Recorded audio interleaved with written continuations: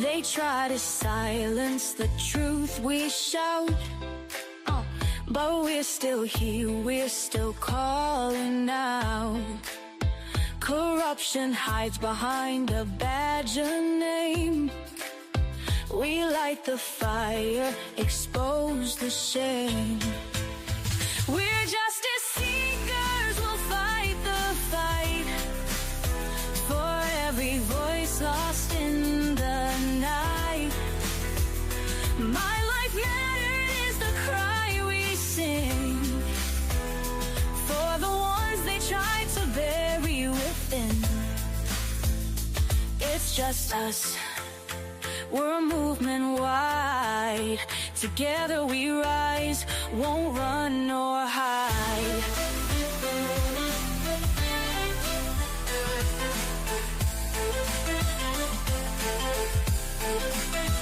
The stories echo, the pain runs deep. For stolen lives we can't just weep. Elected power, but their hearts are cold. We'll bring the truth, let it be told. We're justice seekers, we'll fight the fight for every voice lost in the night. My life mattered is the cry we sing for the ones they try to bury within. It's just us, we're a movement wide. Together we rise, won't run nor hide.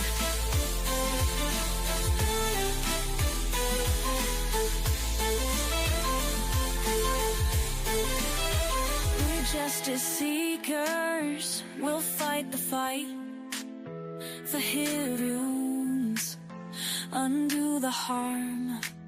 Calling out corruption, we'll stand tall for justice and truth, we'll risk it all. My life mattered is the cry we sing. Together we rise, let freedom ring.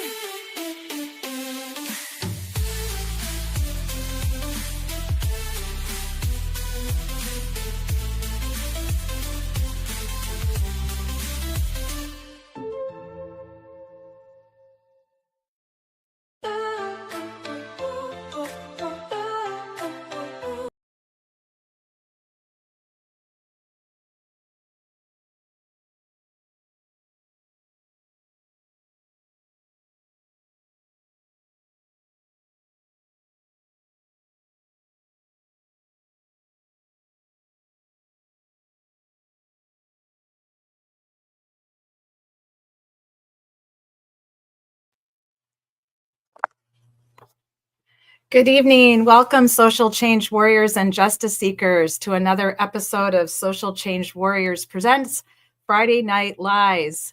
Liars gonna lie. What are we gonna do about it, right? We're gonna call them out. We're gonna call out their corruption. We're gonna assess how bad of liars they are. Are they good liars? Are they bad liars? Are they mediocre liars? Are they telling us a half truth, a whole lie? Are they evasive? That's what we've been up to, everyone, and welcome back to Friday Night Lies. We have been up to this since January, assessing, discussing, criticizing, talk abouting, pointing out the lies of the liars who are going to lie since January. And we're very grateful to have our favorite resident Bostonian with us on Friday nights, Julie, the craziest person on earth, as she likes to call herself. And all of you in our live chat on Fridays, I love y'all. Thanks for being with me since January. You guys are very rowdy in the chat on Friday nights, and we enjoy all of your comments and welcome you anytime. Welcome to all of our new subscribers and new social change warriors. If you're new to our channel, please check us out on YouTube. If you go under the live stream link, you can check out all of our past videos that we've put up and all of the victims that we're advocating for and their families who have no justice to this point. So we currently have 14 souls that have been lost to homicide by the hands of someone else, and none of them have justice yet. We're patiently waiting for some of these people's lives to get justice and their families to get justice. But as of right now, all 14 of our cases are stalled, or they're not progressing like we believe they should, like the advocates and the families believe they should. Some of them are practically on the verge of cold case, which is not something like we like to hear. And we like a cold beer on a Friday night, but we never want a cold case. We would never want our victim or our family member to be involved in a cold case. Those are very hard to solve. They're very rare, to be honest with you, that they make it to that level. But when they do, it's not good. So we're trying to help families by advocating for them, looking at their police reports, looking at anything we can get our hands on, giving them advice on how to speak to the police, how to talk to the police. Many times when you're in an advocacy position, you also have to have huge empathy for what the family's going through. Most of us, we're just mad as hell, and we want justice, right? We want justice for these people because we're justice seekers. But the families are not only mad as hell, they are grieving, and they will continue to grieve for the rest of their lives. But they're heavy duty grieving because they don't have justice, because their loved one has been unalived by the hands of someone else, and nobody's in jail for it. Nobody's paying for it. And that's a pain that unless it happens to you, you just don't know. And I've never had that happen to me. I don't know that pain, but I'm trying to understand it better. The more I work with the families and talk to them and email with them and video chat with them, and many of them have been on our platform. So the same goes for what we've been covering here on Friday Night Lies since January, is the very untimely and tragic death of John O'Keefe. We have no clue what it feels like to be John O'Keefe's family members. They lost their son, their brother, their cousin, their uncle, and all of us have just been trying to free Karen Read, right, for 2 trials. But they are trying to get justice for their loved one. And they truly believed that Karen Read hit John O'Keefe with her car. I have no doubt in my mind that they truly believed that. So we have always been here to advocate also for the life that was lost of John O'Keefe. And that is what Julie likes to call phase 2 of where we're going now with Friday Night Lies. So welcome again, everybody. Let me bring Julie, our craziest person on earth, here up to the stage. Welcome, Jules. Hey, everybody. Happy Friday. Happy Friday. What do you got going on? What do you got going on there, Jules? What? I can't see that. Oh, you're having a party? What the? I'm having a party. Actually, you're lucky that I ended up making it here because I stopped at Market Basket to go get JFK's fuckery donuts, and they were having it with music. They played Casey and the Sunshine Band. They played Sean as Rod Stewart. They were playing the best music. So you're lucky that I'm not streaming from Market Basket, but they close early. Oh my gosh! So tell me about this. You're a Bostonian. I got my Gatorade nice coffee from you. Okay. I wish you could pass those. John, I got that from Publix. All right, you have to enlighten us about Market Basket. I am not from Boston. I've only been there about 5 times in my life. What are we talking about here? What the hell is Market Basket? Oh, Market Basket. Hang on one second. Let me grab them. Talk amongst yourselves. Oh, this is going to be good. Talk amongst ourselves. Okay. Hey, Shauna, welcome back to Friday Night Lies, my friend. Great to see you in our friend zone. Always lovely and happy to have you, my friend. And welcome to the rest of our beautiful Friday nighters who always join us for our very long-winded live streams on Friday night. You know, Julie and I, we come up with any topic that we can find to discuss with you that has to do with John O'Keefe, Karen Read, Aiden and his fight for justice for the First Amendment, and all the other fuckery, as we like to put on our strip down here below.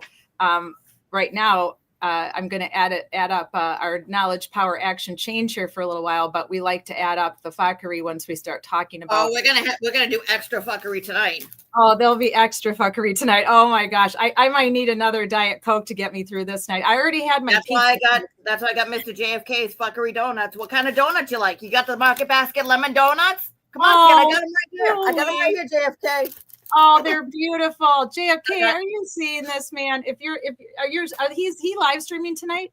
I don't think so. Nurse Kim and Melanie are live, and Nurse Kim went to Market Basket earlier. I was like, not to be outdone. Plus, I wanted a donut. Boom, went to Market Basket. So Market Basket our logo, and I mean, it's like a thing. Yeah, exactly. Disclaimer. No, disclaimer, because you know how much I love I mean, donuts. And you're just trying to shove those donuts in my face and make me crazy.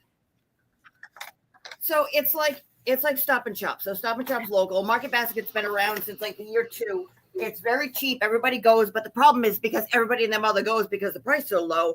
Everybody and their mother goes, so you have to fight people. So you have to go like 10 minutes before they close to to do like what was it what was the name of the show? What was it? Supermarket Bust or whatever it is when like they run through and like, okay, go buy 55 cans of tuna fish, ready, go, and everybody's throwing shit in their basket. That's what Market Basket is. So.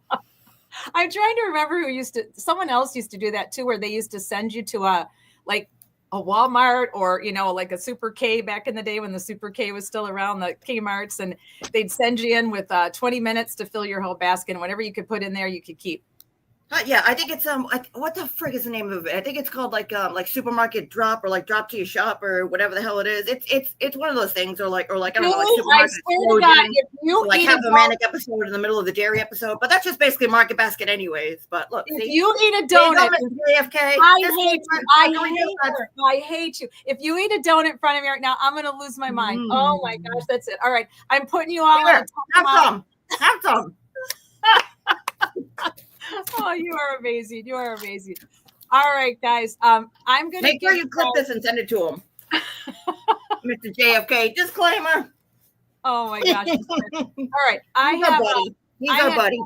I had company for dinner tonight. We already had our pizza. So I'm going to say farewell to my sweet company. And I'm going to let you give everybody the lowdown of what our agenda basically looks like tonight. I have a couple things too that I want to chat about. But if you wouldn't mind giving everybody the agenda while I walk my guests to their car, and I shall be right back. You want me to do agenda? Or you want me to start playing something? You got something you want to roll with while I spend about 5 minutes outside, that'd be fine with me. I'm sure it's fine with everybody else too. Happen. Yeah. Oh, Jesus Christ. What are these things? Just hang on one second. What? Oh, sorry. Hang on one second. I had them ready to go, but Shauna says this needs to stop. And she says, this needs to stop. I say it to the dog all the time. Like, stop it, cutie cutes. This needs to stop. This needs to stop right now. This donut stuff is not right. It's not right. This should be illegal. We're going to get striked for that. I know it. For what? For donuts? I don't think so. Yeah. Why would they get stricken for donuts? I'm kidding. I'm messing with you. I'm going to strike you for showing a donut in my face, and I don't have one. You should have warned me. I would have gone down here to the Krispy Kreme. We have our own Krispy Kreme bakery here in Daytona Beach. They make all the donuts fresh. I don't have to go to some gas station and buy them 2 or 3 days old. They make them fresh here in Daytona Beach. I'm lucky that I'm so well policed. I police my donut consumption. I do not allow myself to go crazy because I was raised on donuts, guys. My grandmother worked in a bakery. So every Friday night before the Madison East High School football games, we got to eat dinner at grandma's house. We got donuts for dessert, and off we went to the high school football game. That's how I spent my life. So Friday nights are very meaningful to me. And that's partially why I named this show Friday Night Lies, because it fits so perfectly with us talking about all the lies that have been told. If we had a calculator or one of those little, number clickers that they use at venues, how many lies have been told with this whole John O'Keefe passing and the trial of Karen Reed, the 2 trials, it would be an astronomical amount, I can guarantee you. So Friday Night Lights was very special to me growing up and meaningful to me as a child because I got to grow up at high school football games and high school basketball games and hockey on Wednesdays. And I was a lucky kid. So that kind of meant something to me when I came up with the idea, the play on words for Friday Night Lies. And then she's, all right, I got it up. All right. What do you got for us? What are we starting off with, Julie? All right. So we're going to do, so this week, there were a shitload of things that happened this week. But we're going to go to court this week because a lot happened, even though you would think that it was just going to be kind of like a nice quiet hearing. No. We had a part 1 and a part 2, and they said, hey, let's go to court all the time now because we need to get the show on the road. So, I mean, they just want us to have something to talk about on Friday Night Lies until another court, comes up that we want to dissect the lies. They're just trying to continue to give us content on Friday Night Lies. That's what it is. So Shauna's loving my comment. I police my donuts. Thank you. That'll have to be, I might have to make a t-shirt. I believe my donuts.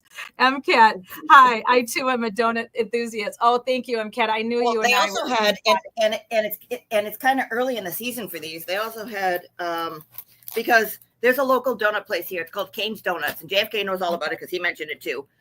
Okay. Where they made the best old fashioned glazed and the old fashioned crullers, the old fashioned glazed crullers, which is basically cake donuts with just a glaze over them, like a honey dip, except it's just a glaze. But for some reason, they decided to stop making these, so they're impossible to find. And they're like, no, don't worry, we made them better. We made them gluten free. And it tastes like somebody took Play-Doh and stuck it in the sun and was like, oh, this is the same thing. Don't worry about it. Which is not. That's not gluten-free donuts, people. Just don't do it. Don't do it. If you can't get your sugar the real way, don't bother. Just skip it. But now we have, and it's a little too early in the season for these, but these usually come out in the fall. The cider donuts, and they make these fresh, but they made a batch of them. I was like, well, they're not exactly old-fashioned glazed, but I'll take them. Oh my gosh. All right, guys, I'll be right back. I'm going to say farewell to my pizza date for tonight, and I'll be right back with y'all. So see, you guys get a little bit of everything. I get to stuff my face. I get to lose my mind. Later on, I'm going to sing you the Don't Mess with Rose song. So, all right. So what do we do this week? We did a whole shitload of things this week, but one of the most important things that happened, excuse me, let me keep chewing. I mean, a lot of stuff came out. There was, a lot of stuff with the state police too came out with, there was the Proctor IA report. There was a report that came out with Proctor, given the time of the incident at 12:33 a.m., like 3 days after it happened. It's like, wait a minute, how the hell did you get that? Because we thought we came up with a different time. Anyways, there was a Colonel Noble interview that I didn't get a chance to go over, but I think it's 35 minutes, and everybody, I watched it with Melanie. Melanie said, oh, after 5 minutes, I fell asleep, but everyone said, like, oh, he thinks Karen's guilty, so therefore we hate him. Like, well, I want to watch it yourself. But there was a shitload of court this week, and two of the very most important things that came out of it was this hearing right here. They keep referring to this as the the Brian Walsh, Miles King case, because it is that. So where we last left off in our adventure was there was a meeting where Attorney Lally came up and Roe reamed his ass out and said, why didn't you do this? Why didn't you do this? What else did you do? Did you do this? Did you talk to this one? No. Okay, then what'd you do? Did you talk to this person? And so on and so forth. And so they said, okay, well, instead of having these guys come up, why don't we talk about what you guys have for evidence? And then we can, ream their assholes out. So they said, okay, let's set up a time where we could talk about this. And they set up another meeting, which was on the 5th, where they came together and said, you have this information. They have this information. I don't understand what you guys have. The left hand's not talking to the right hand. Let's stop this. You guys go sit and meet and go check off whatever this is. So that's supposed to be a continuation of what this is. They also said, okay, let's deal with the federal stuff. And also, why don't we deal with the Proctor stuff? So today on the 12th was supposed to be the airing of, or what they call in The Godfather, the end or settling of all family business. That was supposed to be this day, and it basically was. It's just that whenever we have these, it seems like more gets uncovered and more gets uncovered. Now, I love that so many eyes are on this. We're going to watch on 2 channels. We're going to watch on the trial channel because we're just going to go through a little bit of court. And then we're going to watch on Emily D. Baker because Emily D. Baker went through and she has not been following the King case. So the Brian Walsh case, which is the case of the North Shore and Cohasset, where she kind of looked and was like, okay, who is involved in this case and why is this important? And oh my God, and oh my God, and oh my God, let's talk about this. So it's very interesting to hear her breakdown of what it is that she's seeing. So they're going to talk about what they have. And of course, all the people who are in jail, they're like, yep, we want to go to a court case, or no, we want to go to court because at least we get to be out and talk to our attorneys and everything else. So it ended up being like this whole production. This is in front of Judge Krupp. He's doing a very good job. Let me find my time because I have written down. So, okay. I think we're right about where we are. So they just did their introductions. They say, okay, I'm defending this one. I'm defending this one. And Judge Krupp is going to get up and say, okay, we're talking about evidence that's coming from the feds. You guys talk to the feds. What is happening? And the feds basically said, nobody's made a motion, so we're not doing anything. Go screw. And that's where we start off. The most substantive and relevant and probative issues to our Rule 14 obligation. Okay. So that's the current status from your perspective. That's the current status from our perspective.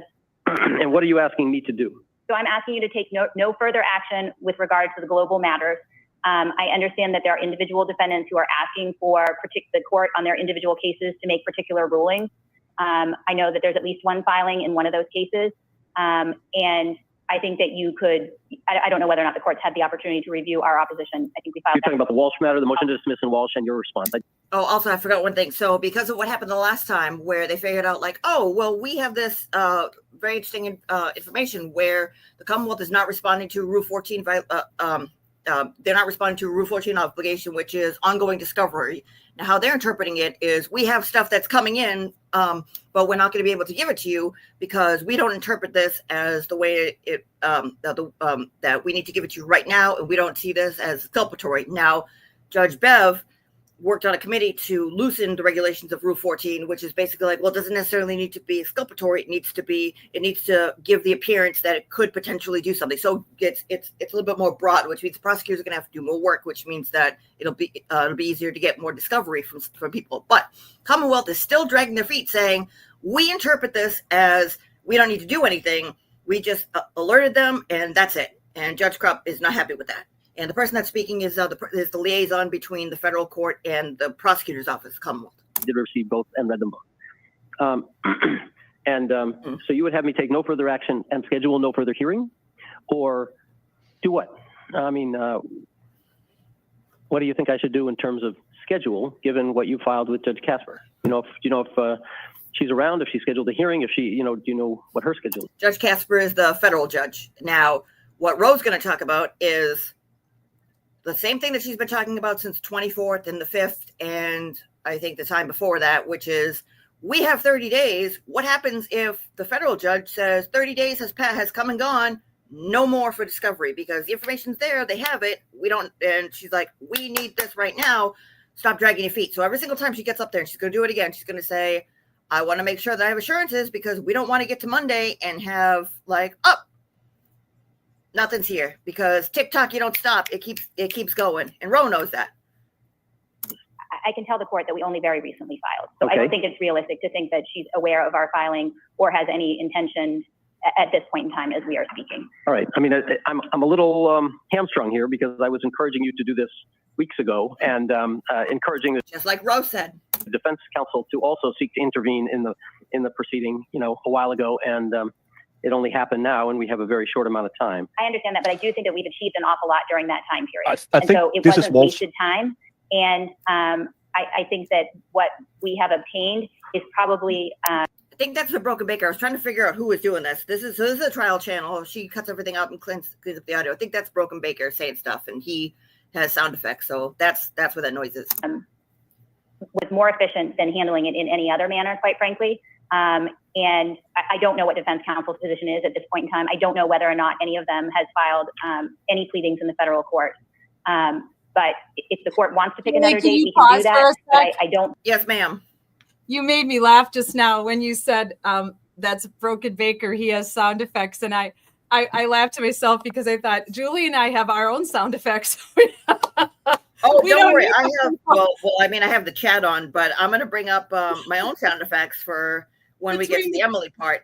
Right. Between the two of us, you and I have our own sound effects. I had to laugh about that. So anyway, okay. Carry on, my dear. I think that it's necessary to continue on the week by week kind of path that we have been on. If I don't continue a week by week, as soon as Judge Casper rules, we have a 4-day or 5-day window. I suppose I could enter an order today, which is contingent on what Judge Casper might do. There are a lot of things I could do, but it would be very if this, then that, which is problematic for me in fashioning a suitable remedy. I do think that, and this court is aware that there are, that the federal law is significant in this regard. So is the state law. And regardless of what the federal law says or doesn't say, you've had custody and possession of these records for more than a year. No shit. And this is, we've talked about this already. It's at the very end of the time that this is all coming to a Ed, and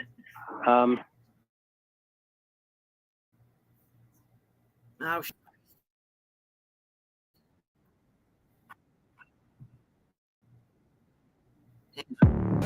hopefully To with stay. leaving right. Okay, so they go back and forth. aside the question Back and filing forth for a little bit. We're going to skip ahead. the information from defense counsel in the Reed case, because all of it was turned over to them. I did speak to one of the attorneys in the Reed case, Your Honor, asking for that information. It was that attorney's position that the document was under seal and that they couldn't give it up voluntarily. And they didn't know what they would do in return. I have a super hard time looking at that case. I have a super hard time looking at Brian Welch's face. Oh, that's what that's what Emily D. Baker said too. She's like, oh, just looking at his face, it makes me want to look into this more. Now, again, she's a prosecutor, so she's probably looked at assholes like him, in my opinion. Right. And her probably said, like, oh, I know exactly what you're trying to do. Yeah, he's swarmy too. He's like, yeah, I don't like it. If anybody read what I've read about what happened to Anna Walsh, and I know a lot of you have not, it was what is presumed happened to her, what presumed was happened to her, allegedly. Not good.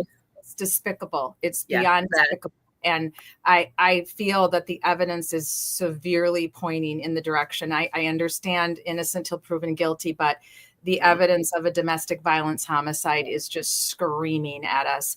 And if this guy gets off because of Proctor or the other mishaps by these so-called officers, I'm going to be beside myself. This one's going to hurt.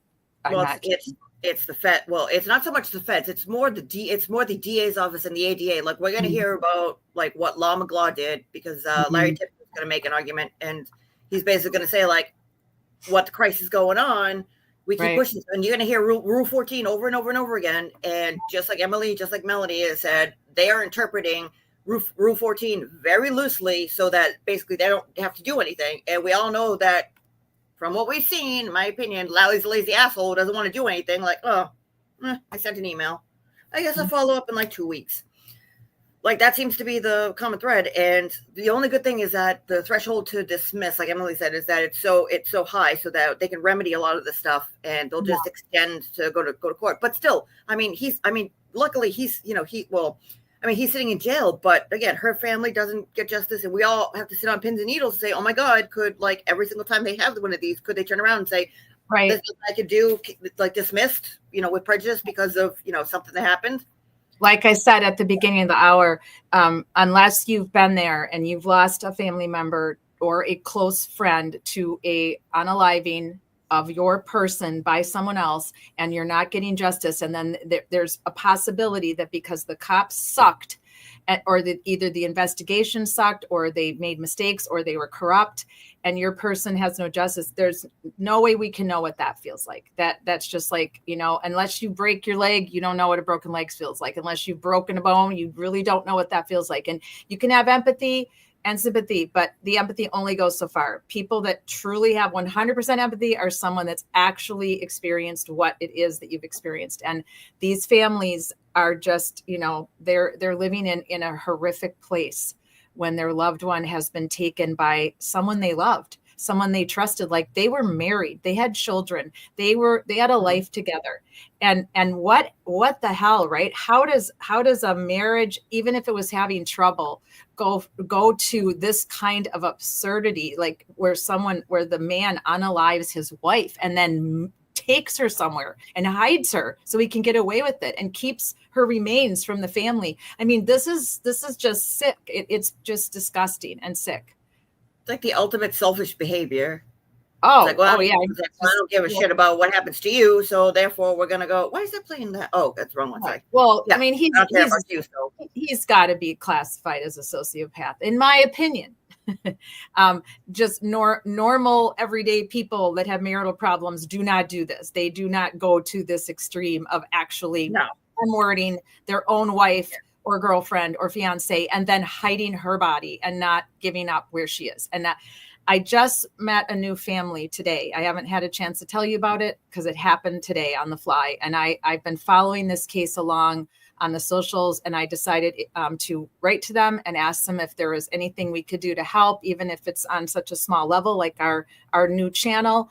As one of the content creators used to call me, a fledgling channel. So I'm not sure if we're still considered fledgling now that we actually have over 1,000 subscribers, but that's what she called me at one time, a fledgling channel. I like to call us a growing. We're a growing grassroots channel. So I presented that to this family and said, we are not, Nancy Grace. We are not Joel, Surviving the Survivor. We are not Gavin Fish, but we are a small grassroots channel that cares about our communities, and wherever we have a community member, whether it be you in Boston or Shauna in South Florida, or my friends and family in Wisconsin, or Ed Byers in Indiana, we want to help you in whatever small way we can. So they have accepted our offer to help them, and I'll tell you all about that, this despicable unaliving of a beautiful woman and her child that has not been solved, but that should have been solved, and I'll tell you all about that next week. It's tough to hear and it's tough to take, but the more advocacy, the more people that are willing in a case that has gone very cold and is considered a cold case now by all intents and purposes. It happened 21 years ago. So if this family can still fight, if they can still go on social media every day and fight for justice for their unalived human and that beautiful woman's daughter, then so can we. So I'll tell you guys more about it next week. But I have a very hard time staring in the face of these domestic abusers. It's really hard for me to do. I have to put a smiley face over him or something. Yeah, let's block him. I'm going to put a sticker over him. So, all right, my dear, that I just had to chime in a little bit. They think that they're bound by the order that they signed. Okay. Well, all right, well, you didn't subpoena them. It's not framed. It's not the issue is not joined. The issue. We have a new. Every day I'm having a subpoena, but I don't have a subpoena for this court date because I thought that might be an abuse of the subpoena power because we weren't going to actually. No. I agree with you, but we were not going to have evidence today. All right. Well, let me hear from defense counsel as to what one or more think I should do. So, just on behalf of Mr. King and Mr. Johnson, I'm asking that you take action on our underlying motions that we filed for relief regarding the federal material from possession of common law. I'm very concerned that we have 5 days. I was concerned when we were here last time. That time the clock was ticking. I know the court was concerned. I know the Commonwealth was concerned. But the bottom line is that if this doesn't go the way the Commonwealth anticipates it will, then these documents are gone forever, and we'll have to file additional motions as to what the court can or should do under those circumstances. So we're asking the court to act on our motions in order the Commonwealth to review the evidence they have in its custody. In the alternative, we're asking that if the Commonwealth declines to do that, or the court declines to enter such an order, I'd be asking the court to dismiss the cases against my client. Because he cannot get a fair trial without the opportunity to review and analyze the information that's been in the possession of the Commonwealth since February of 2024. Okay. Judge, Attorney Gross, on behalf of Giovanni De Los Santos, just one. All right, so now they all say the same thing, and I mean he's going to say the same thing, like, "Yep, I think we should do this, or else you should dismiss my case." And Roe went the extra district attorney's office, and we're trying. I've been telling you for the last month to hurry up and do this. In the Walsh case. Okay. But here we go. But here we are. So I mean, I got to give it to her. Like she is a take charge person. I love take charge people because she's looking like she could just go along with well, they didn't do it. Dismiss my case. If not, who cares? He'll get overturned on appeal. She's going through and exhausting every single possibility, and in the same token, getting eyes on all the shit that's going on, because I will guarantee it that this isn't the only case the Rose Mesa Capicio has had where people have dragged their feet and people have had to wait in jail and had to wait on bond or whatever the case may be, with all these restrictions on them because we get it next time. We get it next time. We get it next time. Just delay. So good for her for doing this. I mean, I know, I brought up Mr. Fuckery Donuts, JFK, who said defense attorneys aren't heroes because they're trying to get scumbags off by defending them, and I'm gonna have to disagree with you with this one. Yes, defense attorneys get bad people off because of how they interpret the law, whatever it is. But in this case, in my opinion, her client doesn't seem to be the best caliber, and it looks like he most likely did it. But again, he still has to do trial. But by getting eyes on this and by exposing this and saying, hey, call them to task, make them sit here and go through all of this and expose all of this, we're getting eyes on this. So hopefully this will take care of it. So, I mean, it's a good thing to say like, oh, rah, rah, we like, okay, like you want to turn around and say like, oh, we want to see Proctor roast. What, like, okay, fine, whatever. Like, that's like you do that. I'd much rather see this stuff because this is opening stuff. And if Roe does it, don't mess with Roe, okay? Don't mess with Roe. Boom, boom, boom, boom. Don't mess with Roe. Because this is what happened. I love your song. I love your song. Keep that up. That is nice. Two things. First of all, I was conversing with someone today that I need to keep anonymous, and they were sharing some things with me, and I'm not at liberty to say them at this time until they give me permission. But one of the things they said to me, which I can share with you, is that in their opinion, in this person's opinion, they believe that there could be some fuckery with this case as well with Proctor.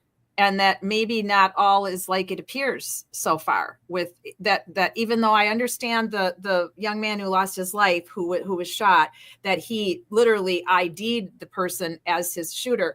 But this person was kind of leading me to believe that in their opinion, based on things they've heard from, I guess, inside the circle in Boston, that maybe there was some more fuckery with Proctor than even we know at this time. So that could be an interesting thing to see how that all shakes out. And then point number 2, do you see what I put up that Shauna wrote here?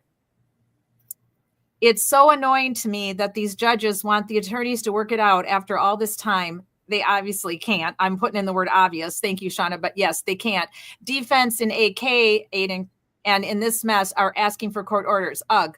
Yeah, I mean, that is frustrating. Like, obviously they can't work it out because this is just droning on, and you keep coming forward with these hearings where things are supposed to be worked out, and then the lawyer says, oh no, I don't have it yet. Oh, okay, well, let's check our schedules when we can come back. Like, no, like where's the slap on the wrist? Where is the accountability for not doing what you were supposed to do, Julie? Well, yeah, and I mean again, Emily D. Baker, God love her. She's getting eyes on this. She's looking into it. We watched court after the proceeding yesterday. That they got a lot of shit done in short period of time, and we ended up watching court. And Emily stuck with it just to see like, hey, let's see how the rest of let's see how Judge Krupp's courtroom goes. Let's see how things go. And we got sucked into another court case. I mean, we're not gonna like she's not gonna follow, but just to see how it plays out, parole violation, and just see hey. It looks like we have the stuff in play. It's just that sometimes people get, for whatever reason, whatever the case may be. To me, again, in my opinion, it looks like somebody's getting lazy or just isn't going to do the job or isn't held accountable. And like Emily D. Baker, a former prosecutor, said, these people need to have their asses held to the fire and they need to be fined or yelled at by judges because this is just going on ridiculous. Now, again, this is a special case because of the stuff that's going on with federal court and the Reed case. And then the Walsh case, you had Law McGlaw on both cases. And that's what's going to get sorted out in a little bit. But I mean, just have eyes on this, but just it's not Norfolk County. It's not law. It's not Morrissey. It's all of Eastern Mass. I know it happens in Suffolk, Middlesex, Essex, Norfolk, Plymouth. I'm not sure about down the Cape and who came, again, the western part of the state, it's so sparse. But I mean, it's not that uncommon. And I mean, to have Attorney Rosemary Scapiccio to get up there and basically say hey, this isn't my first rodeo. I've seen this type of shit before. I know what's going to happen. Now, we haven't seen the stuff with the federal stuff, but what happens if this goes through? She could sit there and say oh, it expired. The Commonwealth can't do their Rule 14 violation stuff, so dismiss my case, or if not, he'll go to jail and he'll sit in there until appeal. She's basically saying no, exhaust everything and get this so that we can go through, which tells me that she at least is principled in that, and she's again helping the Commonwealth by doing this. And and as we're going to see later in this, where she is helpful Hannah, hey, I see a problem, boom, I got a solution for this. Oh, there's a problem over here, oh, I'll fix it. That just seems to be her MO from what I've seen, and I like that. So, but yeah, I mean, this is a big problem. MCAT says this is getting discovery should. Oh, sorry, can you hear me? Yeah. Oh yeah. No, it says thing is.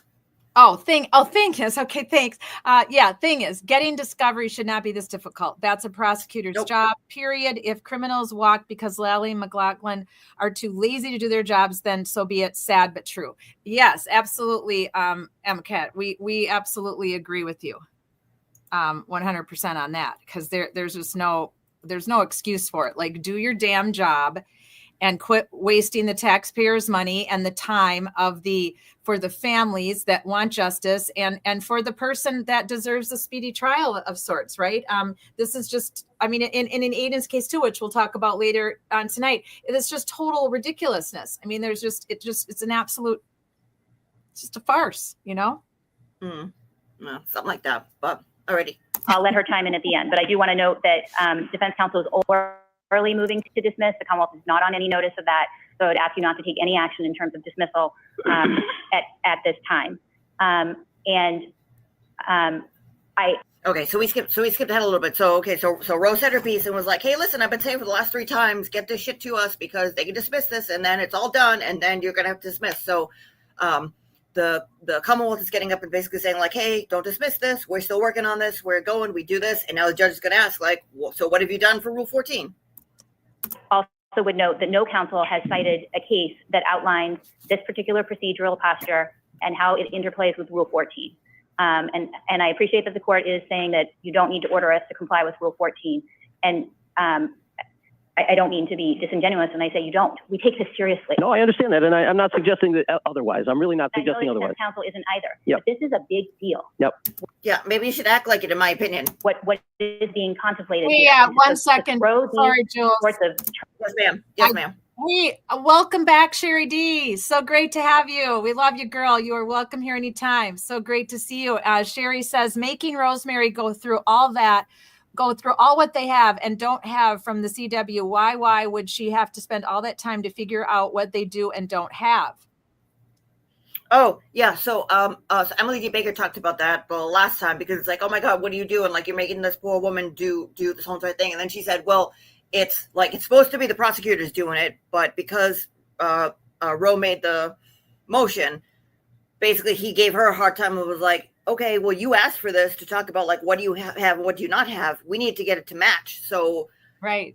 He brought the stuff up and was like, I don't understand this. Why don't you sit down? And then all of a sudden, Mr. Helpful, the guy with the DA, was like, oh, well, we could sit down right now. And she's like, fine, let's do it. Let's do it now so that you can't use this as an excuse anymore. So right. It was because it was Rosemary, it was Capiccio who made the motion. Now, it should have been on the prosecution, should have been the DA's office, because that is literally their job. But she's basically saying like, hey, let's like. You mean that's what they're getting paid to do? Exactly. They don't sit there with their thumbs up their asses and go like, oh, I guess I'll send an email in 5 weeks. Yeah. Let me check my email after I go, have lunch and get my coffee and send condolence cards to people that have passed away, so their family keeps me on the payroll for my next. And what if anything am I going to do today? Nothing. What if anything am I going to do with all these emails that I never answer? Sherry D says, trusting the CW to determine what's exculpatory. Books. I love that. I haven't heard that word in a long time. I love that word. Yeah. I mean, it's not so much that they're determining what's exculpatory. So what happened with Law McGlaw at the Brian Walsh hearing on the 24th, which is the one that we went over, and then all of a sudden everybody wanted to go over it because like they saw it and they're like, oh, Law McGlaw's here. Oh, she said nothing was exculpatory. And like, you missed the part of what they're talking about, like trying to get discovery. She said under Rule 14, I am to tell people that I see something that is exculpatory, and that's all I'm supposed to do because I don't have a motion. And Judge Frenier said, can you make a motion? And she said, I don't have to. That's not how I interpret Rule 14. And they're like, oh my God, maybe we should talk to somebody in the federal court to see what we can do. And she's like, well, I'm not doing it. So hence what we're doing today. So this poor woman who's the intermediary, who's getting a little bit snippy with Judge Krupp.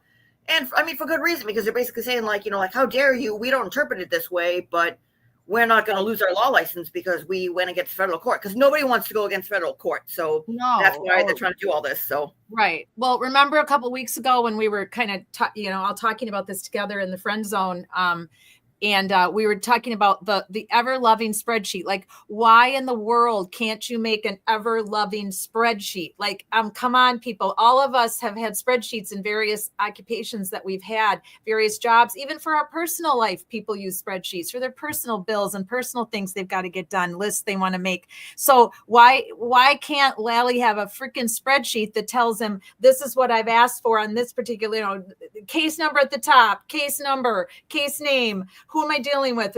Columns, Lally, columns, yep. Right? Well, you would think, but again, his interpretation of Rule 14 is, ongoing discovery. Now, again, how is explained? And you put it in the spreadsheet, what you're asking for, right? Why is that so hard? I love what Sherry D says here. Rosemary presented a spreadsheet. The judge gave her a hard time, acted as though he didn't understand it. It's like the easiest thing to understand is a spreadsheet, in my humble opinion. Correct? Well, I mean, it depends. I mean, I did data. I mean, it depends on what it is you're looking for. You got to interpret it the same way. And again, they're all lawyers, so they're gonna, they're gonna apply semantics and everything else. Like the Rule 14 thing, they were basically saying like ongoing discovery means I give you discovery or like the deadline for me to give you discovery is right up until the last day until we go to trial. What's actually supposed to happen is when you get discovery, you're supposed to hand it over. And if you get continuous, and like if I hand you a pile of data today and say, this is my discovery, and then 6 months go by and you find something else, you go, oh, here's my other discovery. That's how it's supposed to work. Lau is basically saying, all these other guys are basically saying like, I don't have to give you shit and I don't have to do anything. Bye. So. Well, so MCAT says the judge looked at Roe's spreadsheet for half a second. Yeah, I think so too, MCAT. I don't think he even, so, and again, why didn't he have that spreadsheet before court? Why is he just seeing it like then, So he did, but it was like everything happened so quick because this is like a hurry up and get to it, because again, they have 30 days and like right. Once, and like what Roe keeps saying is like once 30 days comes, like the judge, like Judge Casper could basically say like, no, we're not doing it, and then poof, it's gone. So she basically took the weekend, I think it was like 4 days, and gave it to her, and he was looking, he's like, can you explain how this works? Because he's looking to say like, well, I'm not going to interpret this. You need to tell me how to interpret this. Does A mean this? Does B mean this? Does C mean this? What exactly am I looking at? So he looked and was like, okay, do you have this? Do you have this? And they're like, I don't know what you're talking about. Why don't you like instead of sitting here and explaining to me what each line of the spreadsheet is, how about you sit down with the Commonwealth and do this? So again, shouldn't happen, but at least they're sitting down and now it's done. They got that all taken care of. Again, we didn't hear it because they cut it off, and I lost my mind because they cut it. Now right. goods. So you and quite a few people. Sherry D says McLaughlin read the entire FBI report in Reed case and claimed there wasn't anything exculpatory. Yeah, that's. I mean, the way that they explained exculpatory or information at the time was, wait a minute, they had to hand over information that might have been exculpatory, but it's not up to them to decide what's exculpatory. It says like it has to be exculpatory, meaning that it has to apply to the law, but now it's loose. Now it's loose because it got changed, I think, because of that. So like it's always evolving and shit's going, but this it's basically just like hurry up and clusterfuck, and then this is the result of it. Right, exactly. MCAT says Lally lacks project management skills. Excel is amazing. Yeah, and even Google motivation.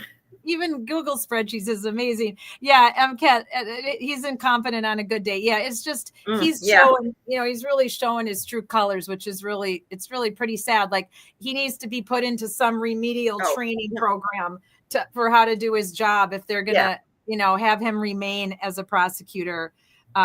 And then one last thing, and then we'll go back to your Sherry D, you're absolutely right. Exactly. Why did Roe have to do it? She didn't, but that's the point of why we're doing all this now. Yeah, exactly. Yeah, it should have been 100% on the Commonwealth, but at least it's getting done now, and it seems like Judge Krupp is looking, and he's not taking any crap.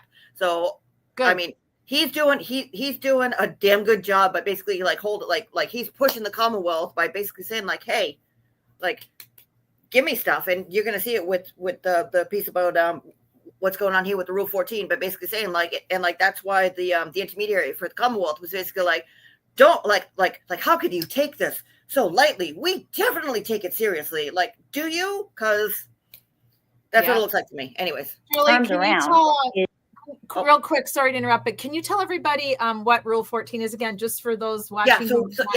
So Rule 14 is for discovery. So Rule 14 basically says that it's they don't need to be told to do Rule 14, which is to give discovery. It means that if you are given something either by investigators, either by witnesses, either by another lawyer, or you happen to find it, you look and say, okay, I have discovery. I give it to the defense team or the defendant. Right. what they're saying is that Rule 14 means we've asked for this stuff. We have a list of all the stuff that you said that you're going to do. It hasn't been done. Why isn't it in my hands? That's what Roe was basically saying when Lally was on the stand, and he was saying, well, Rule 14 says it's ongoing discovery, meaning I ongoingly discover it whenever I want to. That's how he's interpreting it. That's what it feels like to me. But even let's just say that, Julie, let's just say that's true. Yes, and I'm not a lawyer, you're not a lawyer, but we're both pretty smart. We play one on television with the Blob. Right. We pretend. Blob Esquire at your service. Exactly. We know as much as we learn. So you and I both follow these cases very closely, and we listen to the lawyers. So I've learned a lot from Melanie and Ellen, Emily D. Baker and all of the lawyers that we've been watching. And so have you. We're both like, you and I are like sponges. So if Rule 14, they learn what this means. This is a primary law school. Like, think about your first class you ever had for whatever major you had or whatever technical school you went to or skill you learned in a job. This is rudimental stuff. And so these guys shouldn't be effing up Rule 14. And let's just say that there is ongoing, let's say there is stuff that comes out, but there should be a timely manner that the CW has to give it. So this was going on with the Brian Kohlberger case as well. And when we have time in the next couple of weeks, I mean, we have lots of time because he's confessed and he's in jail for the rest of his life. But when we have time, I'd really like to spend even just an hour every other Friday talking about this case, because this case is sort of a textbook for things that were done right and things that were done very, very wrong. And there is now things coming out where the defense was constantly being cut off at the knees. Let's just say he did do this. He's confessed to it. He for sure did it. It'll all come out that he for sure did it. 100%, no doubt. There's still people, even though he confessed, there's still people that believe that he did not do this alone, that there were more than just one person. There's plenty of people out there that are live streaming about it, just like when, the other cases that we've been watching in the past where you have a split audience on this, right? Karen Reed, wasn't exactly a split audience because the majority of the public thought she was innocent, but there's a split audience on Brian Kohlberger, and they feel that he felt forced to confess because he was basically told by his lawyer, which, remember, was a court-appointed attorney, not an Alan Jackson, not a David Yannetti, not a Bob Alissi, that he wasn't going to mess with Roe. Right. That he was no way going to get acquitted because they literally cut the defense off at the knees. Things are coming out now that they withheld, that they didn't produce, that there was evidence that the refrigerator broke and that swabs were lost after the autopsies of these dear youngsters. Stuff's been coming out constantly, daily. So I think we should look into it because, if anything, it's just a really good lesson in what's good and bad in our system of judicial system. And with there's some real fuckery that went on with the Idaho police that a couple of the live streamers have dug up and have put out there, even though they're not detectives, they have dug it up and found it.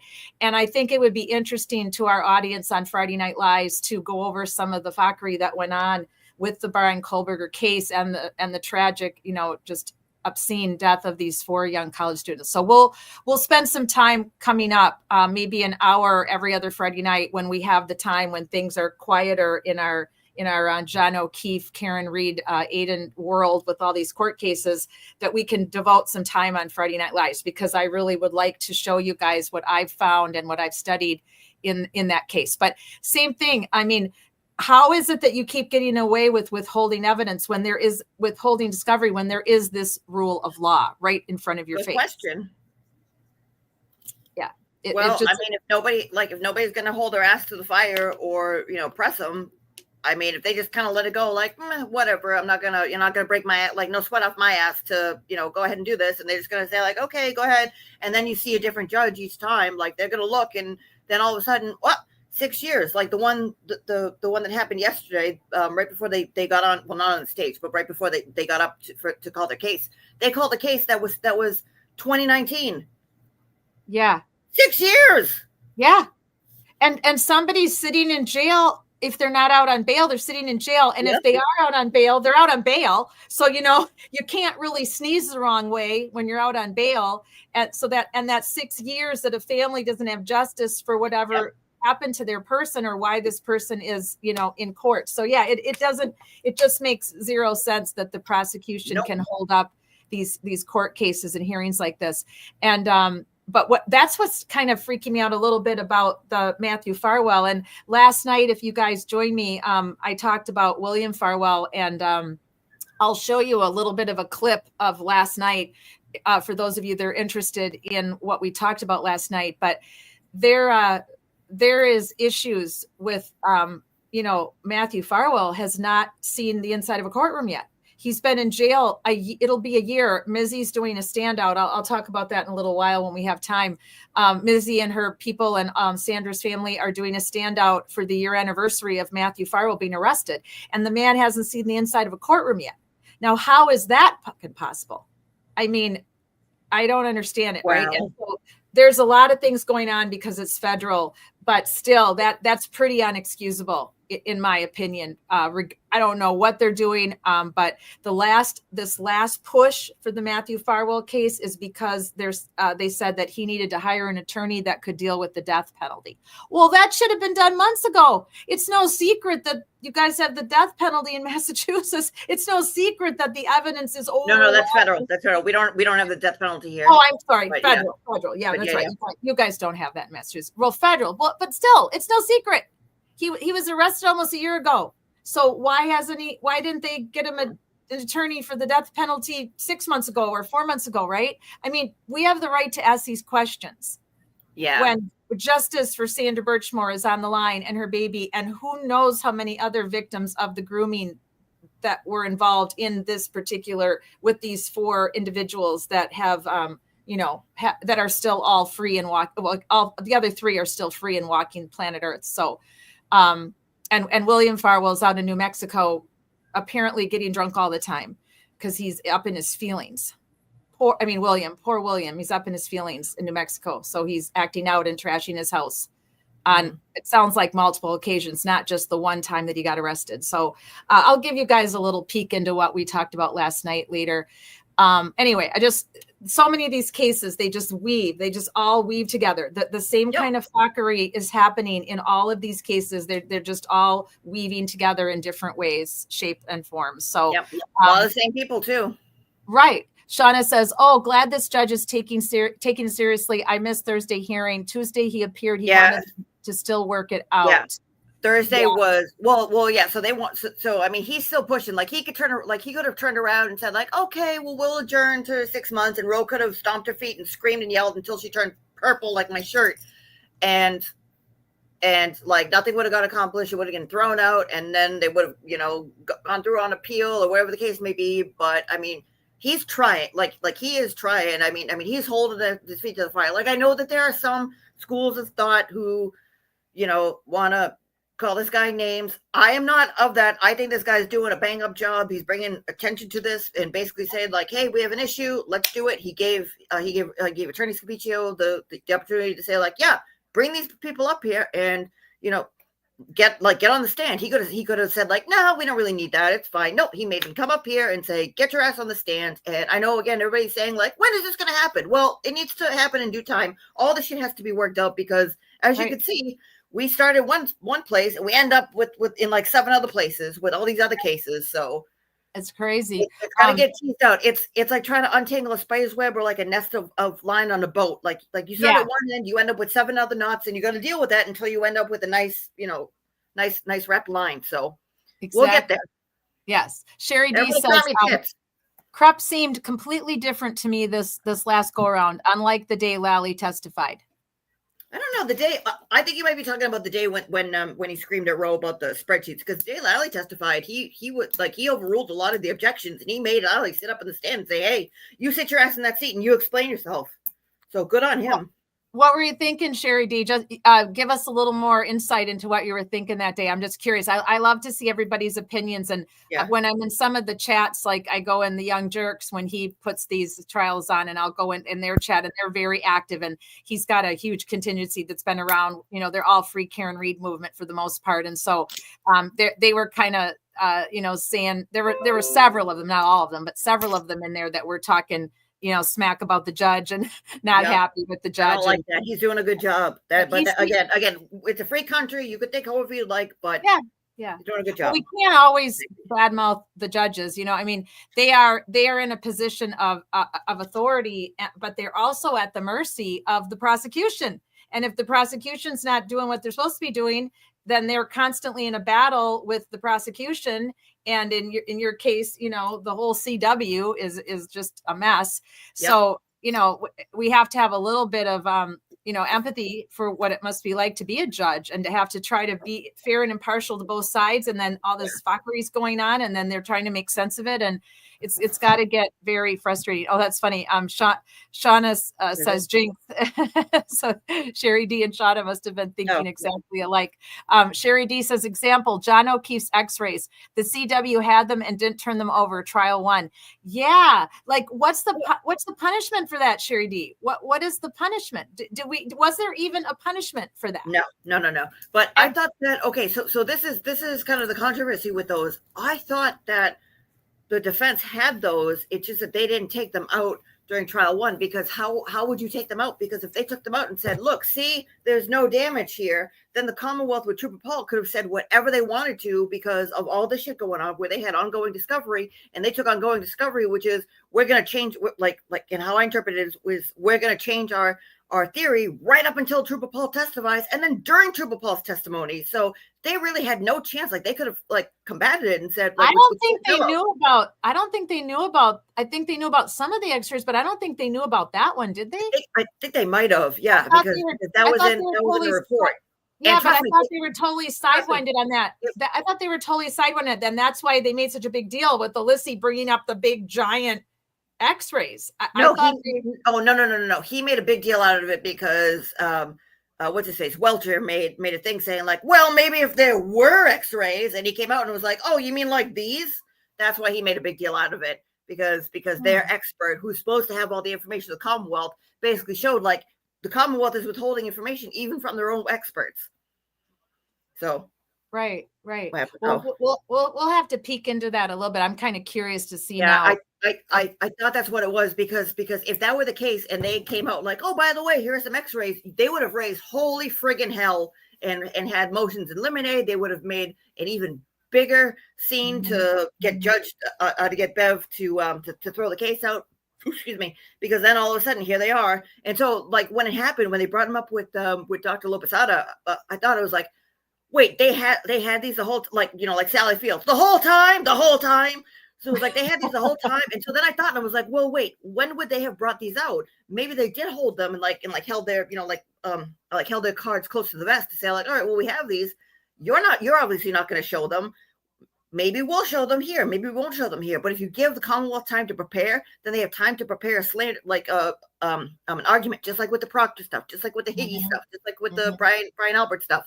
Right. They would have time to prepare. So I think they held on to them like, okay, we'll hold them close to the vest, won't leak them anywhere, won't let nobody know we have these, so that just in case Hank doesn't know, we'll throw it out there, and then boom. Yeah. Because I thought of that too, and was like, oh, they might have just been playing it very close to the vest, because we all would have known if they came out, because again, his whole entire shoulder, like even though there was bruising around, which from the way I look at it, looks like he fell on his shoulder probably when he got being tackled by two drunk guys fighting on the lawn. But that's just me and what I see from whatever that is. But again, everything was intact, not like what we saw with Rescue Randy, not like what we saw with what Arca did. So I think they were just holding it and doing like a big reveal to get everybody shocked. So the only way that they could have had that fight, let's just digress here for a minute. The only way they could have had that fight on the lawn though is obviously after Karen left. Well, after obviously the truck left, after Karen left. So I don't think that's possible. I don't think that. Why do you say that? Because think about it. So if John would have to have been somewhere, because we already know. So let's all digress. Friend zone. Let's digress. When Karen pulled up and John jumped out of the truck, we're assuming, to go in the house and see if they were welcome, see if they're allowed to be there. Sure. I think he was in a real hurry to get out of that truck to continue that little finger pointing game that was going on at the waterfalls, what I think. So I don't think he wasted any time at all getting out of that SUV. And we know that within seconds, within maybe 30 seconds, Ricky and Heather and what's the other one? Julie Nagel's brother, Ryan. Ryan.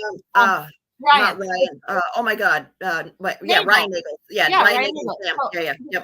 So within 30 seconds, approximately, because back it up, we know that those two cars met at a T. So they met right across from each other, where the street, where it was either a four-way or it's a T. I don't remember if that's a four-way or what it is. Yeah, it's a T. So they met. So they let Karen Reed go in front of them. That he testified to that they saw the black SUV, a woman was driving it. We let them turn in front of it.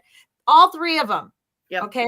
So we know that happened. So she's coming down the street first and she pulls up in front of 34 Fairview. And within 30 seconds, because how long does it take for them after, think about when you do it, when you let someone turn in front of you, how long does it take for you to catch up to that person? You know, and especially at that time of night with no other traffic. So let's just say 30 seconds, 40 seconds. Let's be generous. So they're pulling up behind her. So in that time, there's no way Karen Reed hit John O'Keefe with her car. There's no way that happened, because then he would have been freshly laying there dying in the snow. And there's no way those three kids in that truck wouldn't have seen him. I've preached this all the time since we've been on Friday Night Live in January. So that means then Julie Nagel comes out of the house. There's no way she wouldn't have seen someone laying in the lawn. She's walking right down there, and she spends approximately 5 minutes chatting with her brother, that changing her mind. Oh no, thanks anyway. I know I just called you, and I know you left where you were partying with your friends specifically to come and get me, but I'm not going to go with you. So I'm going to go back in the house and you can leave. Bye. Thanks. That took 5 minutes, according to Ryan and Ricky and Heather, approximately, and even Julie Nagel herself. So there's 5 minutes that John was not being hit by a car. Right. And that John is not laying in the front yard dying, because Julie's standing there parallel to the front yard. So she goes back into the house, and then Ricky pulls out and goes by Karen Reed's SUV, says he sees a woman with long hair, and only a woman. Heather is looking out, and I love the way she said it. I was paying attention to my surroundings. That was amazing testimony by that young woman. I was paying attention to my surroundings. I did not see I did not see a man laying in the lawn. I did not see a man in the car. Dome lights on. Karen Reed's behind the wheel. John O'Keefe, where is he? Where's John O'Keefe all that time? He's in the freaking house. Okay, he's in the freaking house. And there's no way, in my opinion, that they're coming back out of that house and have a fight in the front yard, Julie. I just don't see it. Well, all right. So let's take, all right. So I agree with everything what you're saying. Now, you're saying that what the Commonwealth is saying, that Officer John O'Keefe was struck with Karen's car going 24 miles an hour. He flipped, did a pirouette, somersault, I don't know, triple axel, bounced off the roof, whatever they're saying, bounced, and all that stuff happened to him. I am saying that is a 0.0 chance that happened to get all those wounds to happen. What I am saying is that, okay, all those witnesses say all that stuff. All right, let's throw those witnesses out for 1 second. Let's say it's Karen and John leaving the bar. They are in the car. Karen, according to, I don't know, story, says, well, I didn't want to go inside because I had to poop and my stomach was bothering me and I don't know these people and I wanted to do whatever this is, and said all the things. But she was saying that John ran towards the house, and then all of a sudden she made it so noisy and took all of her focus away from what was going on to do with this. What I'm saying is, if what they're saying is true, where Karen knew, or Karen said Officer John O'Keefe knew about the kiss from Higgy, because I guess she told Higgy, like, oh yeah, don't worry, it's fine. He saw that I kissed you during the whatever it was. If Officer John O'Keefe saw that he had a kiss, or I'm sorry, that Karen and Higgy kissed, Officer John O'Keefe would have said, why is this clown gesturing at me in the bar going, come on, you over here, you over here, you over here. And he's looking like, yeah, come on, let's go. Heel toe, heel toe, let's heel toe. Oh, yeah. They leave. He gets in the car and goes, they want us to go over there. He's still fighting. Chris Albert came over and, said something like, don't worry about it. We'll come over. He's just being a drunk asshole. Come on. We're all cool here. We're all cool here. He's just, like, fuck him. He doesn't know what he's talking about. What if Officer John O'Keefe says, hey, this guy's being a drunk asshole because why? Because you kissed him? I got to put my foot down and say, you're mine. He's a drunk asshole who thinks that all of a sudden you guys are going to go off and get married. Go take me over here. I'll, you stay in the car. Let me run in, tell him to go screw himself and then come back out. What if he goes inside, like they pull up, he goes inside, goes to, wherever Higgy is and says, hey, you're not getting married. She's with me. You guys had a drunken kiss because she's drunk. You're drunk. Who knows? Like, that happens. Let it go. And what if Higgy goes, yeah, then why'd you come over to my place in West Rocks? And did we bang? I don't know. And he goes, what? He was like, yeah, she came over to my house and this and that happened. And we were two decorated dudes banging or whatever. And then he gets out and goes, Karen, what the fuck? And Karen goes, you're a pervert, and starts screaming and everything else. And then Higgy comes out and she goes, fuck yourself, and takes off. He's there. They start fighting. I don't know.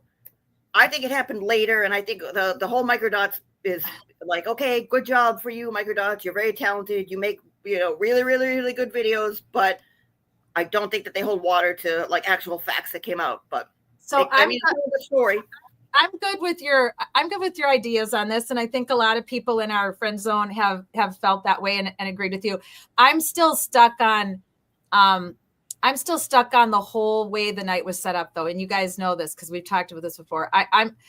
So first of all, we still have to explain the phone, right? So if what you're saying is that, Sherry D says men don't fight in the house. They fight in the basement of the garage. I agree with you, Sherry D. That fight did not happen in the house because the kids were in the house and those kids didn't witness that fight. I don't believe they did. I think they. You gotta tell that to drunk people? True. But I still. You get these guys involved and it's a party wherever they end up. Yeah, that Jameson and Ginger, that'll really, that'll mess with you. But I'm still of the opinion though that if that fight started brewing in the waterfall, like a lot of people believe because of the Alberts and Higgy and pointing at John and acting out, then I don't think they're going to just attack him the minute he walked in the door in the hallway in front of all the kids. I just don't see it. As a former officer, I don't see it. That's a fantasy. I think they might have gone. They would have even. It would have been like, hey, let's go in here. We need to have a chat, and it would have been the basement of the garage. I agree, Sherry D. It has to be one of those two places where they decided to chat it up with John. Now, I'm still of the opinion that there's more to this than meets the eye. I don't think this is just about Higgy and Karen and their stupid little flirtation because they're both lonely and bored. I really believe that John O'Keefe pissed off the Albert somehow. I'm not positively sure how he did it. I don't know if it was just because of the high school drugs in the city that was upsetting John because he didn't like it, and Kaylee was potentially going to be going to Canton High School because they didn't know she was going to get into Mission VA or whatever that place was called. I think he was probably starting to be concerned that what if my niece ends up in the Canton high school and there's all this crap going on now in Canton with these kids doing their stupid drugs and it bothered him, because John was what we know of John, and we don't know John, and his family and friends can speak to this way more than we can. But what we learned of him via this trial is that he was very organized. He was very clean. He was very neat, maybe a little OCD with his yard. And I'm guessing a really good cop from everything that we've heard about him and from what we've been told. So it really pisses good cops off when bad cops let stuff go on right under their noses and they just dismiss it because of the important family status, because Detective Kevin Albert is a detective at the police department. Brian Albert is a big bad cop that used to be on TV. Chris Albert's a selectman and he owns the freaking pizza store. I think something was going on that John found out about. I don't know what it is for sure, so I'm not even going to venture a guess, but there's probably only a couple things here. It either is having to do with a crossover with the Sandra Birchmore case or the drugs. in the city that he was pissed about. So I really believe that John was somewhat set up to be invited to that party that night because they wanted to talk to him. That's just my thought. Now, I could end up wrong at the end of the day if this ever all comes out. I just don't see all that going down just because of Higgy. I do not see Jen McCabe and Chris Albert and Brian Albert willing to just forego their lives and lie on the stand because Higgy couldn't keep it in his pants. Okay, right? What if they knew? I mean, if they all saw it and they didn't say anything, that's accessory to murder or accessory to manslaughter or accessory to something, whatever it's classified as. Maybe that's why. Yeah, I mean, like I said, you know what? We know everybody. Why don't we just take care of it? And you know what? We'll just let it go. And if there's ever a problem, I'm sure we could take care of it. But you know what? Most likely there probably won't be a problem because you'll either plea or that's the end of it. So we'll go from there. There's a lot of little clues though that have always bugged me. Like, why did John ask if Kevin was coming? Why did he care? Why was John? See, and he and Kevin had the to-do when he reported the drug activity in the neighborhoods. We know that happened. We know John was mad about the drug activity. That's not a secret. No. That the police chief made a press release about it, right? Yep. So, yes. So the fact that John was wondering if Kevin was coming to this little shindig that night, that really set off my first alarm bells that, oh yeah, they're still pissed at John for constantly calling and reporting and being on their ass about what are you doing to clean up Canton? What are you doing to clean up this little high school drug crap we got going on in our town that he was not happy about. So I really think that, that there was more to this, that meets the eye. And why is Jen McCabe getting involved with wanting to give Karen Reed a ride? 1 + 1 doesn't equal 2 there. She hardly ever hung out with Karen. She wasn't really friends with her, but all of a sudden she wants Karen to ride with her over to her sister's house. Then and then who's driving Karen's car? Is it being left at the waterfall and someone's going to drive them back later? If John's going to ride with Brian Albert or with Higgy? Right? I mean, that doesn't make any sense at all. Like that is an easy 1 + 1 does not equal 2. So you've got. No, go ahead, Julie. Well, yeah. So I was thinking about that because I'm like, wait, that doesn't make a lot of sense. Like she had her own car, she was driving. It really wasn't that bad snow. What reason would she have to what reason would Jen McCabe have to like basically take control of Karen? And Officer John. And the only thing I can think of is that what's up? She would have no reason, right, Julie? Well, so the only reason I could think of is not to hold him hostage in like the actual oh, give me all your money and we'll send ransom notes and all that stuff, but basically say like, hey, if we drive you here, that means that we know that you're coming here and we have control over the situation, so that when we confront you, you can't say like fuck you and then leave and then the show stops. So right. like they're going to confront you and make him make both of you, all three of you guys confront one another. And then whatever happens, but you can't leave until we say. I think that's why. I agree with you 100%. I've always thought that those two things. It's weird though. Yeah, it's weird. Is Kevin coming and Jen is pushing for Karen to ride with her. Those two things are very telling and they should mean something. They should be part of circumstantial evidence in my opinion. Sherry D says, what did John say to Higgins when they arrived at the waterfall when he gave him a bro hug? And I forgot about that bro hug. Yeah. Julie, was it you or Shauna that reminded me about the bro hug? Shauna. Thank you, Shauna. Yeah, I had totally forgot about the bro hug. I forgot that even happened. Yeah. And they said something to each other, right? Because John leaned in for the bro hug and he's like right in his ear. And you know what? You are so right on with that, Sherry D. I think he did say something to him because that might have been the start of the whole thing with Higgy at the end. You come in, point, yes, I agree. That there something was whispered. Right. Yeah, something was whispered. Oh yeah. Something was said in his ear when they did the bro hug. I should find that clip. Do we still have that? Does one of us have that pulled up somewhere? The microdots? The waterfall? Oh yeah, it's microdots. I mean, we can go over. Well, I mean, I'll pull it up. I'll pull it up while we're showing something else. If we want to take a look at it, because I just never caught the bro hug. I'd kind of like to see it again. Yeah, microdots has it then. Yeah, on the full.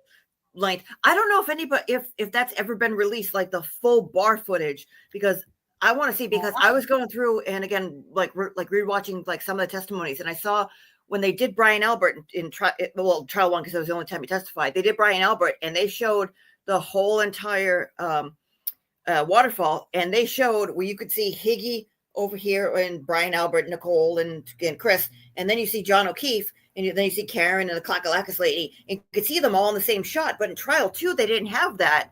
And I think both sides didn't want to show because the Commonwealth wanted to get you to point like you this way. So Breeden could turn around and say, well, who's he pointed to? And was like, oh, I don't know. He could be talking to the guy behind him. He could be talking to the bartender. We really can't see. It's kind of blurry. And the defense doesn't want to look at it because when Higgy points and yells, the whole bar turns, including Karen Reed. So she knew Higgy was bullshit. Yeah, I agree with you. So, 100%. Yeah, so they don't want to see it, but I thought it was interesting because you could see the whole entire bar scene. So you could see like you could see Higgy yelling at Officer John O'Keefe and him turning around going like, "What is this asshole talking to me? Who? Oh, you? All right, come on, let's go. Heel toe." MCAT says JOK knew something and said something to someone. Yeah, I absolutely agree. I've thought this the whole time. I'm going to keep thinking it. I had an interesting convo with someone today, guys, and I'm not at liberty yet to tell you what that convo was. Well, let's hold off on that for some time. No. All I'm saying is I had an interesting convo with somebody today, and I've been given and I've been giving some interesting information, but I have not been given permission to share any of it yet for this person's protection. So, and I 100% believe they're credible. So we'll have to wait on that. There's no rush because nothing's happening anytime soon anyway. But I had an interesting Friday. It did not turn out the way I was going to. I was expecting just to have a boring day off to myself all Friday and get my pizza. And but I'm super happy that this person trusted me enough to contact me, and I shall hold them in the highest regard with my highest journalism ethics of not uncovering my source. So we'll see if there is a time where I'm allowed to share the information I have with you. It's no fun having to know stuff, though. I got to tell you, but I am a good keeper of secrets. So I would never, ever, ever go against my oath as a former journalist, as a police officer, and as a social worker. I've taken 3 oaths in my life. So I am never, ever going to say boo about this ever, unless this person came on the show with us or gave me permission. So that's where that is. Sherry D, in my opinion, I love that. I always have to think about, wait, what does IMO mean? Yeah, in my opinion, and many disagree. I think they injured, what is that? IU read. Oh, wait a second. Hang on. Oh, John, to meet up with him that night. I mean, Chris Albert. Lured. What is it? Lured. Oh, Lord. Thank you. I had a feeling that's what you meant. I agree. I mean, I agree, Sherry D. I've always thought that to me, that was a pre-arranged, let's get John O'Keefe out tonight and let's talk some sense into him. I've always thought that. The Higgy thing I think happened organically. And it's even possible, you guys, it's very possible that Higgins didn't blab about this to Brian Albert. I mean, we all think he did, but it's possible he didn't. So I think 2 things can be true here.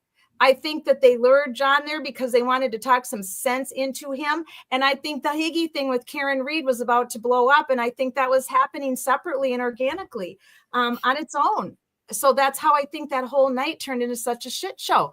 I think you literally had 2 things going on organically at the same time. I really do truly believe that. And that's why they're all covering for each other. That's why they're all lying through their teeth, allegedly, my opinion. Shauna, sidebar, Julie, yep. And pastry. Yep. Stuff in my face. I can't help it. Oh my God. They're very good. Know that. Cheers. Oh my gosh. Take a bite. So guys, you guys know Julie and I are big sports fans, and MCAT is, and when Kathy Coppin's here, and we've missed Kathy. We haven't seen her this week. I'll have to ask her if she's okay. And Kim, I mean, a bunch of us are big sports fans. So Saturdays is my day to just get up early, make coffee, go get myself a donut, and watch College Game Day. That's my geek out time. I've been doing it my whole life. So Julie eating these delicious looking donuts in front of me right now is just a crying shame. That's all I have to say. And I said earlier, for those of you that joined us, Fuckery donuts from Market Basket, the lemon donuts too. I paid cash. I didn't use my EBT card, but I paid cash. So in case you joined us, Market Basket, kid. Julie, would you kindly show the vibes of donuts again to those who have joined us later tonight? Because we've had people in and out all night long. So Fuckery donuts from Market Basket. Oh my gosh. So what's the name of the bakery, Jules? Oh no, it's stop. It's oh my God, I can't even think. I keep thinking Stop and Shop. What the it's supermarket. Jesus, I couldn't think of the word. I'm sorry. It's a supermarket that's been around since like the year 2. It's local around here. It's from what's the name of it? Oh, it's called Market Basket.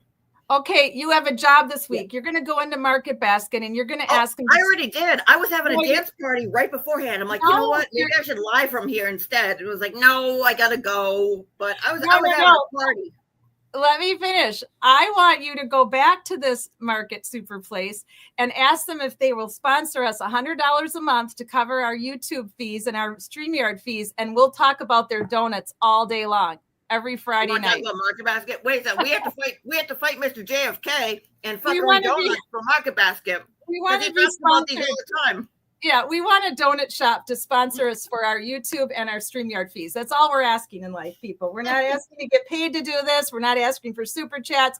We just want a donut shop to subsidize our YouTube and our StreamYard costs. That's all we're asking. Now, I wasn't going to get a donut tomorrow morning. I'm trying to really behave with my sugar intake, but like I said earlier, I pull you bitch.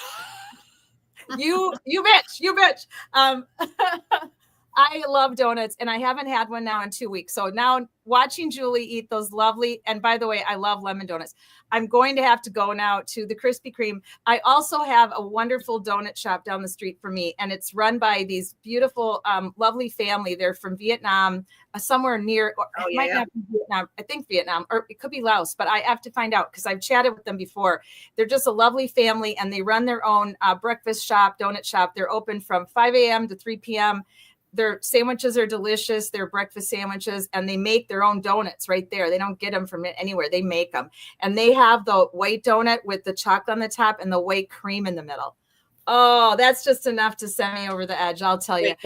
Like a Boston cream or they have both. They have Boston cream, the yellow pudding, and then they have the white frosting creamy stuff in the middle. I love those too and both have the chocolate on the top. Oh, those are the best donuts. All right. You're killing me here with this donut crap. Okay. So we completely digressed off of Roe and the hearing for a while because that's what we're here for.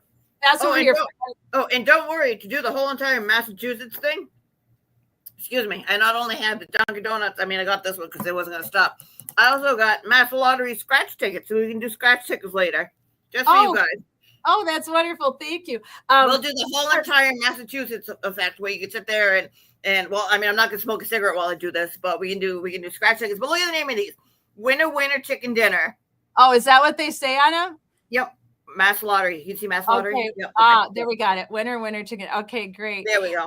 Well, just to remind all of you guys, because what we are doing here on Friday Night Lives. Whoops, how did I cut off Julie? Where'd you go? Come back, Julie.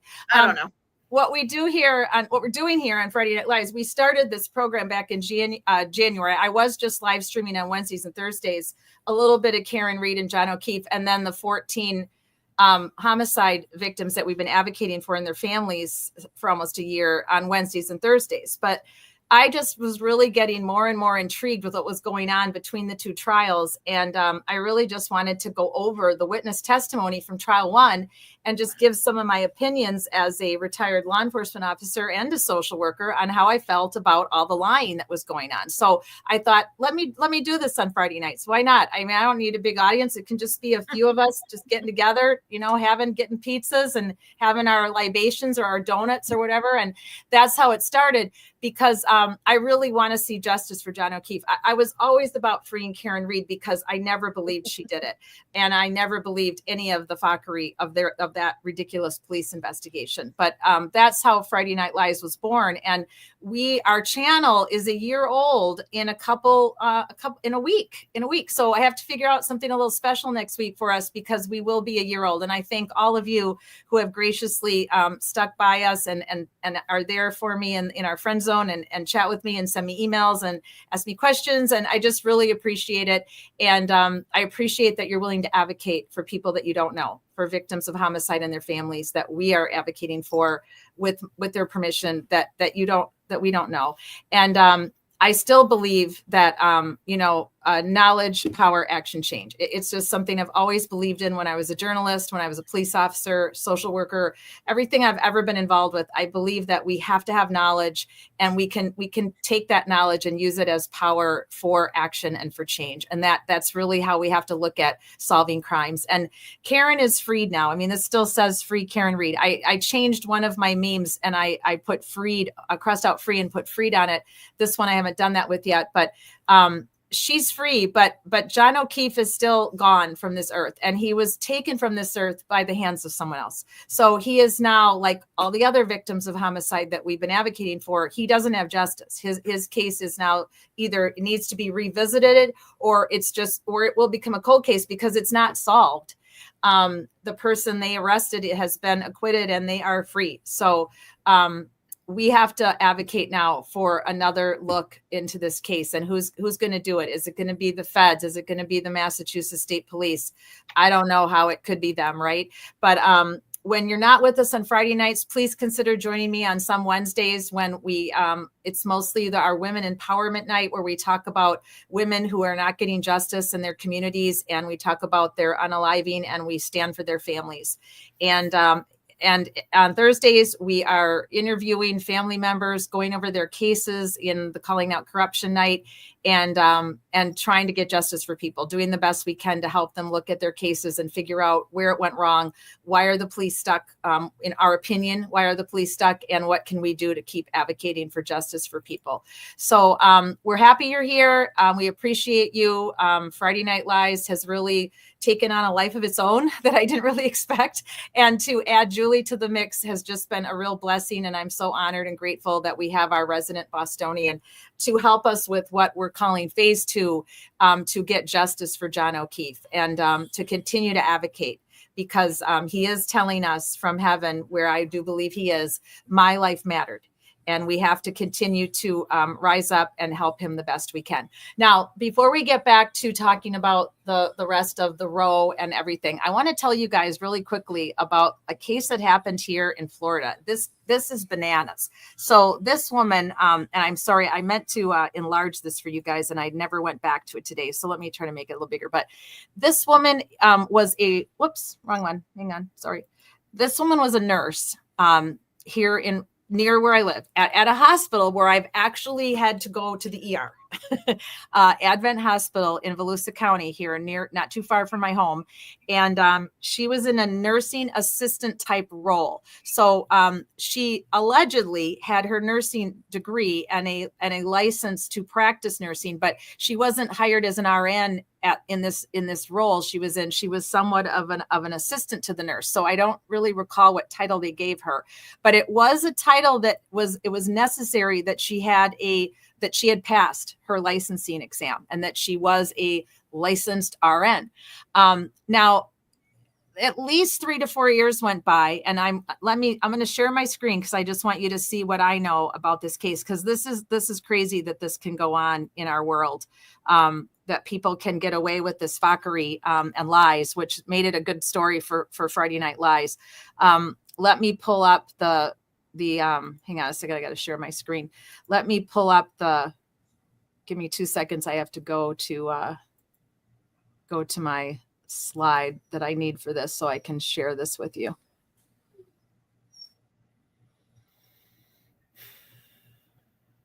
It's just hard to believe that anybody could get away with this as long as she did. It was like potentially 3 years that she was able to be in this role, and it might be longer. I'm trying to pull up the video right now, so just bear with me a second. Julie, do you want to show the end? Well, because it might take me a second to pull this up. I thought I had it right here, but I might not. Okay, I don't great, want to people stymie. Let's go back and you want to finish that off while I look for this, because this case is going to blow your minds with the we'll play this for a little bit. that went on. So let you finish up where we digressed, because we went down the rabbit hole of why we're here. For a big reason why we're here on Friday nights is to keep going over justice for John O'Keefe and who could have potentially killed him, and what is everything that what, if anything, doesn't make sense about most of what we heard on the witness stand from all the witnesses in trial 1 and trial 2. A lot. So let me put you back up here with your So when we last left, are we back up? I don't know if this is StreamYard. I know people have been having issues with StreamYard. I don't know if it, for whatever reason, it pulled out 3 separate windows, so I can only see parts of things. But okay, all right. So when we last left off, we were still talking about why the Commonwealth is not doing Rule 14, and that's basically like the whole entire gist of this, which is Rule 14, right. Rule 14, Rule 14. And Judge Cup was like, I don't understand why you're thinking like this, but we shall continue. These are important issues for the defendants. These are important issues to the Commonwealth, to the victims. That's the Commonwealth. And to our whole process. And this office is committed to and is continuing to work through these issues. I appreciate that, and I appreciate the way defense counsel's handled it, and that's the reason why I'm taking it in sort of an incremental way. I understand the sensitivity of it. At the same time, I'm trying to get us to a point where it is a non-issue, okay, where we can be satisfied that the documents, that we don't have to parse control versus custody versus possession, okay, and what that means under Rule 14 in this particular kind of a case. Because I'm not sure that there are cases that we'll find, certainly not in Massachusetts on this topic, and certainly not under Rule 14 as it's been recently amended. So again, Judge Bev was part of the committee who recently amended it, and I thought they made it tighter. They actually made it looser, so a lot more can get through by saying like ongoing discovery, and then they also talk about what's exculpatory, what needs to be shown, so they can hold some stuff back to be like, okay, we're going to show this, so we don't show your hand to the defense, but you have to give everything to them. But they can show like, oh, this is at 1,000% exculpatory. We have to give it to them and say it's exculpatory, but we need to define what's exculpatory. What happens now is it's a lesser standard of saying like, well, it could possibly maybe be exculpatory. So that's a threshold. It's lower. So that's a good thing for defendants. So to make it easier. But now it's just the Commonwealth has to do more work. And apparently the Commonwealth doesn't like that. That's what it looks like to me. Oh shit, what happened? What did I do? God damn it. All right. Everything can be fixed. Oh, we just have commercial seat. Okay. No. Okay, we're back. Sorry about that. No worries. I think we need to know what next steps Judge Casper takes, and we need to respond accordingly. And we'll give Judge Casper the opportunity to address these issues, understanding their sensitivity. Okay, I just want to restore. I know we talked about, at least the Commonwealth talked about a response that they made in Walsh case. They haven't responded to either of the motions that we filed on behalf of Mr. King or Mr. Johnson. I don't have a copy of their response in Mr. Walsh's case. So to the extent that they've known about these motions since they were filed back on, July 18th, 2025, they've yet to respond and oppose it in any way. And now are we supposed to, the defendants in this case, are supposed to keep track of what's going on in Walsh to know the Commonwealth's position? See, so the other thing that connects these guys is that if you're not following Walsh, so what's happened with Walsh is that with Roe, okay, so Roe has her case, which has Proctor tied to it, which the Reed case has Proctor and all the other stuff with the feds. So that's what links Roe to the feds and Proctor. Now, what links Roe and all these guys is Proctor, but what links Walsh to all these guys and other stuff is that Law McGlaw, Assistant District Attorney Laura McLaughlin, is the ADA on the Walsh case and the ADA on the Reed case. And she was in charge of going through the information that the feds gave to the prosecutors in the Reed case, which means that she saw information from Proctor. And now that she's in the Walsh case, she's looking and saying, yes, I saw information that she describes it as exculpatory. Now you describe something as exculpatory if it could potentially be exculpatory. That doesn't mean that it's exculpatory or not. It just meets the definition of exculpatory. She's saying, yes, I saw that, but nobody can tell me what to do because I am under no obligation to do anything with it. I'm just telling you this is exculpatory. It's up to you. Like, go fish.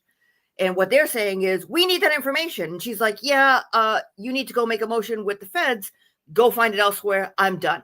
And what Judge Frenier and what this guy is saying, what Judge Krupp is saying is, you need to be able to go there and do this. And they're basically saying, like, you need to tell me what to do because I'm not doing it. And oh, by the way, you can't tell me what to do because it's up to the feds. Now, the feds turned around and said, you guys didn't make a motion. We're not doing anything. So he's basically saying, like, I told you to do something. You're not doing it. And now the feds aren't doing it. What do I need? And they're basically saying, like, well, we need case law. What are we going to do? Law McGlaw already saw these two, already saw this stuff. So what are we going to do? So they're basically saying, like, it's like the worst game of telephone password imaginable. It's like, I know this stuff. And I'm telling you I know this. And you know I know it.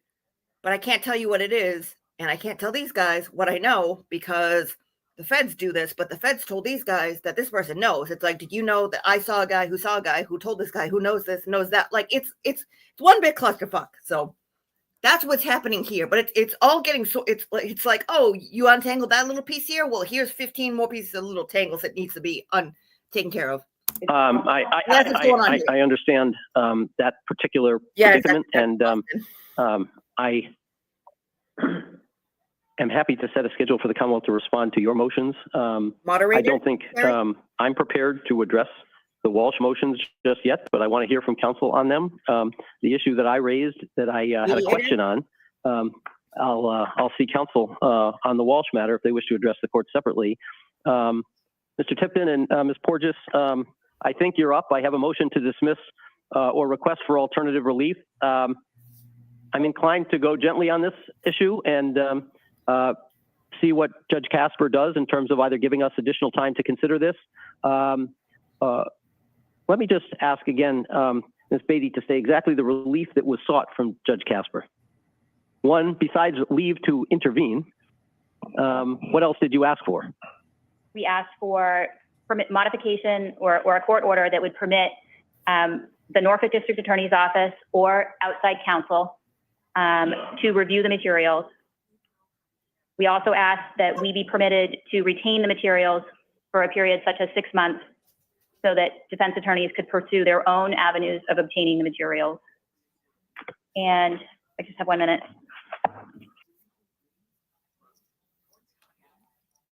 My grandpa hadn't cleaned his driveway in 20 years, so I surprised him with this for his birthday. It's called the Jet Sono, and it's a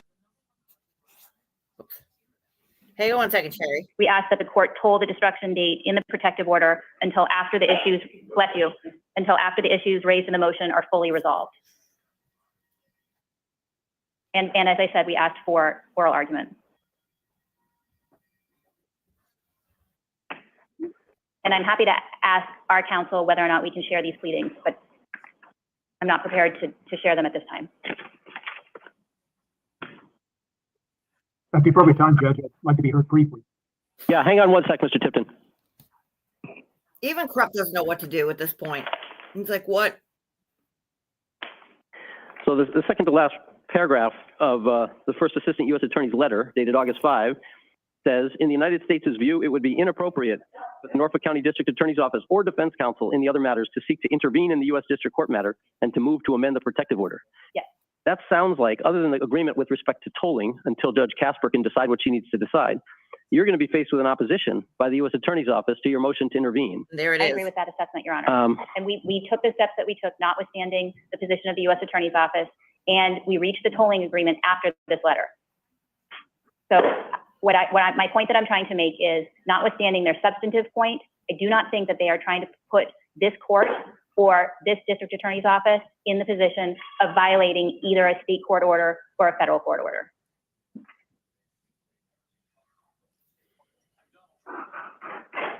Okay. Mr. Tipton.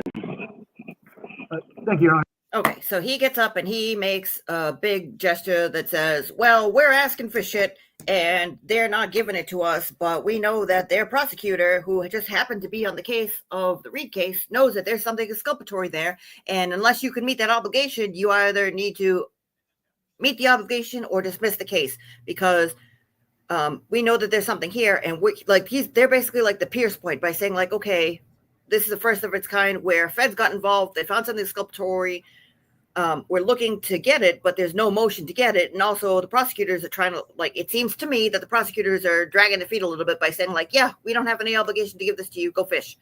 So all these people got involved and made a big stink, which is a good thing because it needs to be done and need to be exposed. And they're basically saying, you either reject this, you either dismiss this case or you provide relief, meaning that the judge orders the feds to do something, but they can't do that because it's a conflict. So they're saying like, listen, can you talk to the AUSA? Like can you talk to the assistant attorney in the federal court? Can you talk to the judge? Can you like give us something? And the feds basically like, well, you guys the Commonwealth hasn't made a motion, make a motion. So he's basically saying like, well, make a motion because we're going to lose these cases, just like what Roe made the case beforehand, just like what Brian Walsh's team was basically saying like that too. And what Tipton is basically saying is like, we can't go forward, especially knowing that the prosecutor has seen something that is exculpatory. Again, it may or may not be exculpatory, but the way that they talk about the information is, but they can't get it to him. So they're trying to very creatively get around it. Now, Tipton did say that the way that the Commonwealth is dragging their feet is that they are creatively interpreting the Rule 14 obligation by not even talking to the feds. Now, thankfully, this guy explains and says, okay, let's make a motion. They're talking about tolling, which means, I guess, a pause on, like, they were going to destroy this, but they said, let's reevaluate. Let's put a pause for 6 months. They didn't agree to it this time, but they're saying, like, hey, let's get this done before the time gets up. And that's why he said, like, well, I don't know if Judge Casper is here or there or anywhere. So they go through all this, and he makes a big gesture.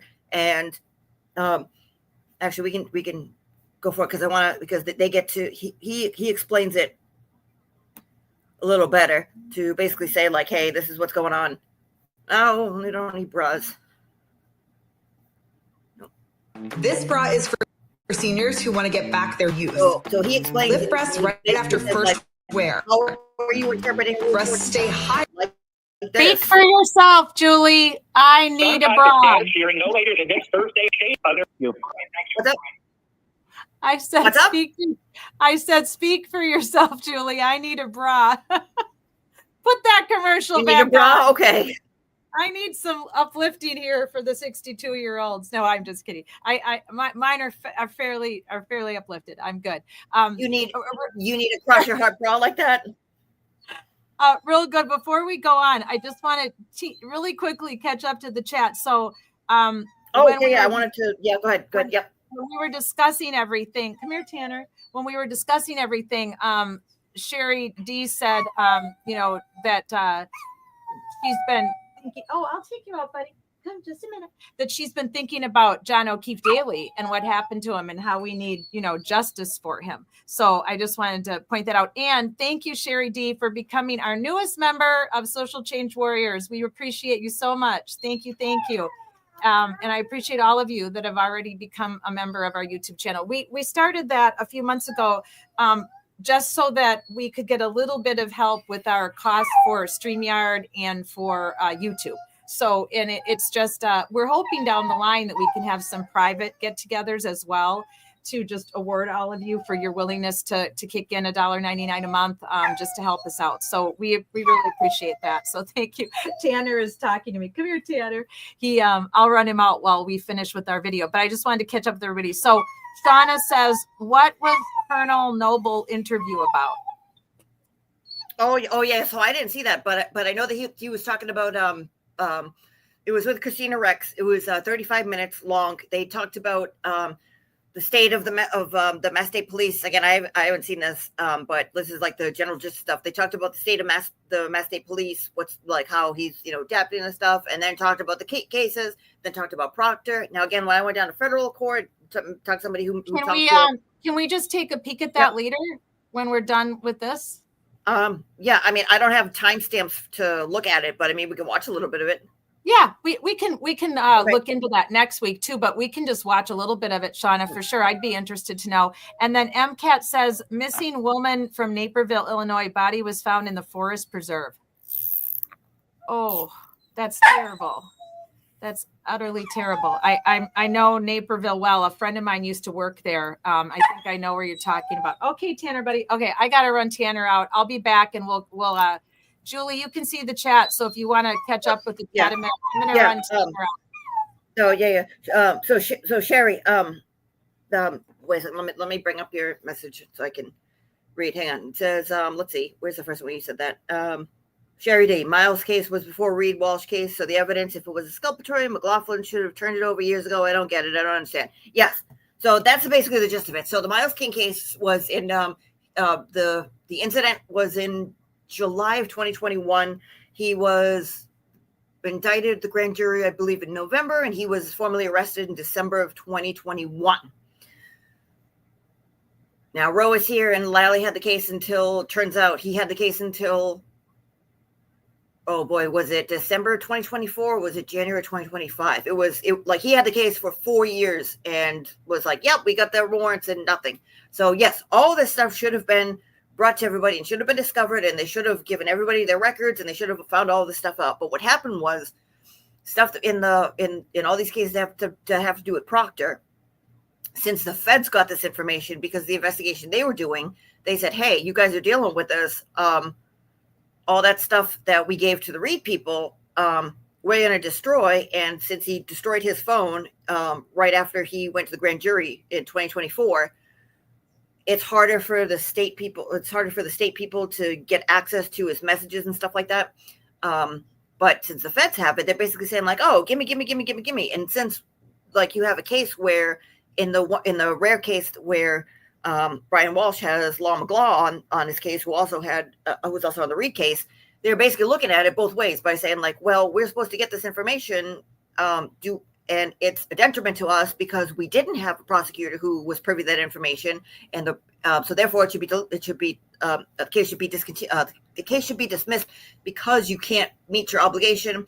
And Walsh is basically saying like, hey, the case should be dismissed because you saw that and you saw that it was exculpatory and you're not even giving us a chance to look at it. So why should we go to court case when you say like, yeah, we have this and it might be exculpatory, but we don't have to give it to us, and then go through a court case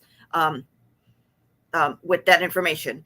Now, it all should have been given to them, but what they are doing is the left hand doesn't know what the right hand is doing. It's like trying to play telephone password, and the way people are interpreting the law is the big issue here, where the Commonwealth is looking at this saying like, I did my job. I don't need to go any further. If the feds want to do that, they can, but I'm not doing anything else. And unless the court forces me to do it, I'm not doing anything, which seems to be the popular like MO for at least the prosecutors in the Norfolk County District Attorney's Office, because Lally did the same thing, but basically saying like, well, I interpret it this way, and unless you force me to do it, it's not getting done because I interpret it this way. That's what happened with the Reed case. That's what happened with the Miles King case. That's what we're seeing now. So that's basically what's happening there. So, I mean, again, it's a big mess. This shouldn't have happened. It's all getting sorted out. And like, we're going to see him listen to this, and then we'll look at the resolution, because they reset this case and said like, okay, let's meet in 2 days, talk to the feds, see if you can get this worked out.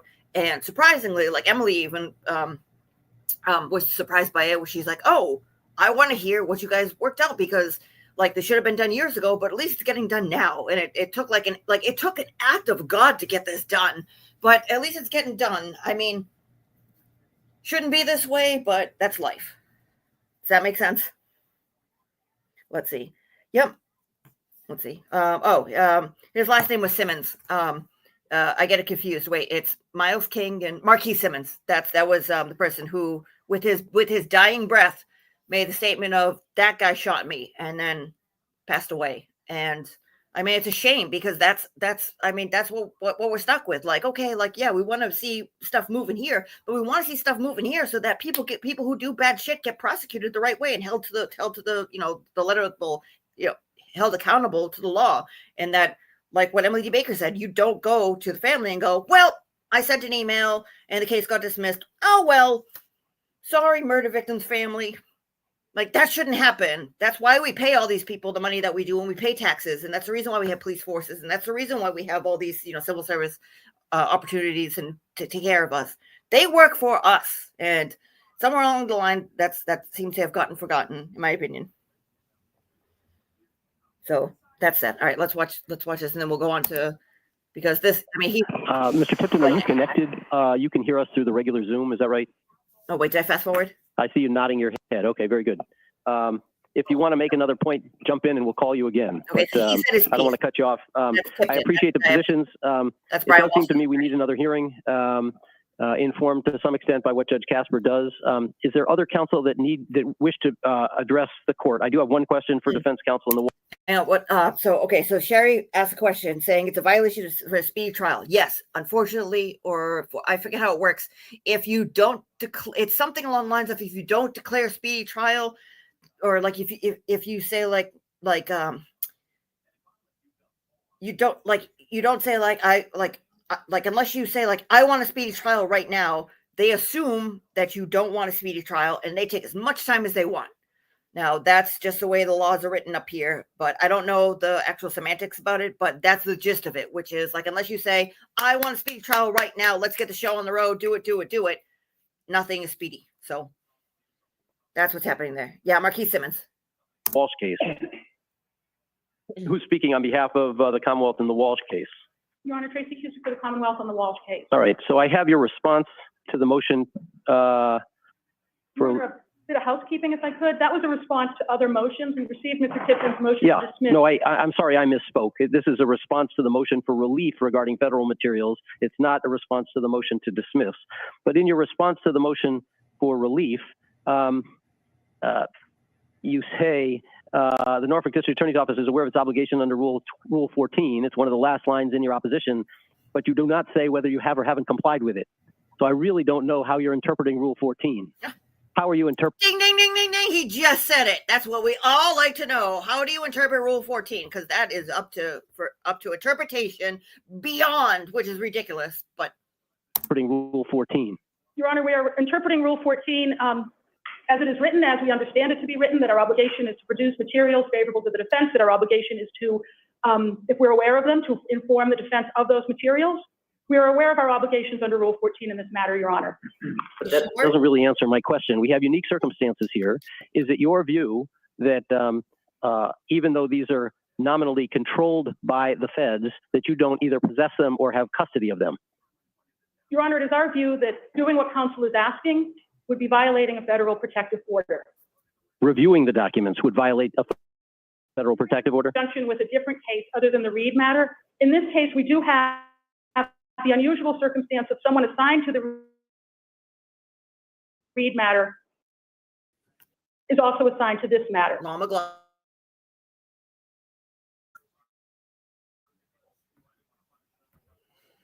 Oh, Jesus Christ. As soon as we get, we got to go to commercial.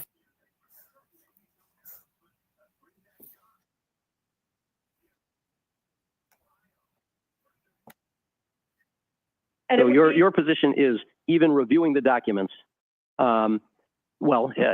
reviewing the documents in this context is not required by Rule 14? Your Honor, I believe reviewing the documents in this context would be a violation of a federal court. But that's a different question. The question is, does Rule 14 require you to review these documents? At the best time.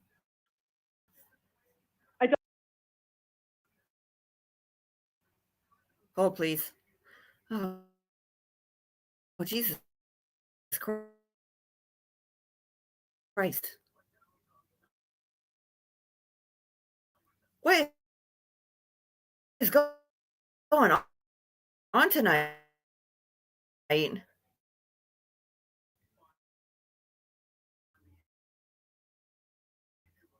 My apologies, everybody.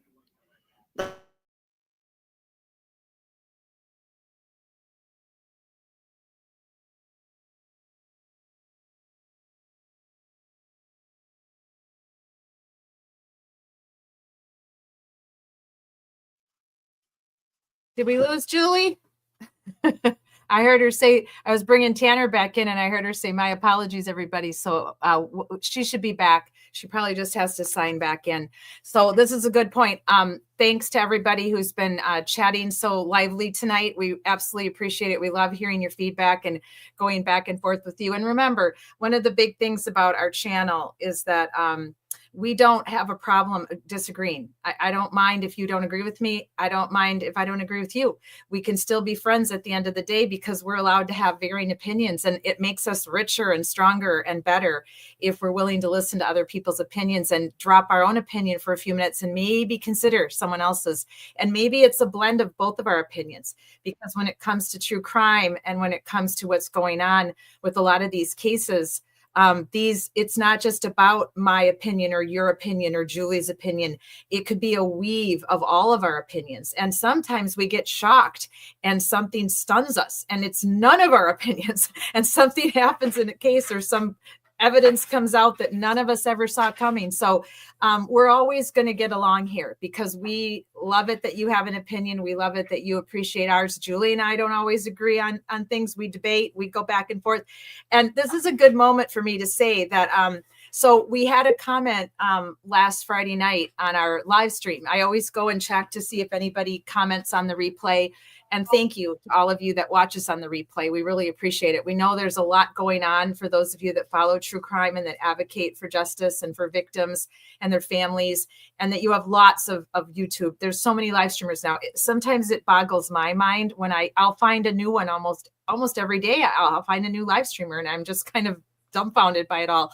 So the fact that you are willing to care about what we have to say and what our opinions are on this case, on Karen Reed and John O'Keefe, and on all the other shenanigans going on in Massachusetts and in your state, if it's any of the victims and their homicides that we're covering in your state, we appreciate you. So thank you on the replay. So I want to address a comment that someone made last week, and they criticized me. They said that I was interrupting Julie too much last week. So Julie, I'm so sorry if I was oh, now listen I here, didn't see that. Listen, wait a minute. Somebody said that you were interrupting me too much. Are you kidding me? Doberman is not happy about this. He's agreeing with our commenter. No. Yeah, someone did say that. But if I was, come on now, doggies, come here. There's somebody out front of my house. I don't know what they're doing because it's part of the reason why it took me so long to come back. There's a car parked out in front of my house. And, you know, with me doing this live streaming and literally basically, in my opinion, telling you who I all think on a live too, I'm a little more cautious now when I leave my house, especially I look around, I'm looking for things. And come here, Zeus. Zeus is a very good watchdog. And he now he's got baby dog, you know, telling me what's happening here. So if Zeus is unhappy right now, it's because there's somebody parked in front of my house. I have no clue who it is. I've never seen the car. I'm guessing they're just here for one of my neighbors, or maybe they're just lost. That's my guess. But Zeus is not happy about it. So that's what took me so long to come back on. I didn't want to unmute my mic because he was just barky. Come here, Zeusy Pussy. Come here, Zeus. Zeus the goose. Come on. Come here. It's okay, buddy. But I want to address it because for whatever reason, she thought that I was interrupting you too much last Friday night. And if I did that, I'm so sorry. But I want to, you guys all know, most of us that come regularly know that Julie and I are kind of like The View sometimes. We get very animated and worked up about this case and about what's going on with all the fuckery in Massachusetts and in our other cases. So we just dump on each other sometimes, but we don't mean it. Her and I talk about it off camera all the time. We never mean disrespect to one another. We're both very excitable people and we both get in our feelings and emotions. And same with all of you. I try to put up as many of your, you know, non-super chats as I possibly can because I want you to have a say. I want you to tell us what you feel and what you mean. And that's why we stop a lot and come back to our friend zone, because this is what Friday Night Lies is about. We want you to feel that we care about you, which we do, that your opinion matters, which it does. And, you know, we're really happy that we have this group that comes with us on Friday Night Lies and friend zones with us and tells us what we, you know, what they feel. And I will tell you, you're always welcome. If any time, and MCAT knows this, you can, Shauna knows this, you can pop up on the platform anytime. I mean, we're happy to give you 5 to 10 minutes if you want to come and rant, because why not, right? We're not monetized and we're not trying to be, so we're not ever going to be a channel like a lot of these other channels that we watch. And so we can be this channel of a small group of grassroots people who are trying to make a difference and trying to advocate for people that have lost their lives to homicide. And so you're welcome anytime. But I did write back to the person and I told her that, or him, that you and I have this thing and that we do a little bit of The View on Friday Night Lies, and that we kind of wave each other and say, hey, wait, I got to say something, because we both get going and we have things in our minds. And sometimes you need to say something when that person says it, not 5 minutes later, because I'm 62 and sometimes my brain fog,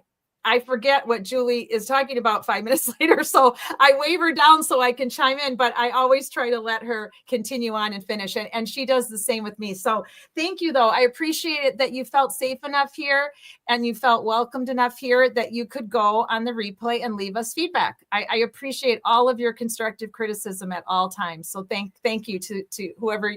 I'm sorry I can't remember your name, but I thanked you, and I think I answered your question and directed it specifically to last Friday night. So thanks a lot.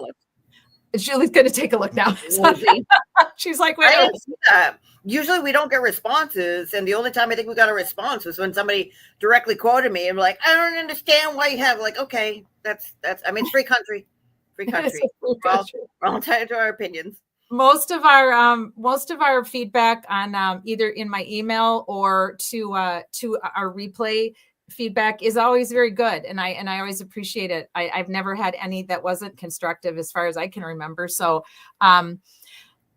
I want to get back to as soon as you're done with the trial, I want to get back to this nurse, because I'm grateful that all of you know what I'm talking about. Most of you chimed in. Shauna, you were a nurse, and of course MCAT works at a fire department, and Sherry D, you'll have to remind me what your employment is, but all of you seem to know what I'm talking about this nurse who got away with fraud for many years. And I think one of you put in the chat 4,200 patients they believe that she had intervened with during the course of this fraud.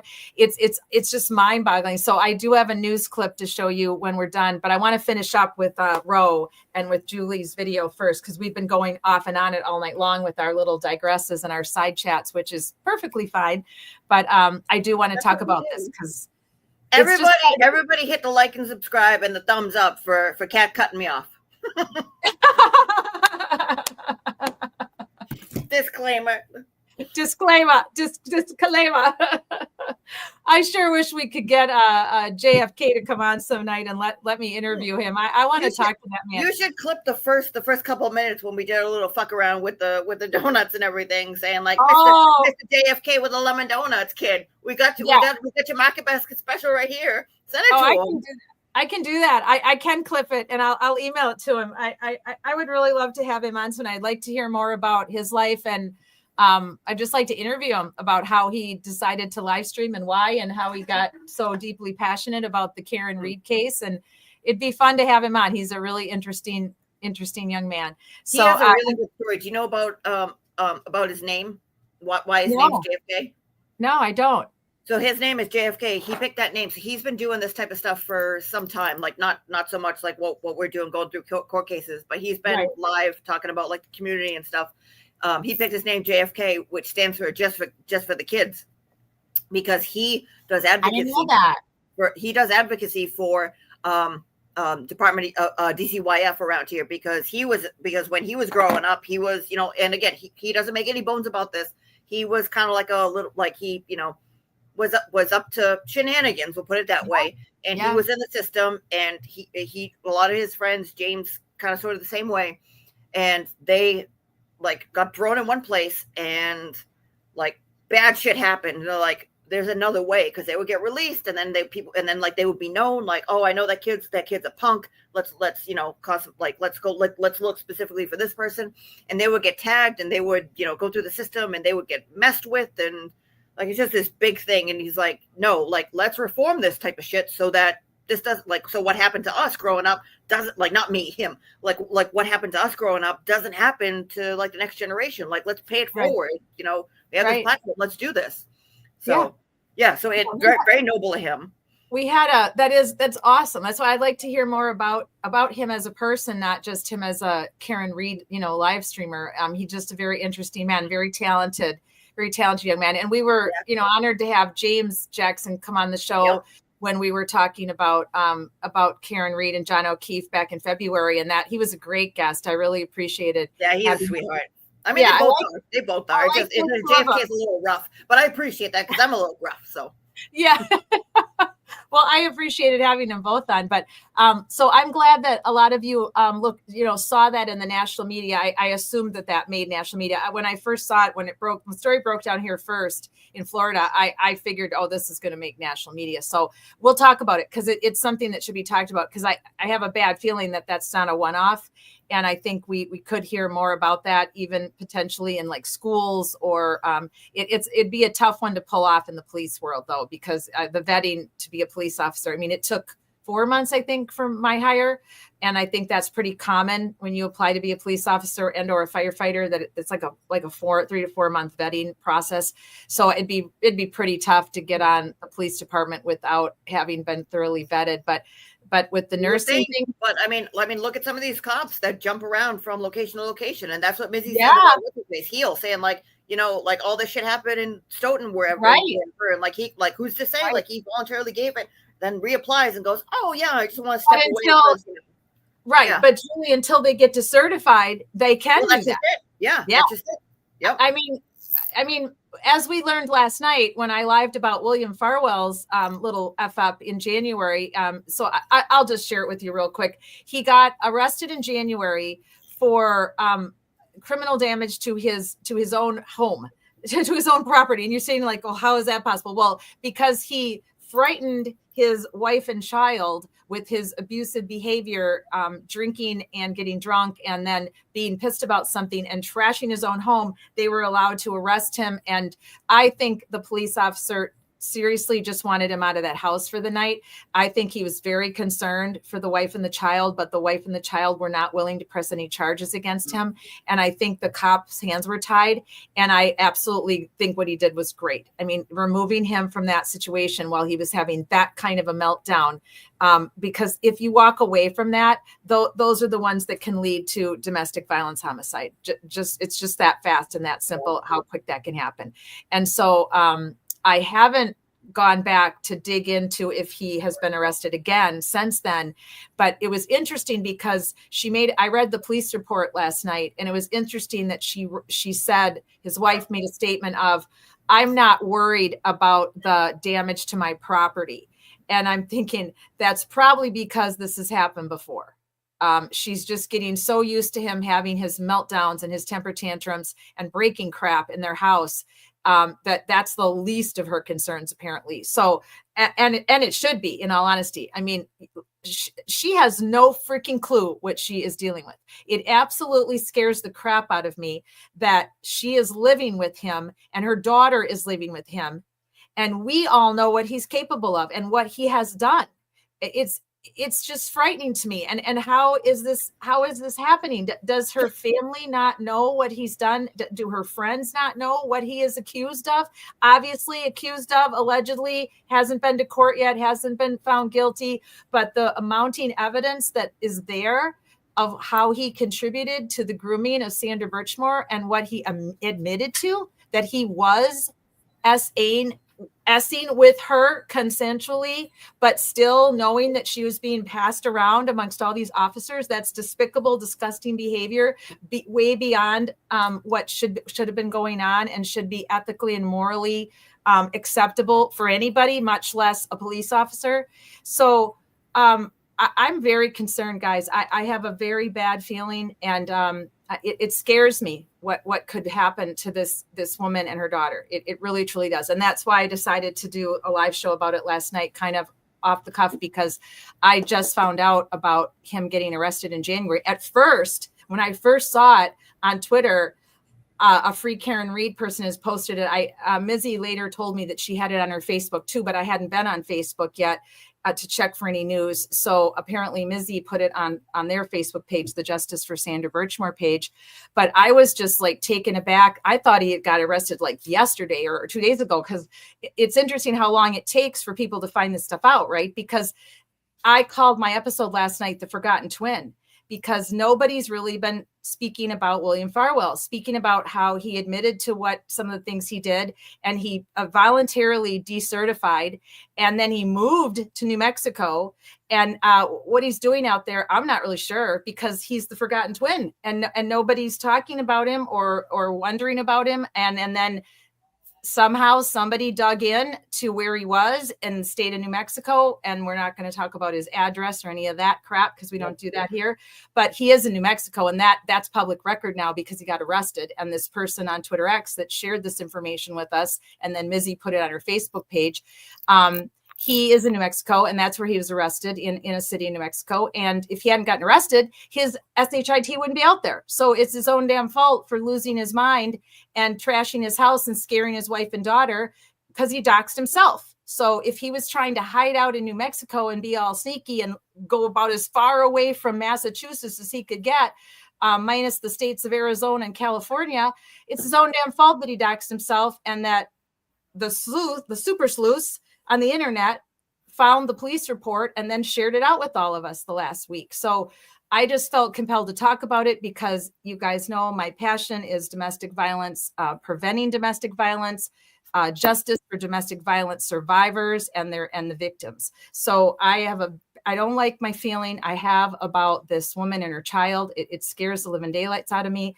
There's just been so many women that have been unalive that we have found out about, not to mention all the ones we don't find out about, because it's just happening in epic numbers. Epic numbers of women are being unalived by their partners, spouses, boyfriends on a daily basis in the United States. And we're only finding out about the ones that are SE enough, YouTube, for the main media to cover and to share with us. So I'm very nervous. So we'll continue to give you updates on William, and I'm sure that down the line here, things are going to come out, obviously, more and more once we get closer to a Matthew Farwell hearing. But anyway, that's my little rant on the disgusting, despicable former Stoughton police officer twins. What do we have to finish, Julie, for Roe? We keep interrupting Roe. No worries. I mean, there's a little bit of I almost call him Judge Rainier, like the prince. There's okay. So I don't know why StreamYard I don't know, StreamYard have a personality and mind of its own, because right as soon as we were about to figure out how the Commonwealth is interpreting Rule 14, which is what everybody wants to know, StreamYard decided to boot me off and shit the bed. So we'll is that what happened? Well, Sherry D says it was right as it went. It was like, oh well, we interpret Rule 14 as boop, gone. So, but I mean, it's still up. But if you want to address the questions from Sherry D regarding what you're talking about tonight, I'm going to let you do that, because you're way more in the know on Roe and everything. Oh yeah, no, we talked about that beforehand, about the Miles King stuff, where they're basically saying like, oh, like this happened way beforehand. Why didn't they get any of this? I'm like, yep, exactly. That's the question. Why are they waiting for this stuff when it happened way beforehand? Or why are they saying like, yeah, it's no obligation to us? Well, here we go. And I mean, it's too bad that Sherry jumped off beforehand, but maybe she'll come back and watch. So Sherry, watch this little piece. What was she saying here about Larry was so over it within OMG 2 minutes? I screen recorded Tipton. What's that about? Oh, that's Larry Tipton. Larry Tipton is the defense attorney for Brian Walsh. Right. He is, oh, you don't have to pick him up. He's the guy in the glasses who's basically saying like, what the fuck's going on? Because we have this going on here where they have stuff. We know that they have stuff. The only reason why we know that is because we're in the like the very unusual circumstance where Law McGlaw is the assistant DA in this case, and also was the assistant DA in the Reed case, where it looks like this information, and she's told us that, yep, it's exculpatory, whether or not it is or not, but that's a definition of give it to us and we can have an issue. But they're basically saying like, well, it's federal and we've already exhausted our obligation, and there's no obligation aside from telling them they're exculpatory. So that's basically what he's basically saying. Like, well, then dismiss our case then. Either do something or dismiss our case, because if you can't do that, then you're in violation, dismiss the case. So both judges now, Judge Franier and Judge Krupp, are basically saying like, Yeah, we're not doing that for any of these cases because they all chimed in. Like Rose started it, Tipton started it at the other hearing with Judge Freinair. But we're talking about this here, like saying, like, hey, we have this dismissal because all this stuff that's going on with the federal stuff. Like there's the stuff that's going on in the original Walsh case with the like you didn't meet this threshold. But now, if we don't have the Fed stuff, you should automatically dismiss all of our cases because they all jumped in. They're like, yep, we're doing the exact same thing. We're doing the exact same thing. So they're saying like, oh my God, we can't have that. So let's go. And so he is right now talking to the Commonwealth after Larry Tipton made his speech. And he's saying like, okay, well, what's the Commonwealth going to do about this? And Commonwealth said, we already obliged by our Rule 14 interpretation. And he's saying, how are you interpreting Rule 14? And they are now saying, this is how I interpret it. So can you share the screen? Yeah. Sherry D said exactly. Walsh case was well before the feds got involved. Yeah. Said evidence should have been turned over forever ago. Absolutely. Right. That's why this makes no sense to me. Right. That's why this whole time. And I really think that this could end up, this case, I don't think people really realize that this case could become monumental, because if he gets off after what he did to his wife, that this could become, and not to mention all the fuckery and the Rule 14 and the BS that's gone on. I mean, this could become a very kind of a monumental case. Well, so there are 5 cases associated with this stuff. There's the Miles King case. There's the Brian Walsh case. There is the other one that Rose talking about. There's the one with Krowski, and there's one with Cataldo. So that's 5. I think that's it. So there are 5 cases that have to deal with Proctor and discovery, where they're saying, "Oh, this is this is exculpatory, meaning that this could do this." Now we're going to learn in what happened yesterday that it turns out that seems like there's more information that will come out, and it seems like there might be more information related to potentially a grand jury, related to another investigation, related to something else that was going on. But a lot of stuff was done in 48 hours time, which is astonishing.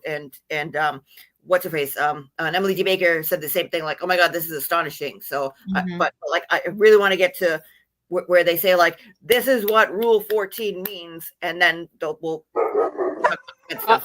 sounds good. I don't believe it does, Your Honor, in the current posture of this matter. And is there anything you can cite to me that would support that position? At this point, Your Honor, I would say there is currently a federal protective order. We are officers of the court. We are required to comply with that order.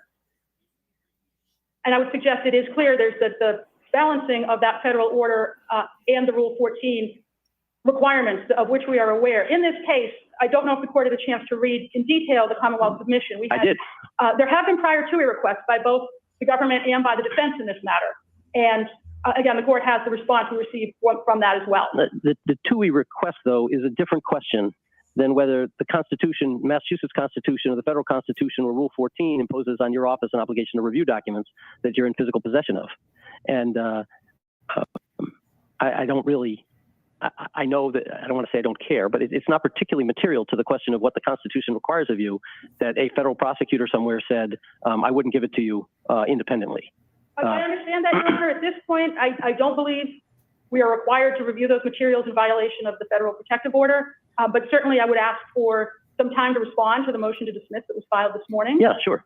And again, if something, for example, if something was in plain view, that might be something that would cause a person reviewing those materials in the Reed matter to bring that to the attention of the federal authorities or to others to say they're aware of information in the custody of third parties.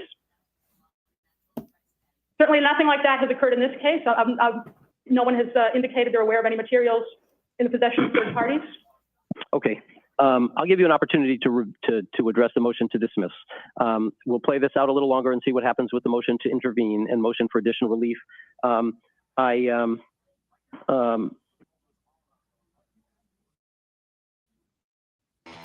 Hello, my name is Alexander Yermak.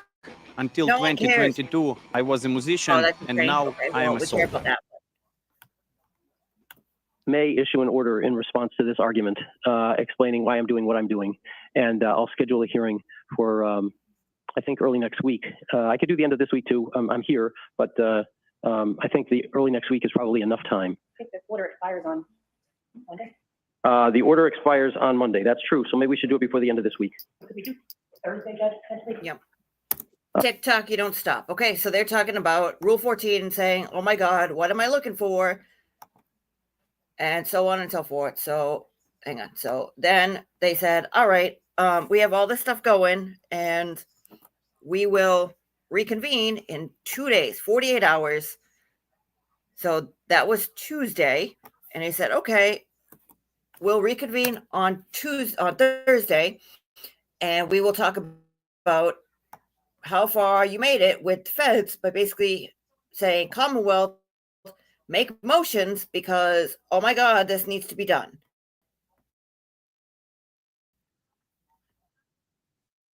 Good. I'm going to just do it with Emily because she has the feed. And 2, she talks about, oh, geez. Are you ready? Yeah, ready. Are you ready? Let's go to Massachusetts. Can you hear us okay? Yes, I can. Thank you. There we go. So we'll get because they talk about it right there. And then let me make sure that my screen is doing the right things. Are we chat? I love seeing how excited you guys are. Is Mr. Walsh there on the video? I just don't see him. I don't need to see him, but is Yes, the sir. sheriff's office You is are there. right about that. Just don't. Here we go. Okay. We can go get it 1 second. The screen Great, size thanks is a lot. just, I don't know. On behalf of Mr. King as well as Mr. Johnson. I can hear everybody. I am standing in for Attorney Cataldo with respect to the co-defendant of Mr. Johnson's case. Okay. Good afternoon, Your Honor. Nicole Scapicci on behalf of Mr. King and Mr. Johnson. Thank you. I know. I have Mr. King in the back, okay? Attorney Joseph Krusky Jr. on behalf. I would pull it up, but we don't. On the Zoom is Mr. Tipton. Mr. Tipton, could you identify yourself for the record? Yes, sir. Larry Tipton for Mr. Walsh. Attorney Porges will not attend today. And Mr. Walsh is here. Mr. Walsh, can you hear us? You can just wave or whatever. I can hear you. Thank you. Thank you. Just All right, whatever. Mr. Tipton, we still have to fix your microphone. Still tough to hear you, sir. He sounds great to me, Your Honor. Fix your speakers. All right. I think it's the court. Honestly, I can hear Mr. Tipton. Yes, I know. Okay. Well, yeah, on Tuesday, but. Your Honor, I've had the opportunity to have further conversation. All right, so this is the intermediary. I forget her name, Beatty, I think, something like that. She's going to talk about, say like, hey, we talked to the feds and we gave them all the stuff and we're going to tell you how far we made it. With the U.S. Attorney's Office, and I can report the following to the court. This is what I wanted to hear. This is what you wanted to hear. This is what I wanted to hear. I've had further conversations with the U.S. Attorney's Office. I want to know everything about it. Ordinarily, the U.S. Attorney's Office would have 2 weeks to reply to the motion that the Commonwealth filed in federal court. We've had some productive conversations, and we're hopeful that we've reached an agreement that will narrow the issues for some period of time. Okay. They will be filing a response to our motion in court, seeking modification of the federal protective order, which will do a number of different things. The first thing, they will be seeking a modification that will permit the release of the previous court orders so that this court can review those orders. Okay. The second thing that the motion for modification will seek is permission for the Norfolk District Attorney's Office to review the remaining confidential materials that were provided to the Reed and the Reed prosecution and defense team. So I want to be clear at this point, for the purposes of the record, that at this point in time, all of the proctored chats or communications have been produced to the Norfolk District Attorney's Office outside of protective order, and the Norfolk District Attorney's Office has provided those to all of the defendants who are part of this motion. That's the Zoom. We'll continue to provide those to other defendants. However, that left the remainder of the confidential materials, which we had not been allowed to review. So the motion will see. Which means there are more confidential materials than just text messages. Uh-oh. So the feds are going to modify the protective order. They are going to give the court a copy of the protective order. They are going to review materials other than just the text messages, which mean there are other materials, not just the text messages. Yep. Huh. Uh-huh. See, permission for us to be allowed to review those additional materials. I would characterize those. That's the motion that you filed before. We filed a motion for that, seeking that, among other things. The U.S. Attorney's Office will file their own motion. And they'll file a motion in accord with yours? No, because there are what I would characterize as 2 groups of remaining materials. There are grand I want to hear all about the 2 groups of remaining materials. What are the remaining materials? jury materials, and there are I'm going to back that up. Grand jury and non-grand jury materials from the feds. Oh, yeah. Before. We filed a motion for that, seeking that among other things. The U.S. Attorney's Office will file their own motion. And they'll file a motion in accord with yours? No, because there are what I would characterize as two groups of remaining Interesting. materials. I backed this up because I wanted to hear it again. There are grand jury materials and there are non-grand jury materials. Their motion will allow us to review both sets of materials. We will be permitted to produce Rule 14 materials from the set of records that I would characterize as non-grand jury material. Okay. We will not need to seek further court order or permission from the U.S. Attorney's Office if we review the non-grand jury materials and find Rule 14 material that is relevant to the other matters. We're calling them the other matters, these cases here that we're discussing. Other matters. We do not have an agreement with regard to the grand jury matters. So if we review the grand jury matters and we find what we determine to be Rule 14 material, at that point in time, we would have to seek either a TUI or go back to federal court and file an additional motion before Judge Casper. But they're getting it. The third thing, this is my understanding that the third. They're not going to go seek a CHUI, closed captioning. They're going to seek a TUI request. But it sounds like they are making steps towards getting this discovery to the defense and being able to review it. You know my personal opinion. I would love to see a neutral third party, a discovery referee, a discovery commissioner subbed in to take a look at this. But at least someone's getting to review it.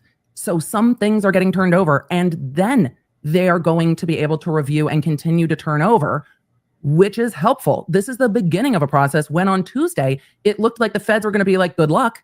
Yep. Now it looks like at least there's movement, and movement is helpful. For all of you asking about Rule 14, and a lot of you are, Rule 14 are the discovery obligations imposed by statute and by rule on the Commonwealth. So it's what they're required, the shit they're required to turn over.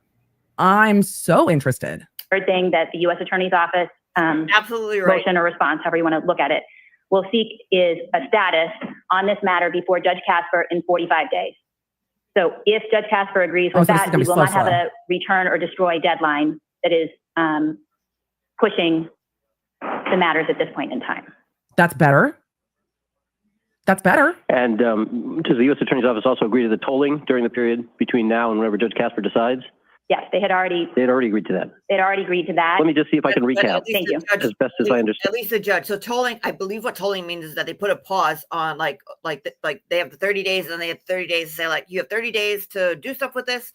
And if not, it gets destroyed. They're putting not a moratorium, they're putting a pause on it by saying like, okay, well, we're not going to hold you to the 30 days as long as you make all these steps to like put this on pause so that we won't destroy them.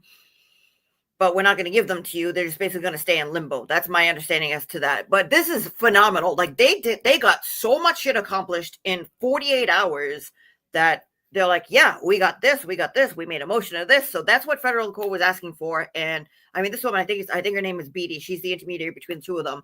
Like good for you, ma'am. She's moving right along. So they're helping the case. I mean, that's why EDB is very, very, very ecstatic. And it. Now it's time for a breakdown. Thank you, Your Honor, for recapping for us. So the judge is just filling in my role here and is going to recap what he is understanding. So let's do the judge's recap, and then I'll pause if we need to answer some questions. There are two types of materials that have not yet been produced to the defendants in this case. That have not been reviewed by the Norfolk Attorney's Office and have not been produced for these cases. All right, so let me just go slow here. Right. Certain documents have already been turned over to these defendants under protective order, yes, which came from the U.S. Attorney's Office. Yes. Okay, but leaving those aside. Some materials have been turned over. I suspect those are the materials that Karen Reed's team got. Yes. And they modified the protective orders so that the materials that Karen Reed's. And we didn't get to that point, but they agreed because they said like, hey, we want the stuff. And the Commonwealth said, no, we need this. Like, you can't see this stuff because somebody might leak it and show it all over YouTube and whatever. And they're like, no, absolutely not. We want to see this. Give it to us. We will agree to whatever. And they all agreed to it. Team got can be turned over. But wait, there's more. So some things have already been turned over, and then we're looking at what else needs to be turned over. Of the materials that are part of the confidential material from the federal court, there are two categories. One is grand jury materials, and the other is non-grand jury materials. Yeah. You haven't yet defined what you mean by grand jury materials. Presumably, if the grand jury took testimony, that would include transcripts of testimony. Correct. I don't know if the grand jury issued subpoenas. I don't know, and I don't know if you're considering subpoenaed material to the grand jury to be grand jury materials. They don't know. But let's leave that distinction aside. Whatever constitutes grand jury materials, there's some other stuff that is non-grand jury materials that was collected by the U.S. Attorney's Office in connection with this investigation related to the Reed case. And what you have is an agreement from the U.S. Attorney's Office that as to the non-grand jury materials collected by the U.S. Attorney's Office and produced as confidential material in connection with the Reed case, the non-grand jury materials, even the U.S. Attorney's Office would agree to allow you to review and to determine whether anything in that material should be produced in King or Johnson or De Los Santos or any other of the cases that involve Trooper Proctor's investigation. As to the grand jury materials, they still are opposing your ability to produce any of that material and opposing your ability to review any of that material. Wait, Is you that gotta correct? pause a No. second. You're allowed to. Yep. When I watched this live, and you and I were texting, and he almost made the mistake of calling. Saying Pooper Tractor? Oh. Or just of calling him, Proctor Trooper, because that's what I don't remember if it was. Jen McCabe, yeah, Proctor Trooper, Pooper Tractor. Proctor Trooper. So Pooper Tractor going through my phone, Tractor. Pink slip at home. Yep, Pooper Tractor. There he is. Well, when I heard that, I literally burst out laughing. I was watching it on my phone. I had to set my phone down, and then I made a couple Twitter X posts about it, and I literally in my Twitter X post I said Proctor because I just couldn't help myself, because I put up a screenshot of this hearing, and then I wrote a note about the hearing, about what was going on, and then I purposely wrote Proctor Trooper, because I just thought that is just too freaking hysterical. Yep. All right, so continue, ma'am. Yes. Couple more minutes. Review those materials in order to determine what, in our opinion, there is Rule 14 material. Okay. That's a big deal. So at this point, they're taking the position that the non-grand jury material may be reviewed by you and turned over without further order, although I guess it's subject to their production of the documents to you other than through the under the protective order. I think that we don't have this finalized yet, but my impression was that we would be able to use the documents that we already hold. Okay. And that's the Karen Reed stuff. Are they taking the position, the U.S. Attorney's Office taking the position that notwithstanding the protective order issued by Judge Casper, they can make that determination unilaterally? No. So they're seeking a modification of the protective order to allow them to give you the authorization to review it separately? Yes, so this is all subject to Judge Casper's approval. All right. And then with respect to the grand jury material, however that category of universe is defined, the U.S. Attorney's Office is taking a position, at least as in front of Judge Casper, that you can review it, and all the other prosecutors involved in this case, the other cases, the related cases, can review it to make a determination as to whether it contains anything that needs to be produced as exculpatory evidence or impeachment evidence under Rule 14. And I know that it will be all the prosecutors in the office. I think there will be at least 2 prosecutors in the office, 2 prosecutors probably who have already signed the acknowledgement, who will be able to do the review. Who are they?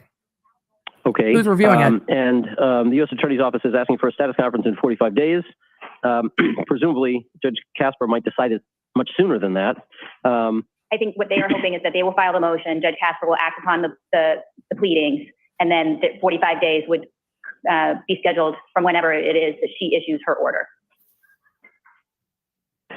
assuming that she adopts this proposal. But what's the 45 days for? For a status to see where we are. I don't know how long this process is going to take. Oh, boy. You mean a status on the return of documents after this review has taken place? Right. I don't know if we'll be able to do the review in 45 days. I'm optimistic, but anything can happen. And so I think the suggestion was this way we don't have the deadline that is just pushing everyone. And so then we can see if we've been able to complete the review, if we can continue to discuss the issues that remain, or if there needs to be further litigation or what needs to happen. Okay, so we are making progress. That is progress. That's better progress. But damn, what a mess. Paige in the chat asks, are they stalling? I haven't received any new filings from you or from anybody else between the last hearing and this hearing. That's not my impression. So all of this is being reported to me for the first time orally here in court. Maybe it's true also for defense. There were a number of motions that popped on the docket yesterday. We're going to see what's happening there, and then we will pause some more for questions. But this is a mess because there is a split of jurisdiction of who's in charge of what, and Proctor has made everything a fucking disaster. Yep. By being a disaster. If everybody had just done their job the way they're supposed to do their job, this wouldn't be a problem. Thank you, Bill Belichick, Emily D. Baker. But there is federal discovery from federal investigations, who knows? And there are 3 categories of discovery that they are dealing with. First, shit that was turned over in the Reed case.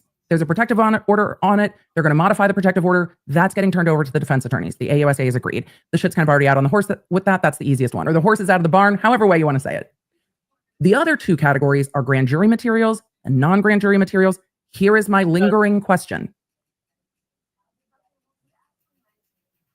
If there are other materials that are grand jury and non-grand jury materials, then what was under the Reed prosecution? Then doesn't that seem to indicate that there may be other grand juries? Here's why I ask. We know that in the Reed case, they turned over testimony from the grand jury, ARCA, and all the rest of it.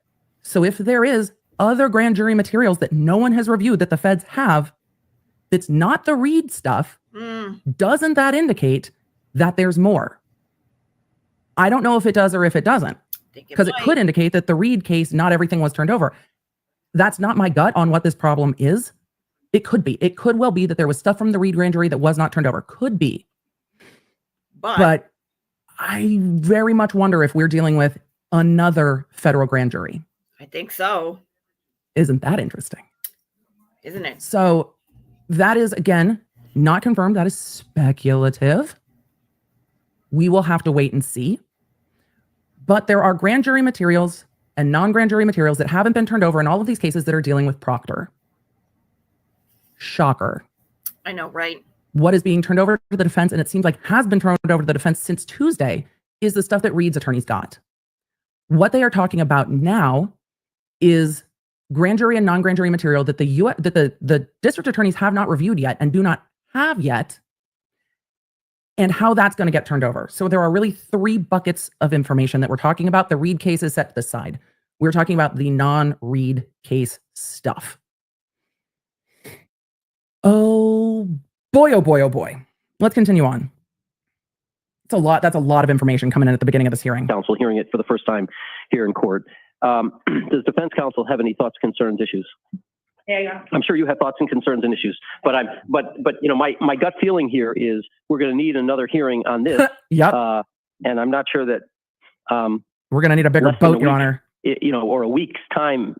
Anything longer than a week might not be appropriate because we don't know what Judge Casper is going to do. We don't know if she's going to adopt the tolling. We don't know whether. Right. It seems to me unlikely that she would say no, but I don't know, and I can't assume the conclusion here. So, is there? I guess can I ask a question, Judge? Sure. Is there any agreement between the Commonwealth and the U.S. Attorney's Office not to destroy the documents until Judge Casper makes a decision? And can we have a day after that decision to get in here and talk to you? What do you think? Well, I've always said that we would not return or destroy before Judge Casper made a decision, and that the U.S. Attorney's Office has agreed to that. I do want to say that I'm out of state next week. So I would be asking to go to the following week. If something comes up, I can get on Zoom if necessary. But so the only concern I have, and I'm never going to interfere with anyone's vacation. The only concern I have is if Judge Casper makes a decision tomorrow on Monday that says this order isn't getting extended for whatever reason, we're out of Judge. That's my concern. If this order expires, the order we have right now, I know there's agreement between the Commonwealth and the U.S. Attorney's Office, but it's not their order, it's the judge's order. So if the judge says no on Friday or Monday, then what happens?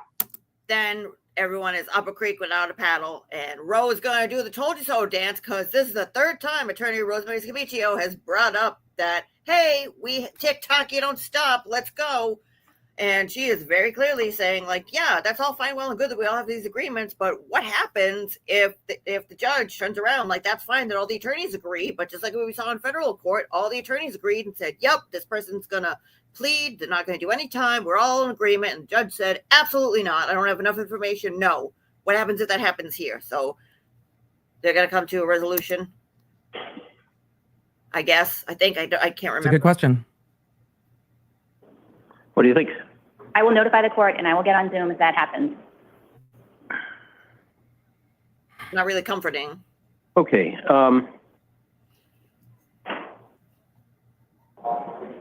Yep. That's just on behalf of Mr. De Los Santos. Again, in theory, this does sound like progress. I do share the concern if a decision comes out from the federal court from Judge Casper I'm comfortable enough with a 2-week date with the caveat that it's circumstance. Okay, all right. So that's basically the end of it. All right. So then they talk about and say like, okay, well, what are we going to do? What if you talk about this? And the liaison between the Commonwealth and everybody said, well, I'll hop on to make any type of argument. And Roe was like, well, I told you this a month ago. I told you this 2 weeks ago. I told you this a week ago. I told you this on Tuesday. And I'm telling you this now. What happens then? I mean, this is why I didn't want, like, this is why we can't have nice things, apparently. So they go forward. They set a date.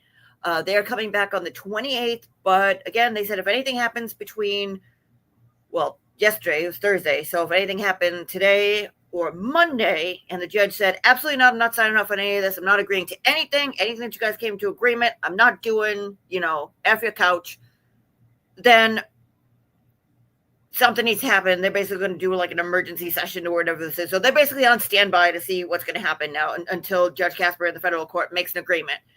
But they did make a shitload of progress, which is a good thing. They put everything on pause, and at least now, again, this is so rare that this happens, but at least now they're making precedent. So when this does happen, and it's also getting exposed. Now, what exactly is getting exposed? Maybe we can weigh in from my little makeshift Mickey Mouse soundboard. Miss Wendy, what is this? Florida, a mess. Yes! A mess! A mess! It's a mess, Miss Wendy. A mess. But at least it's getting cleaned up. So thank you, Miss Wendy, for contributing your 2 cents to the Commonwealth. Oh my gosh, that's awesome. No, she's the best. I love Miss Wendy. This is like fascinating stuff that we're witnessing. I mean, we're witnessing some fascinating shenanigans that in the past we would have never been able to watch or have a clue about. Thank God we have eyes on this. Again, thank God for Emily D. Baker for getting eyes on this and looking at this as a prosecutor. Now, again, she stayed on to see because she's like, wait, that's it? We're just going to cut? Like, we need more. Go over the charts. Go over this. Go over that. And so we watched another process go through Judge Krupp's courtroom, which was a probation violation. And it was pretty lengthy because the guy was on probation. He violated and has new charges and like all sorts of stuff. And then started going through like what's going on in the Commonwealth. And she put on her prosecutor hat and was like, okay, let's see what we're going on here. So it's very interesting to see. And I mean, to see her from a prosecutor's point of view and to see her from somebody who's not from Massachusetts, they're like, okay, well, what do you have? Like again, not familiar with our stuff for social services, for hospital services, for mental health services, and was like, hey, what do you have to help this guy? And went through the checklist. It's like, okay, that's good. So if you want to, that was a stream she did on Monday, on Thursday. It's the last live that she has. You can watch the end of it. It was fascinating. I thought this was the highlight of the week for me. With all the other stuff that was going on, this was the highlight of the week. And we'll talk about the Mass State Police stuff next week because, like we say this every single week, but it seems like there's going to be a slow week next week. So we'll talk about the Trooper Paul stuff, the Proctor stuff, the Colonel Noble stuff, and all that in depth. Yeah. I knew if I banged on my desk, both the dogs would bark. That's my answer to a slow week next week. I don't ever think there's going to be a slow week with all this shenanigans. It's okay, doggies. It was just me. I think that's one of my favorite. Come here, Zeus. It's okay. It's just me messing around. One of my favorite memes is the knock, knock, knock. It's the FBI. I've always liked that video. But now I got my dogs. They were both sleeping so peacefully, and I had to mess it up. Come here, Zeus. It's just me. Nobody's here. Come here, Zeus. I love your quote. Now we'll have to quote this for future episodes. The "I told you so" dance. Yeah, exactly. He's gonna have to do the "I told you" the "told you so" dance. That's from Will and Grace. I'm gonna have to find that clip too, because I'm sure at some point I'm gonna do the "told you so" dance, where it's her mother's played by Debbie Reynolds, who does the like told you so, and so she does her own version, which is told you so, told you so, told you so. It's very good. It's more like a upbeat. Yeah, that's a "told you so" dance. I love that. We'll be doing that a lot. I have a feeling because of all the stuff that I think is going to come out in the next few months is that there'll be a lot of those "I told you so." So let me bring up my story that I was sharing with you guys a little bit earlier, but I couldn't couldn't get the video to come up for some reason. So let me add that up here for you guys to take a peek at with us. So this is this crazy story that I spoke of a couple hours ago, like at least an hour ago. The nurse that was arrested. So let me play this clip for you, and then I'll give you some more backstory on it. And Sherry D and Shauna both seem to know about it, probably saw it on the mainstream media. I know the story hit here first, and I knew it was going to show up in mainstream media because it's just such an egregious situation that went on here, not too far from where I live, believe it or not. So let me play this for you guys here real quick. It's just a 2-minute clip.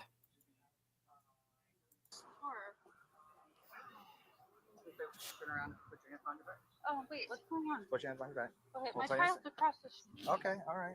Am I being arrested? You are. Yeah. Hold on. An alleged fake nurse has just been arrested while still wearing scrubs. Can you guys hear that? The sound on this is pretty bad. Yeah, it's low. Yeah, I've got it turned up as high as I can too. I'm not sure what's up with the video, with the sound on this. I'll just let it play and then I'll fill you in. The mess. Stop it, Miss Wendy. Miss Wendy says it's a mess. Sorry. Sheriff Staley said the 7-month Oh, here, there might be a spot where I can actually, hang on, let me start this over. Fake documentation. No, it's not letting me raise the sound on it. With the same first name, but a different last name when she was applying for this job. Baudisa at the time said she had just been married and hadn't updated her license yet. In January, she was offered a promotion, and a colleague noticed that her nursing assistant license had expired. Her contract was then terminated, and a criminal investigation was launched. Baudisa now faces 7 counts of practicing a healthcare profession without a license. 7 counts. 7 counts of fraudulent use of personal identification. Of fraudulent use of personal identification, and 7 counts of practicing as an RN without a license. Now being held on a $70,000 So that's going to be a shit Police show. say she has risked the lives of thousands of people, and So they say I don't know why the sound on that turned out to be so bad. Let me hang on a second. Let me see if I can figure out. I had a better one that I thought that was the one that was nice and loud, but that might, let's see if this is it. Yeah, let's try this one. Oh no, this is a totally different one. A nurse at New Smyrna Beach High School is set to face a judge today after being arrested on charges of traveling to meet a minor. 50-year-old Joshua Leggett was booked into jail yesterday. We know this is because of a case out of Ormond Beach where police haven't released any other information yet, but we know Leggett is on leave from his job. The district put out a statement last night saying staff is working with law enforcement and mental health resources will be available at the school today for anyone who needs support. I'll have to dig into that one more later. So let me just give you guys the gist of it. And I think earlier today is broken. We're all working in too many disconnected apps. There we go. I'll just give you the gist of this one. Let me unshare my screen, as they say. And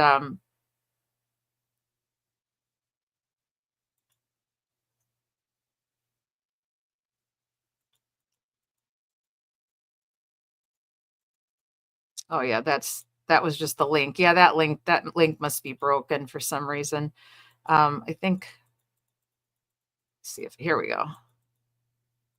So this young woman decided that she was going to get a job at a local hospital here in, the hospital is located right on the edge of Volusia County and Flagler County. So I'm not sure if this hospital, there's an Advent hospital in my county, Volusia, and then there's one in Flagler. I'm not sure which one she was at, but they're very close together. So it doesn't really matter. And which hospital it was still near here in Flagler County. So she decides in her wisdom that she's going to apply for this job. And when she applies for the job, she goes through the human resources department, like many people do when they apply for a job. And she gives her credentials that she was a graduate of the nursing program at X college. I don't recall which college, but she definitely had that. She had her BA degree and had finished her credentials. So she supplied them with that. And then she was supposed to supply them with her license that she went through the board of nursing and got her board certified license where you have to take this really hard exam, right? And not everybody passes it on the first time. It's kind of like the bar exam. So nobody feels bad about it. They just take it again. A lot of lawyers have had to take the bar more than once. A lot of real estate agents have had to take their licensing more than once. Social workers, if we want to practice therapy, we have to get our license, and that's a tough test. And a lot of people, it takes more than once to get it. So apparently she didn't get it, or maybe she never took it at all. I don't recall, but somehow they said, you need to supply us with your license number. So they hired her. On condition that she supply the license number. Well, somebody in HR really dropped the ball apparently, and she never turned in the license number. So for years, a couple years, however many, I'll have to pull up the article and read it to you since that video was so weak.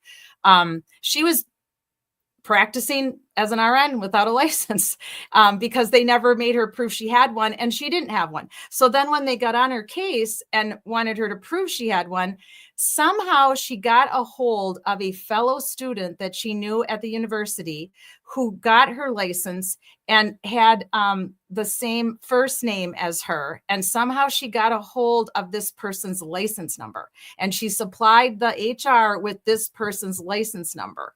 Now, HR should have vetted that for sure, right? Because it wasn't her, and they most certainly should have vetted, and they didn't. Well, I guess when she turned it in, she gave the excuse that the last name was different because she had recently been married and or divorced. I don't remember the story if she said she has recently divorced and went back to her maiden name, or had her maiden name on the license and got married. That was her shtick. That was how she got that through. And then again, HR should have totally vetted that, and they didn't. So they anticipate, I think the number that was projected, that she served over 4,200 patients without a license. And the only reason this even came out, why she even got arrested, is because somebody bitched that she got offered a promotion, and they didn't feel that she'd been there as long as maybe someone else, or either themselves or one of their friends. So they were upset that this woman got offered a promotion. So obviously she was doing a good job. She was trained to be a nurse. She just didn't do that step of getting her license, which and it could have been an issue of money, because it's not cheap to get a license in any profession. You have to pay for that to get that license. So maybe she was struggling financially and just couldn't afford it. But then she should have just done a job that required you just to have a 4-year college degree in nursing, but not a license. So maybe she would have been taking some classes. She could have been a CNA. She could have done a lot of things, but instead she literally got away with this, practicing as a registered RN without being a licensed registered RN. And it's a shit show down here. It's been all over the news. And let me go back up, because you guys called fraud. Yeah, it's fraud. I mean, you heard me, just 7 counts of using someone else's information, and 7 counts of practicing without a license as an RN. So that's a lot of counts, and that's not going to be good for her, because she's a mom. I think she has children. Let me go back up and see. So MCAT says, I let my nursing certificate lapse. Whoops, where did it go? So I can never go back. Working a little part-time job is perfect for this cat. Yeah. Well, yeah, it depends on what age you're at, right? Because if you let your nursing certificate lapse, you could go back, right, and get continuing education MCAT and get recertified if you wanted to, depending on, your age. Like if that was my situation at 62 and I let my nursing certificate lapse, I'm probably not going back to do that. I'll find another part-time job that would be perfect for this cat as well. So let me go back up, because Sherry D had some comments to make about this too earlier. Oh, and I want to talk a little bit about the Adelson case too, MCAT and Shauna, because I know you both watched that with the dentist, the mafia dentist. I jokingly started calling him back when I first started following that trial. We're going to talk about Donna's narrow ear canals and how she can't sleep on the left side because it hurts. It affects her sciatica, or whatever she's spending on about. Well, that is probably not untrue, to be honest with you, because of my nerve damage to my neck and my issues with vertigo, I can't always sleep on my left side. If I try to sleep on my left side, it brings on an immediate bout of vertigo, like room spinning vertigo. So that could be very true, because when you have spinal issues and stuff like that, my spinal issues heavily affect my vertigo. And so anyway, I'm trying. So Sherry D says, Lady never passed her nursing test. She used another woman's name. Claimed last name was because she got married. Yep, exactly. Shauna, I think she's been at it for a few years. Yeah, I think at least 3 years. I mean, I'm gonna go pull up. Let me go pull up the article, because I thought I had the right news clip, which gave all the information, but I didn't. So let me see if I can find it. Let's see here. What else did we have to say about that? I think, yeah, Shauna says that Shauna used to be a nurse. That is effed up. She must have a registration number or license number. Exactly. And she didn't. So she used someone else's. And then she says, you must use your name on the license registration. HR should be held accountable. Oh, yeah, for sure. I mean, a lot of people need to be held accountable. A lot of people, yeah, other than just her, needs to be held accountable, because this should have been nipped in the bud. She should have never been hired. Then it should have been nipped in the bud. Hey, how about a spreadsheet like we were talking about earlier that Roe has now presented to the judge? Well, how about a spreadsheet, HR, where you keep track of whose proof of credentials you have, and date when I received them, check off, when I vetted them, check off. Now we can offer this person a job. Let's wait until we get all of their credentials, since this is nursing and we're dealing with people's effing lives on the line here. And she was in the ER. So she was in an ER situation, which, as you guys all know, that's Trauma City in the ER. So, yeah, Shauna, this is really effed up, and HR should have absolutely vetted this. Yep. So let me try to pull up the news clip from here, the one that I saw on the news. Let's see if I can find it.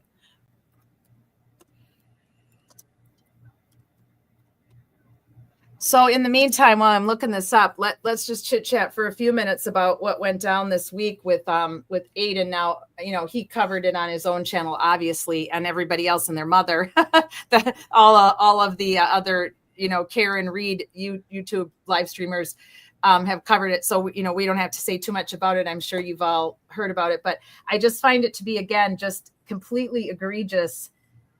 And what a waste of time. I mean, why isn't this done? Why is this still going on, Julie? Like, why is the Commonwealth and Cosgrove, behaving in this way is just maddening.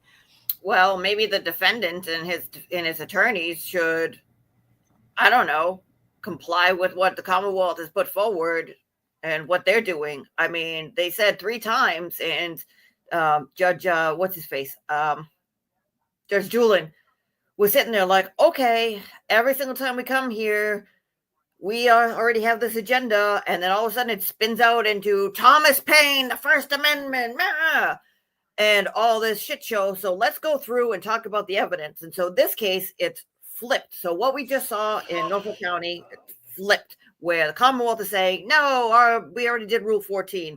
In Turtle's case, it's Commonwealth gave them information. And just like what he said, when because I think people kind of misconstrued what they were talking about, where when Turtle goes on his YouTube presentations and talks about people in the case who are witnesses in the Reed case and police and whomever, they call the DA's office and they file reports.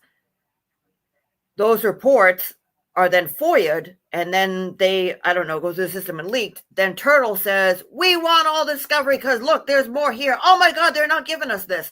And then the cycle goes through and keeps happening.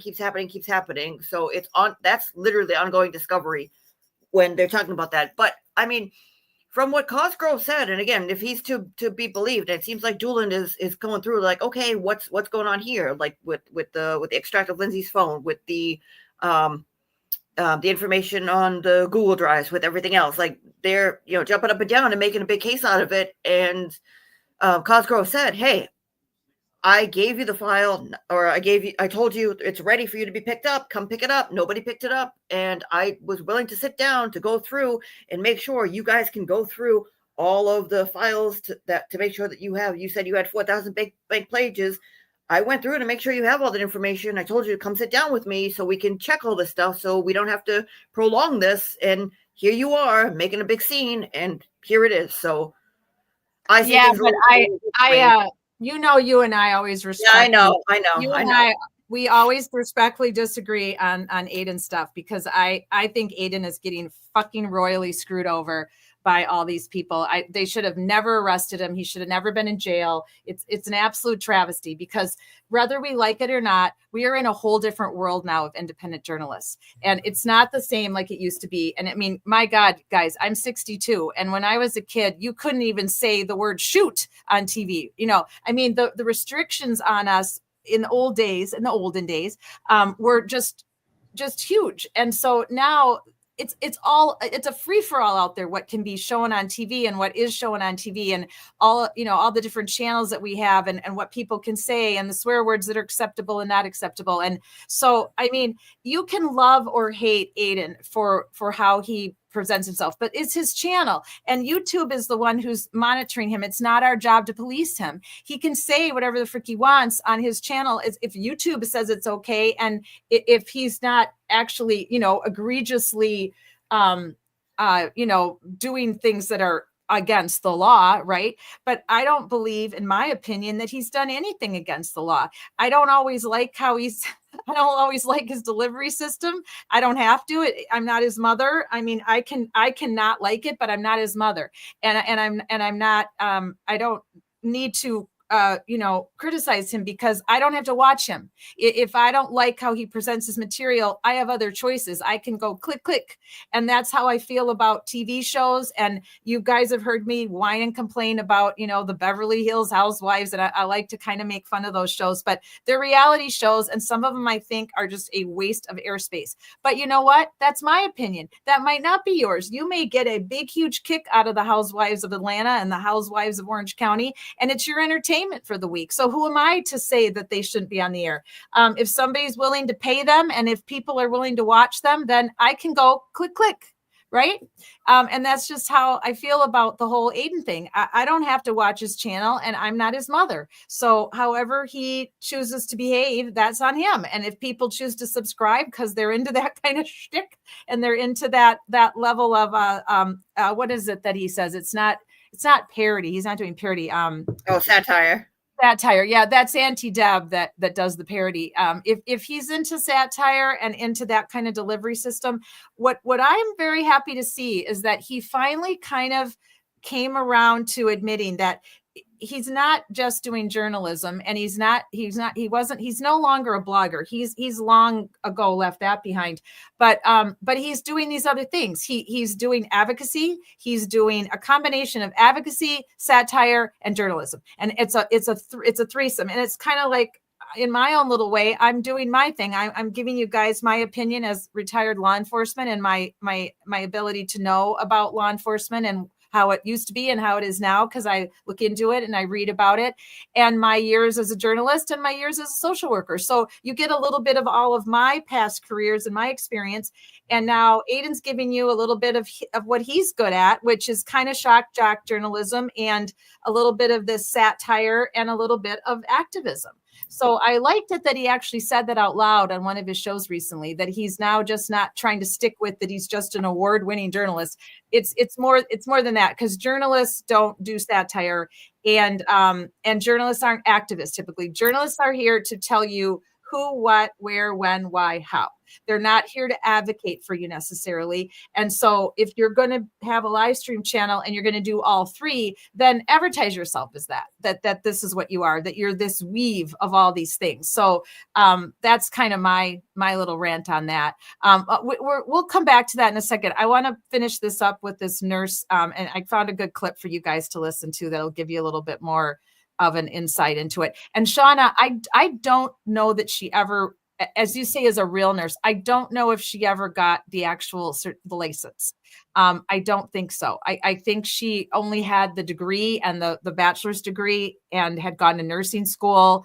And she obviously knew what she was doing. I mean, they offered her a promotion. So she obviously had been to school and had experience maybe working somewhere else as a CNA or as in some other assistant role that wasn't RN needing to have the license. She must have, because in order for her to get the accolades and whoops, sorry, that's my son coming home. Like those, Julie. Yeah, and be offered the accolades that she was offered. I don't think she would have been offered a promotion. So she obviously knew what she was doing.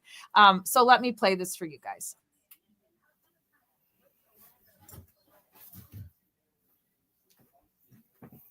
Of a lady that was practicing being a registered nurse without a license.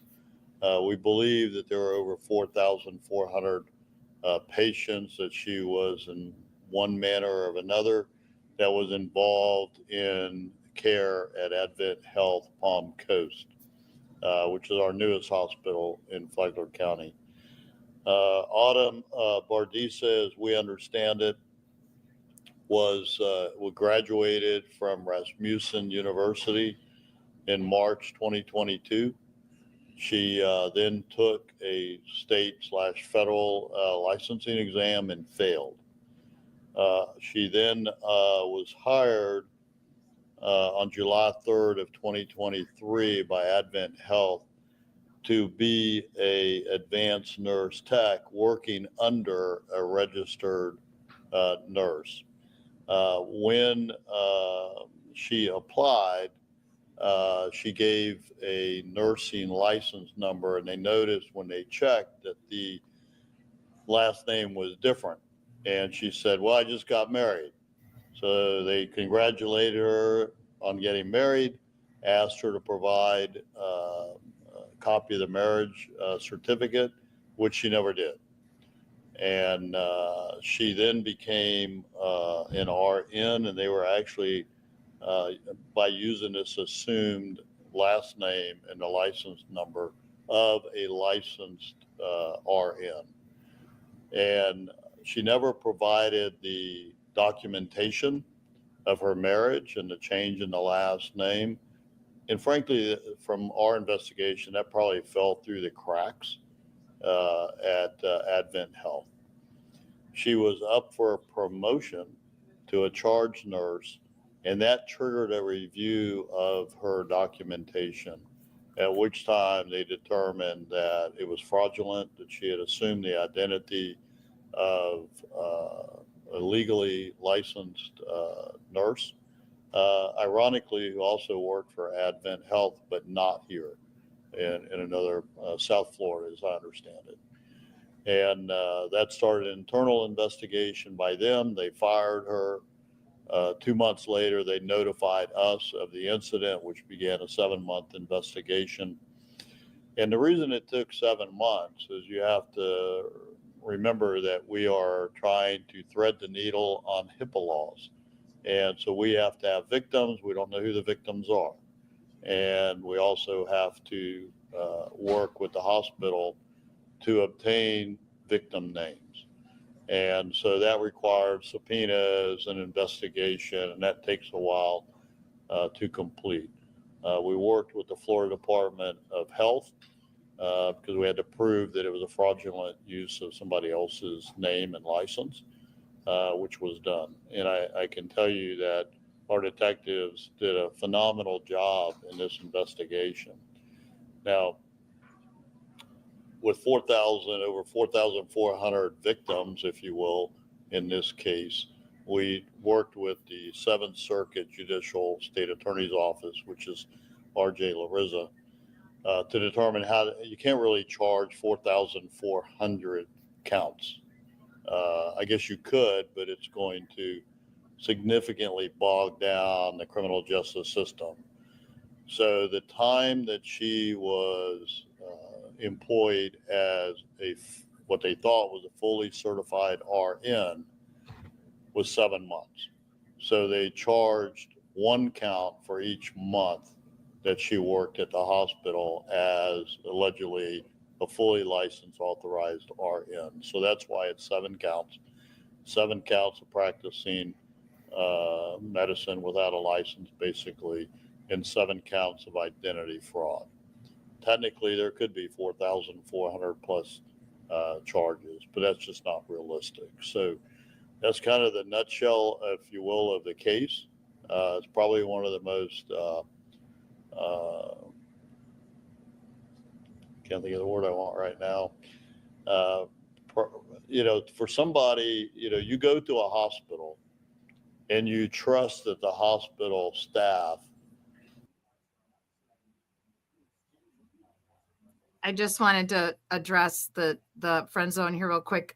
So she did take her license exam, failed it. So the job she got hired for, she didn't need the RN. So she was an assistant tech working under an RN. So she was okay at that point. So wonder what in the world possessed her to, because she was doing such a great job and they thought she had the license to practice, they offered her the RN position. So what in the world would have possessed her just to say, hey, look, I screwed up. I have to retake the test. I need to stay as this assistant position for now until I get my test retaken.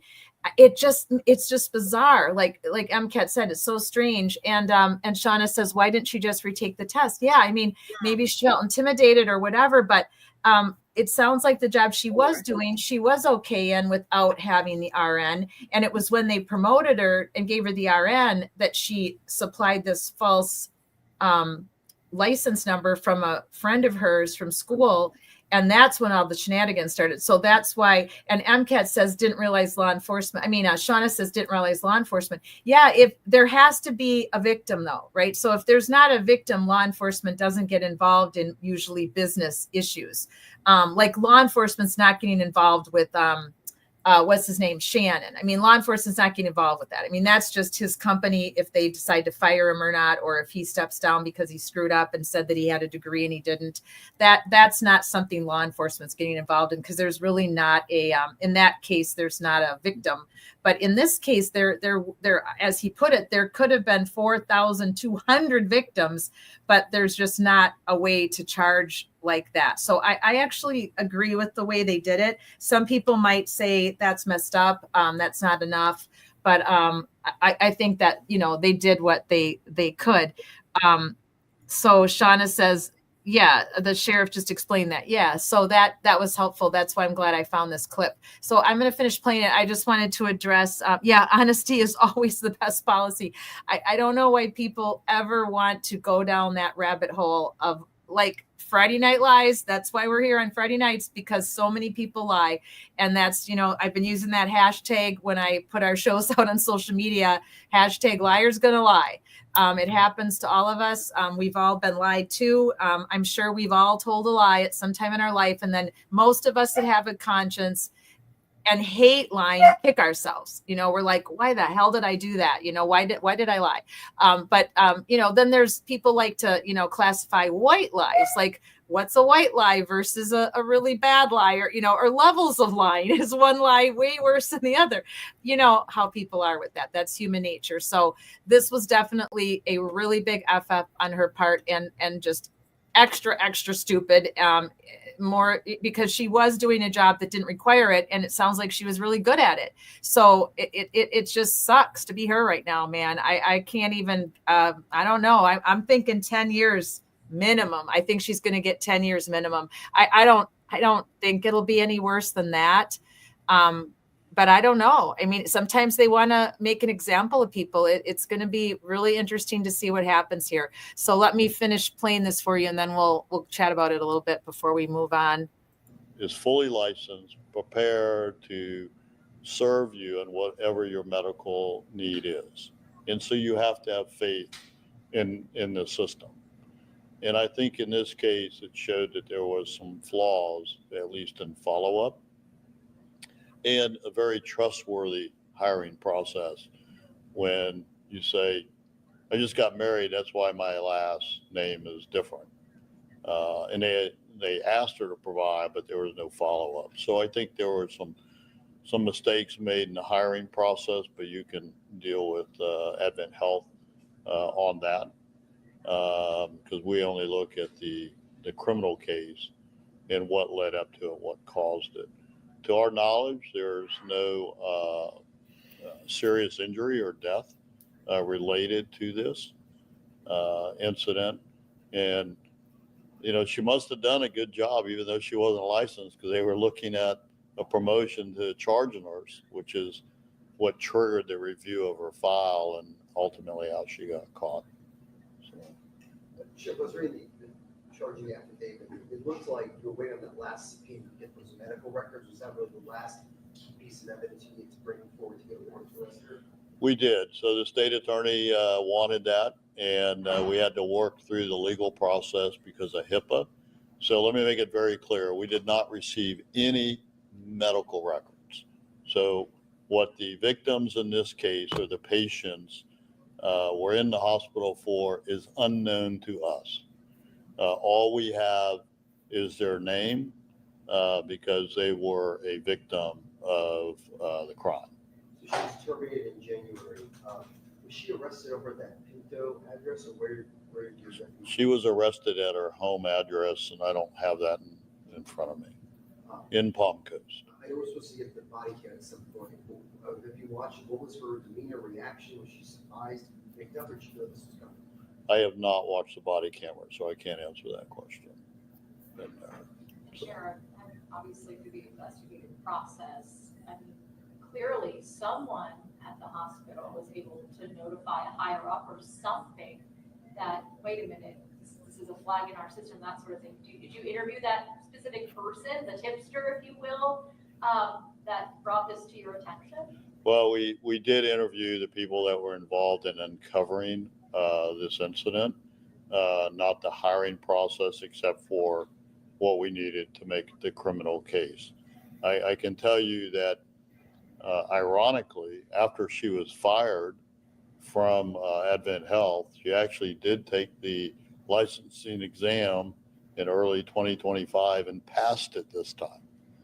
But, you know, I would say this is greed or wanting a job so bad that you would manipulate a system and assume somebody's identity to be able to practice. You went to school, but you failed the exam.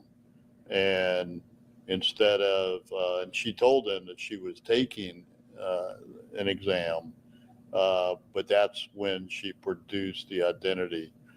And the other ironic part of this case is, and maybe this is how she found this particular individual, she found somebody with her first name, different last name, but how she was able to find is they actually went to school together, but they did not know each other. So somehow she found it, same university, same hiring class, if you will, through Advent, but they never met, they never knew each other. Did you notify the other Autumn? We did, and I can tell you this has made her life havoc, if you can imagine, with all the licensing that's required by the state of Florida and by nationally to have somebody assume your identity. This is certainly worse than credit card fraud, you know, and so taking somebody's identity to get a credit card or a mortgage. You're dealing with the lives potentially of patients that have been admitted. So it's a very unusual case, probably one of the most unusual cases that I think we have investigated since I've been sheriff and probably in my career that we find this, because usually it's stuff's vetted out and caught. Are you asking for any potential patients who are treated like her to come forward? So in the news release that we put out, if anybody thinks that they could be a victim of this lady, we've asked that they email, let me make sure I get it right, fake nurse, yeah, that's right, sorry, Frank Nurse Case at flaglersheriff.com. So that fake, what'd I say? Frank. Oh, Frank. No, we don't want that. Sorry for all the Franks out there. Sorry about that. So thank God I'm not live today. Oh, I am? Fake nurse case at flaglersheriff.com in there. But I will tell you that will help and strengthen the case. But it's unlikely that the state will file additional charges because they have taken 7 counts that they're going to charge and did. Which passed the test after she was terminated? Was she working in any medical capacity at the time of this arrest? Not that I'm aware of. Thank you. Thank you. Yeah. All right. Thank you, guys.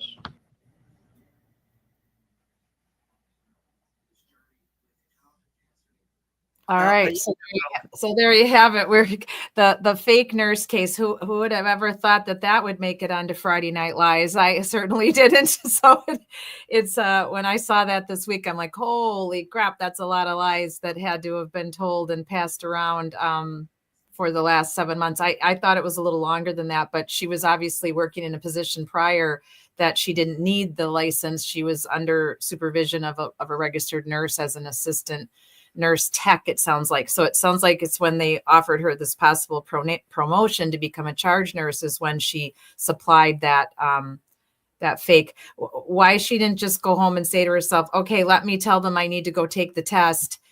I don't know. It's just the can of hell that she has opened up on herself.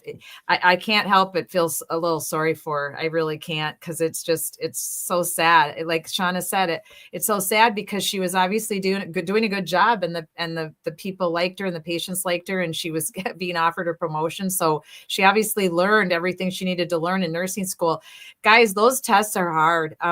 All the licensing tests they have after you've gotten your either undergrad or master's, depending on what level you have to be at to be like with social workers, to be a licensed social worker, therapist. You do undergrad, then you do master's degree, and you still have to take a license. You can say real estate people, that the amount of classes they have to take for that real estate license, and they make those tests to screw you over. They should make them tailored to your education so that you can pass them, so that you can prove that you know your shit.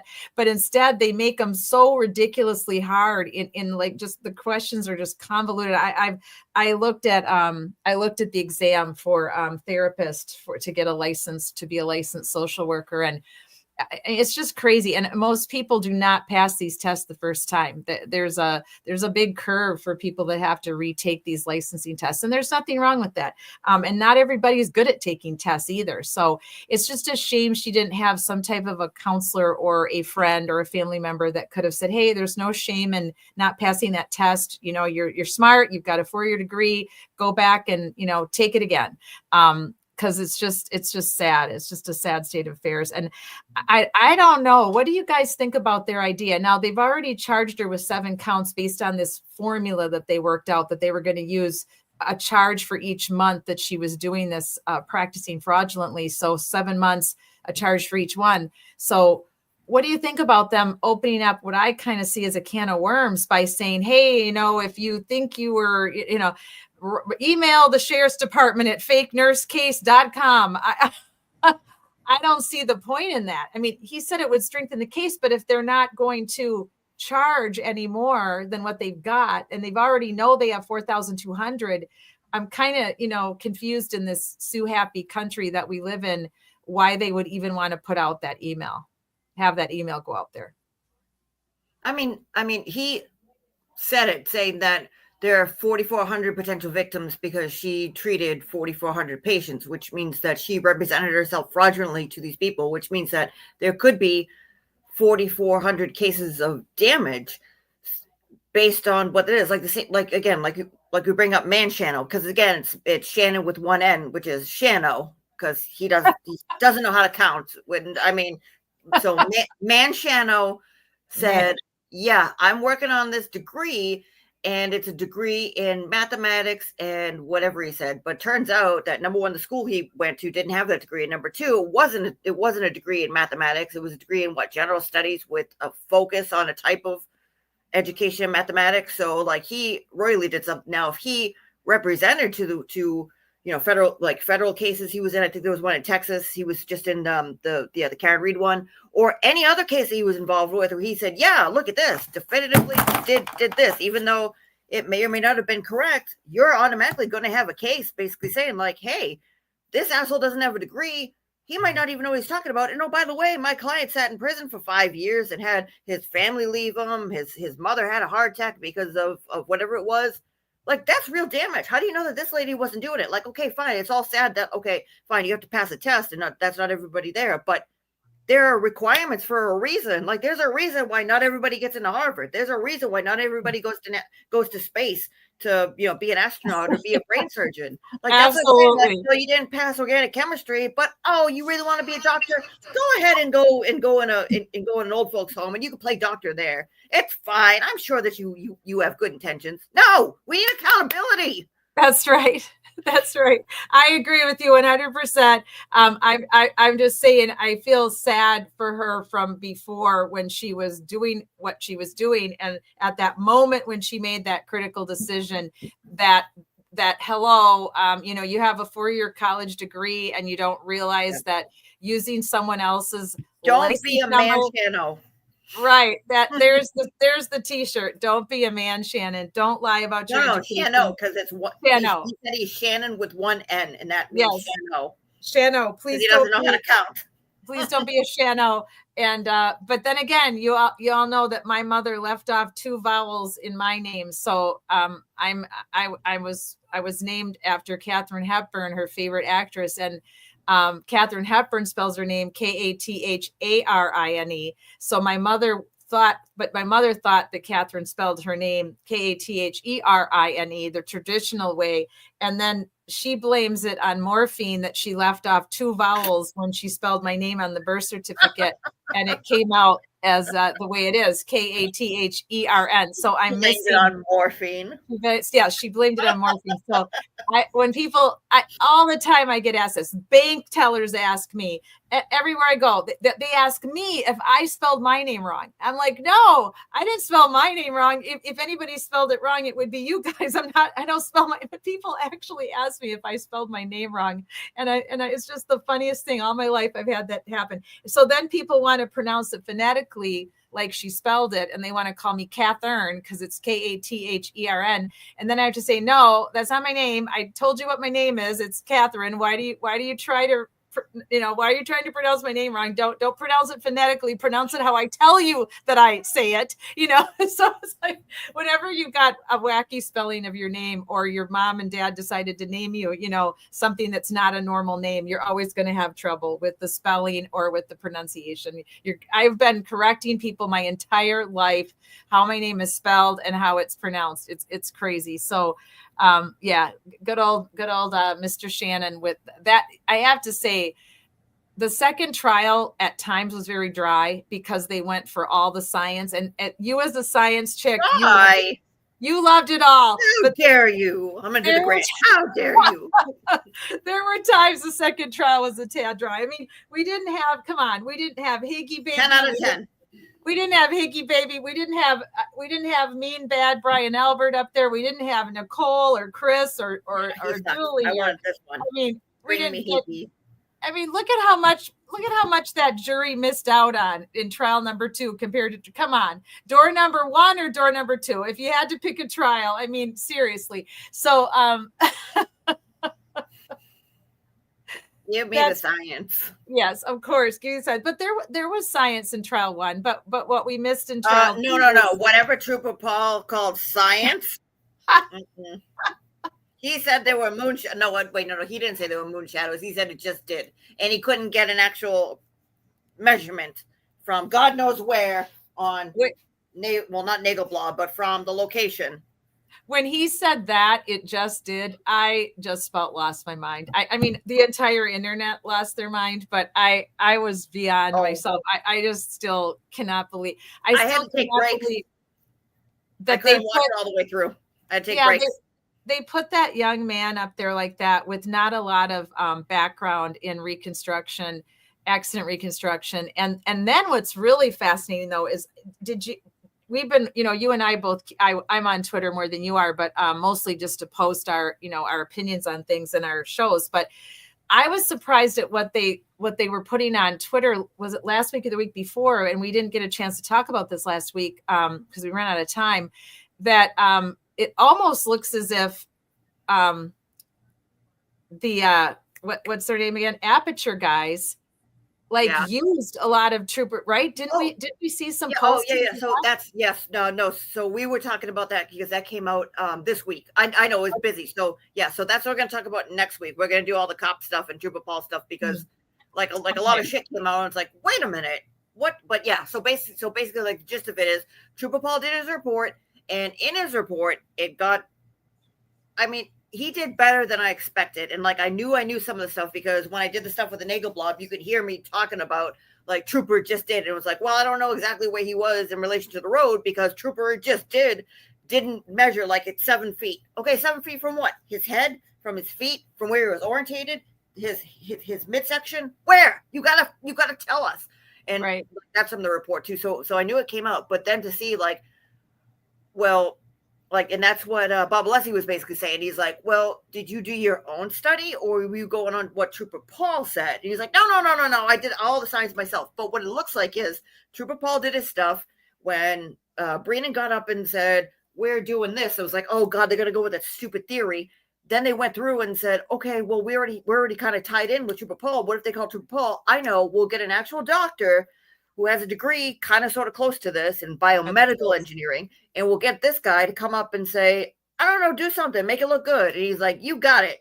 Give me a sack full of money, allegedly. Give me a sack full of money and I'll come in and it'll be like, there's trouble in River City. And I'll just do that, take myself blue, bing, bang, boom, done. So that's basically what it was. He was basically whoring out his PhD. Oh, God. In my opinion, allegedly. Allegedly, in our opinion, the things we have seen in Massachusetts, in your beautiful state of Massachusetts, are still blowing my mind every day. Yeah. But I do want to let you guys know, I'm hopeful that next Friday at the top of our hour, before we delve back into Massachusetts, we're going to have Ed Byers as our special guest next Friday, and he's going to let us know about the crazy corruption that has gone on in Clark County, Indiana for the past 15 years and the role he played in actually calling out corruption in Indiana. And he is a former law enforcement officer in Indiana, and he got wind of this corrupt Sheriff Jamie Knowles, and we did a live stream with Ed last fall where he gave us the gist of what happened with Jamie and how he was getting away with this because he was insulated from the top and the bottom, and never in a million years thought he'd get caught. And Ed somehow started getting wind of this corruption with Jamie and his crew of cronies, and he slowly but surely started calling them out, and nobody was believing him, and he was getting death threats, and people were driving by his home, and it was very scary for his family for quite a while. But eventually it was looked into. Jamie was brought up on charges. He went to trial, and he's now serving time, approximately 11 years, I believe, and now he's been in for at least a year. But so many of his crimes, because they were considered white collar crimes because nobody was unalived, were after the statute of limitations. So he got away with a lot of his crap. And then his wife and daughter were implicated in these crimes as well, and several other of his cronies. And Ed's going to update us on what happened with all of that. But now some of these cronies of Jamie Knoll are running. One of them is running for sheriff. So Ed was so upset by this that they're allowing this person to run and that people are backing him. He came out of retirement and he's going to run for sheriff in Clark County, Indiana. So we're going to be grateful to have him back. Hopefully he's going to join us at the top of the hour next Friday night. If not, the following Friday. He's going to give us some of his time and tune us into it. So Massachusetts, this will make you feel a little better. This shit is not just happening to you. This kind of crime and corruption is happening everywhere. And we're just slowly but surely meeting people from other states where this is happening and where other people are calling out the corruption and not putting up with it and putting their foot down in their communities. So yes, Shauna, we love our Boston Jewel. Yes, we do. So so that'll be, so let's give everybody an idea. What are we going to go over, barring anything major that happens this week that we'll have to cover right at the beginning of the hour, either right before or right after Ed joins us? What are we going to dive into next week? I definitely want to talk about that Dever was recertified. So we need, let's talk about that, and we'll have a little a little discussion on that. That came out in the last week. And then the you know, the shenanigans with everything that's going on with Aiden, we can dig into that a little bit more with this craziness. Kate Peters just seems to have a way to insert herself into everything to do with the Karen Reed case, Justice for John O'Keefe, and Aiden's case. She just can't seem to help herself. So we need to chat about that a little bit, and how she clipped segments of his shows where she felt he was breaking the law, or she believed he was breaking the law. And then she named them what she thought. She named the most egregious name you could possibly name them. And then that is what got submitted. So that's pretty fascinating to me. And so we need to go down the rabbit hole on that a little bit next week. What else have we, and then what else did you say you want to talk about? Well, let's do the state trooper stuff. So we'll do the Proctor. Yeah. There's this Proctor report. So Proctor put out his attorney. I believe it's for the stuff that's going on in Norfolk with Roe and Co. and the text messages and stuff, that when he comes to testify, he wants media blackout because of all the bullshit that goes on behind the scenes. I believe it's for that. I don't think it's for his certification, which not certification, for his civil service hearing that happens on the 26th. So next week should be a nice quiet week. So, but again, and then there's the IA report for Proctor that came out. There's 50 pages of that. I haven't even looked at that, but I mean, I looked at the Trooper Paulo stuff, and there's some interesting stuff in there that I kind of looked at and was like, how the hell did they know that so early? So kind of makes you think. So we'll go with that a little bit. We'll talk a little bit about Trooper Paul, because we have not on this channel spoken about Trooper Paul. And if you want to see me lose my mind and have an aneurysm, well, like, I don't think I can make it through his testimony, but we'll talk a little bit about Trooper Paul. Oh my gosh. Just talk about that, like talk about like the proxy stuff, and then the Colonel Noble stuff. I'll have a chance to walk through and go through and timestamp some of the important stuff, because I really want to see, because like a lot of the channels that I've seen, and a little bit of Twitter. Again, I watch Twitter from 39,000 feet above, but I've seen a lot of clips of, oh my God, he was totally against Karen. He said Karen was guilty. He's a fraud. He's that, like, so I don't know. So I don't know if that's what was said. I don't think that was said. I mean, unless he blatantly came out and said, yeah, I think she was 1,000% guilty. So we'll see. But yeah, I mean, we have lots of stuff to talk about. So. Oh, for sure. So I'm going to show you guys. Yeah, I mean, it's just beyond. I mean, there's so much. So usually we go on end our night with a little bit of Twitter Xing, but I think we'll just save that for next week, and I can update you on some of the posts I made in this last week and some of the feedback that I got, good or bad. But I want to show you guys. I want to end with, sports season is coming up for me because I love football season. So I'm super excited about it. So I go on Twitter X to get updates on my players on the Packers and the Chiefs, my two favorite teams. And I like some of the Florida teams down here too. So I'm always on there looking up what's happening and who's ranked in the NCAA, who are my top 10, and looking at the schedules, who are my favorite teams in college playing. I know who my Badgers are playing, but I had to check on USC. And then I like to follow the other teams in the Big 18, which is still called the Big 10, but the Big 18. So, and then I kind of peek at the SEC to see what they got going on, since I live in SEC territory. And we got that coming up really quick. So I found this, I ran across something today on Twitter X, which was actually posted by a free Karen Reed person who's pretty vocal on Twitter X. And I don't know, let me try to make this bigger. I'll try to make it it's hard to see videos. I next week, I'll try to see if I can find it on YouTube for you guys, so I can actually show you the whole video. But what is going on here is that he was complaining in his kind of passive aggressive way about the fact that the New England Patriots professional football team had allowed a man to try out and make the team. So the New England Patriots put out a promo for the upcoming season, the pro football season, which starts the week after college.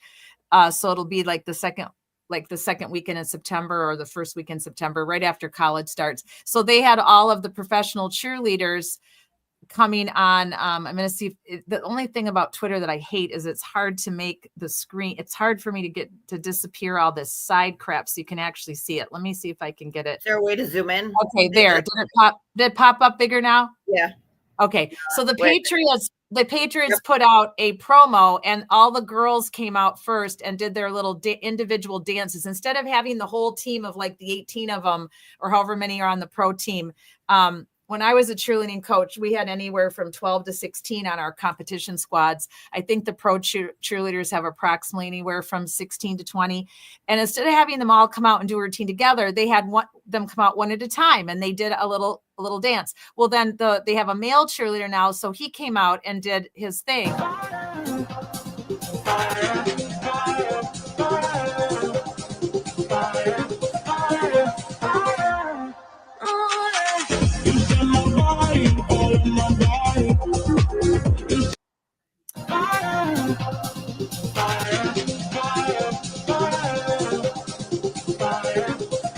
So apparently, a bunch of guys on the internet lost their shit about this, that there is now a man on the New England Patriots cheerleading squad and are all upset about this. So let me find it. And well, here, let me pull this back up a second. Do they not know that our 43rd president was a cheerleader for Yale? Exactly. So let me go. Let me read to you. I mean, he didn't do that stuff, but at least I don't think so. Right. So maybe in his drinking days, but I'm trying to get allegedly. Allegedly, I'm trying to get this to go back. Okay, so let me see if I can go on the post and find my post. So let me read to you some of this bullshit. So this one person writes, "No person in the universe wants to see this." That's not true. That's completely not true. And then this person writes, "I'm sure Bob Kraft did his marketing research." And then somebody else said, "Please tell me this is AI." And then, of course, somebody replied to that, "F you, homophobe." And then someone else wrote, "Born and raised Boston girl here, and I love this. There have always been male cheerleaders." Absolutely correct. And you just said it, Julie. And that's what I posted when I wrote back. I said, I was a cheerleading coach for 20 years. And I'm proud of the New England Patriots for allowing a male cheerleader on their team, because male cheerleaders have been on cheerleading squads since the dawn of time. But they've been on co-ed cheerleading squads. But now they're actually allowing men to be on all women cheerleading squads if they so choose to try out and make the team. So she writes, "There have always been male cheerleaders, but they have never gotten the recognition and respect they deserve because of the patriarchy." So F all the way off, and welcome to 2025, Jerry. So I agree. And then this person writes, "I'm just happy he's not pretending to be a woman. If we want gender confused kids to know it's okay to be a feminine boy or a masculine girl, but then tear one of them apart, what message are we sending? Gay male cheerleaders, dancers exist, so what?" Then the other person writes, "Let me be clear, I'm gay and I don't want to see this at a Patriots game or pretty much ever." So okay, that's your opinion. You're gay and you don't want to see it. That's your opinion. But guess what? You don't get to decide who cheers and who doesn't. You're not in charge of the cheerleading squad. So there you go. So somebody wrote, "Already dumped my season tickets after 25 years. Yeah, I highly doubt that's the only reason. Those are like the assholes who are like, "Oh, yeah, burn my jersey." Exactly. That's not the only reason you dumped your season tickets. Let's be real. Ronald Reagan was a cheerleader. Yes, he was. He was a male cheerleader. That Julie just brought that up. And then oh no, I was talking about Bush. Yeah, someone writes, "Is he on the cheering team this year? My season tickets will be canceled today." Well, go right ahead. Cancel your season tickets. I'm pretty sure there's a waiting list and they'll be glad to get on it. Well, they'll be gone within a second. Like you hit the cancel button and they're gone. Because all you misogynistic guys out there, you're all for the half naked. See, I'm not totally in favor of NFL cheerleading, and you guys all know why. Because I coach competition cheerleading and the heavy duty stuff with the athleticism, and I'm not totally for the half naked cheerleading. But hey, to each his own. So it is what it is. But if you're going to be okay with these women wearing next to no clothes and basically doing striptease routines for you guys at pro football games, then too bad, because they get to decide who gets to be out there dancing in their outfits, and they are the ones who hire them and choose to employ them to dance for you at the football games. And if that pisses you off so much that a guy is out there doing his thing and he's part of the cheer team, then fuck you. And don't go to the New England Patriots game. Like I said, they don't give a shit. They've got a waiting list years long and they don't care. So I knew that this would cause a shitstorm, and I know the person who posted it knew it too. And they knew they were going to get, all kinds of crazy, responses to their post. I'm trying to find, I want to read to you guys. Well, anyway, I don't have to read it to word for word. My response was just simply that I was a cheerleading coach for 20 years. I was a cheerleader for majority of my young life, from 6th grade all the way through University of Wisconsin Badgers, and proud of it. I loved sports. I couldn't play football at the time. I was a girl, so the closest thing I could get myself down to that field, knowing everything I knew about football, was to be a cheerleader, and I enjoyed every minute of it. And cheerleaders get a bad rap. They get a bad name a lot of the times. The athleticism that goes into cheerleading and the injuries that are incurred, and why I probably needed a new left knee, is from cheerleading from 6th grade all the way through 4 years of college at UW-Madison. There's no doubt. And then cheerleading coaching for years, I let the girls climb all over me as well, and did stunning with them and mounts, and taught them until I hurt my neck on duty. I was no longer able to do that anymore. But anybody who has the guts to get out there and perform in front of a crowd and put in the hours that it takes to learn those routines. And if you think learning those routines is easy, I challenge every one of you to learn a 2-minute and 30-second routine and memorize it, and then memorize 7 or 8 of them that you need weekly to do the job of cheerleader in most college sports and high school and pro. Then you go right ahead. Then you tell me how easy it is to be a cheerleader, and I'll listen to you. But I knew that was going to be quite the controversial post, and I wanted to end Friday Night Lies with that, because people are just such fucking hypocrites in our world. They're just hypocrites beyond hypocrites beyond hypocrites. And nothing makes me madder than a hypocrite. You can have your own opinion all day long, but do not be a hypocrite. That is one of the worst things you can be. And if you're a hypocrite, do better. Work on yourself. But kudos to this young man for his guts to try out and to be part of the New England Patriots team. I am a Packer fan through and through. I am a Kansas City Chiefs fan. I would buy a ticket to one of your games to support that you are allowing this to happen in your state. It is like the one lady posted, it's 2025. If you don't like it, get over yourself and don't go. Cancel your tickets. Go right ahead. Be my guest. Well, you want to talk about cheerleading controversy. I thought you were going to talk about something else, like, oh boy, what the Patriots do, because a couple days ago, and I posted this last night because I like to like throw oh, let's talk about something like really random. Grant Smith Ellis towel. He put up a post for his mother's birthday, his mother being Wendy Murphy, and he put up a picture of when she was a cheerleader in the 80s for the Patriots. And I saw, and apparently there's a video out there, and I saw it, I was like, that's Wendy. She was a cheerleader for the Patriots. Wow. So I thought that, I don't know, people saw that and was like, oh, because everybody likes to go back and forth. But listen, it's damn hard. I'd rather be Wendy, but that's just me. I'm telling you, it's damn hard. I cheered from 6th grade through college. And then when I moved out to San Diego to go to a travel agent school out there, I lived out there for a year. I actually went through the tryouts to be a San Diego cheerleader. And not many people know that. I'm admitting it right now because I'm proud of these people. It was freaking hard. I mean, I had been cheering since 6th grade, guys. And now I'm 21 years old, and I was a college cheerleader, and I'm trying out for the San Diego cheerleaders, and it kicked my ass.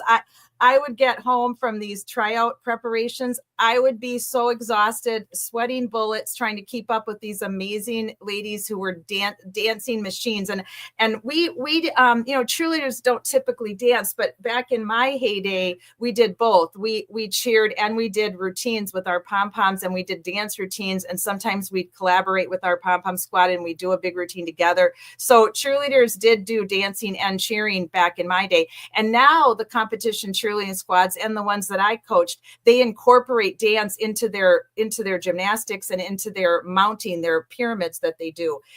So it's all of it. They do a 2-minute, 30-second routine, and they compete right here every year at the Nationals in Daytona Beach. And I went down and watched some of it this year.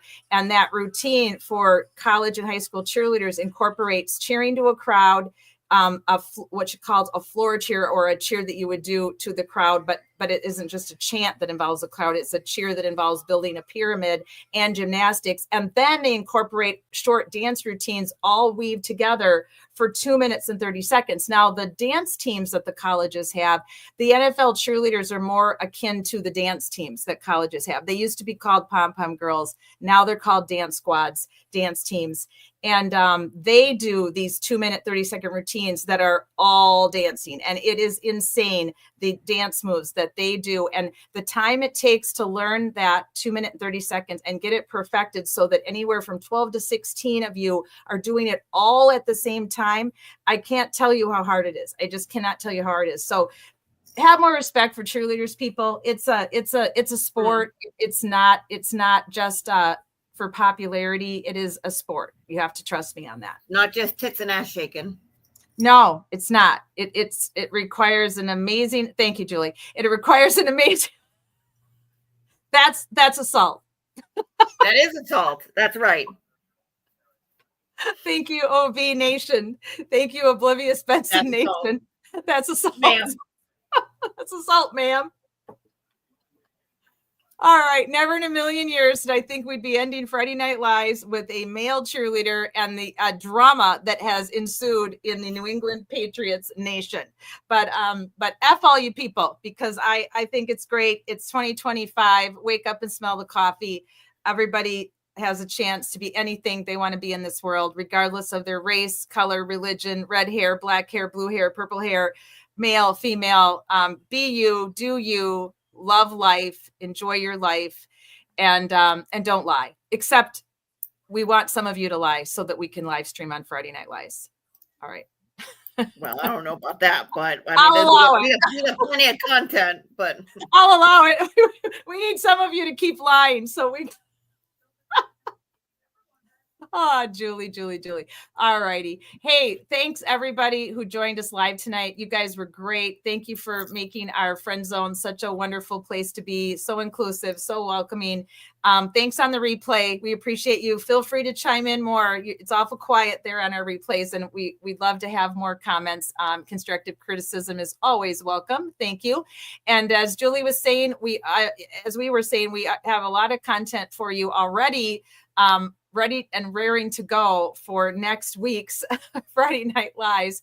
And always be aware that I'm retired, so we can go live. If something happens, we can go live anytime. So don't forget to click that little bell and subscribe to our channel so that if we do decide to be to go rogue and go live, if something breaking happens, we can and will do that. We haven't done it yet, but we can and will. So as I said, down the road here in a couple of weeks, I want to talk a little bit about the Brian Kohlberger case. There's a lot of stuff that has not been put out yet in the mainstream media that YouTube sleuths have uncovered that I find extremely fascinating as a former law enforcement officer. So I do want to share that with you, because if you're not watching who I'm watching, you don't know. And the mainstream media doesn't know yet, but I think they will soon, because there's a couple super sleuths, in my opinion, who have uncovered some information regarding this case that it's very similar to what Aiden did and what others have done for Karen Reed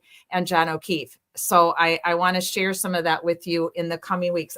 I doubt we'll get to it next Friday. I'll be prepared to maybe give you a snippet next Friday, but I doubt we'll get to it. It'll probably have to be in 2 weeks. I also want to talk a little bit about this case, Dan Markle and the Wendy and the Adelson family. It's fascinated me from day one, but I really have not had much time with all the other stuff we've had going on to really look into it. But it's a once in 100 years case, if you really look at it that way, because you've got a domestic violence situation going on, probably with Wendy and her husband. I'm guessing for years their marriage was in some kind of domestic violence situation.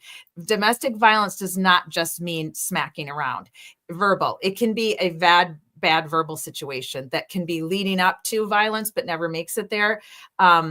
Between the two of them. But I think there was some verbal issues going on between those two that could have easily been categorized as domestic violence, because words are mean and words hurt and words can cause you to lose your self-esteem, your self-respect. It can cause major problems in your situational relationships. So I think that was probably going on prior to them getting a divorce.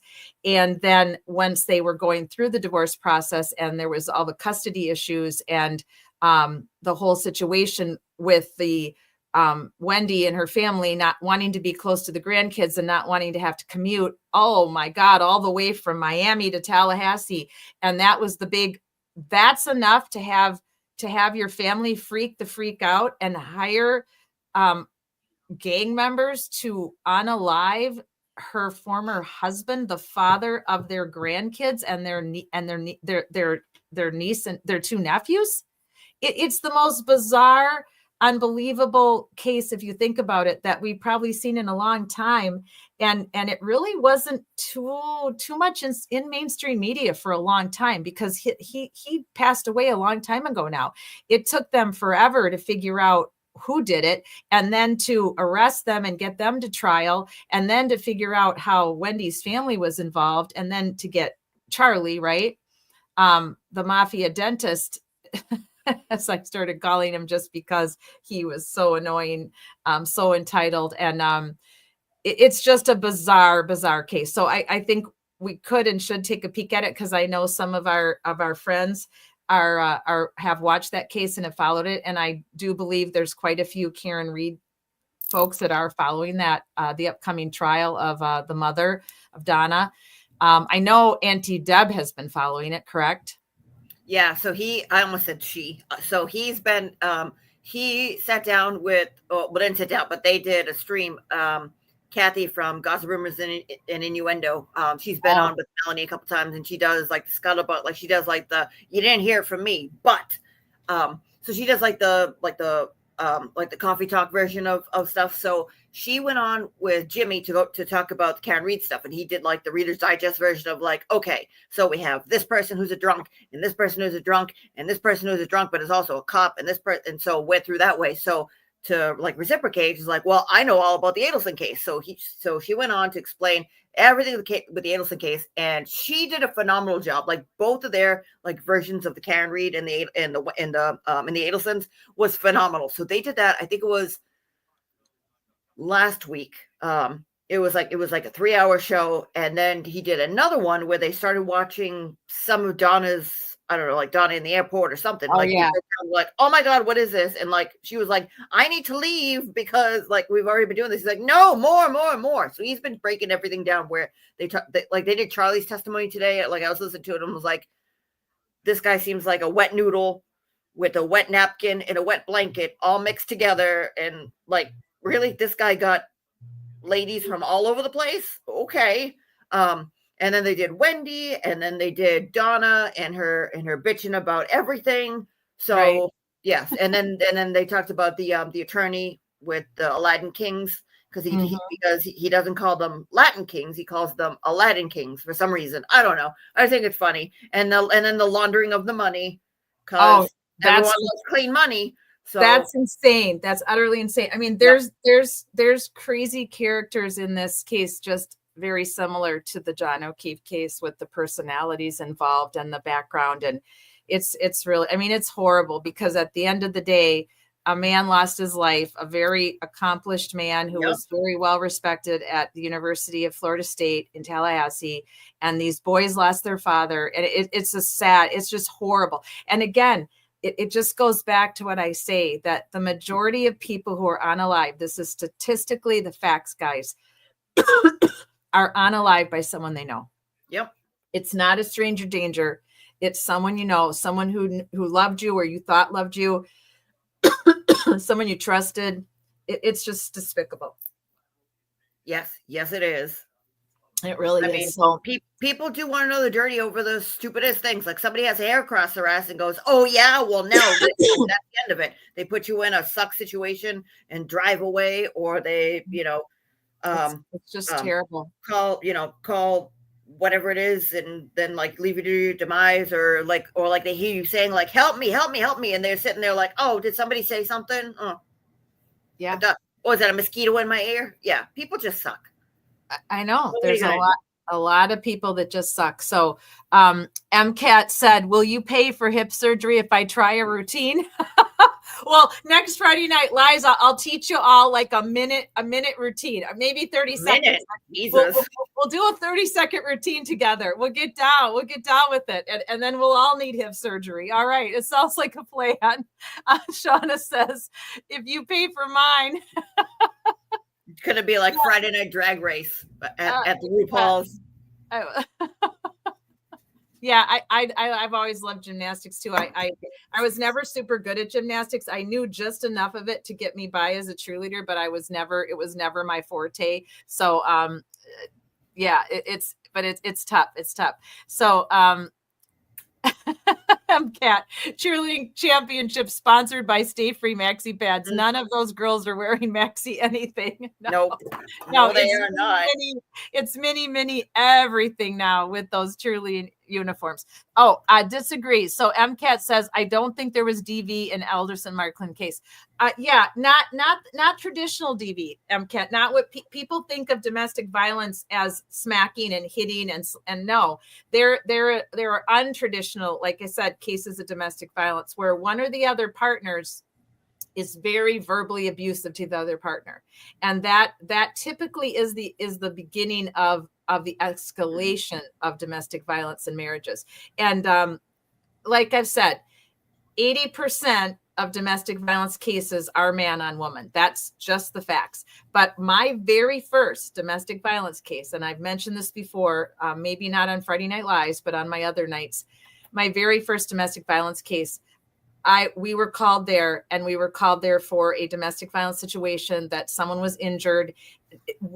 We all immediately went there, that it was man on woman. And so, that was a 2 or 3 squad call, and we get there and we enter the residence, and walking into the living room, I'm expecting to see the woman injured and the man, and we're going to arrest the husband.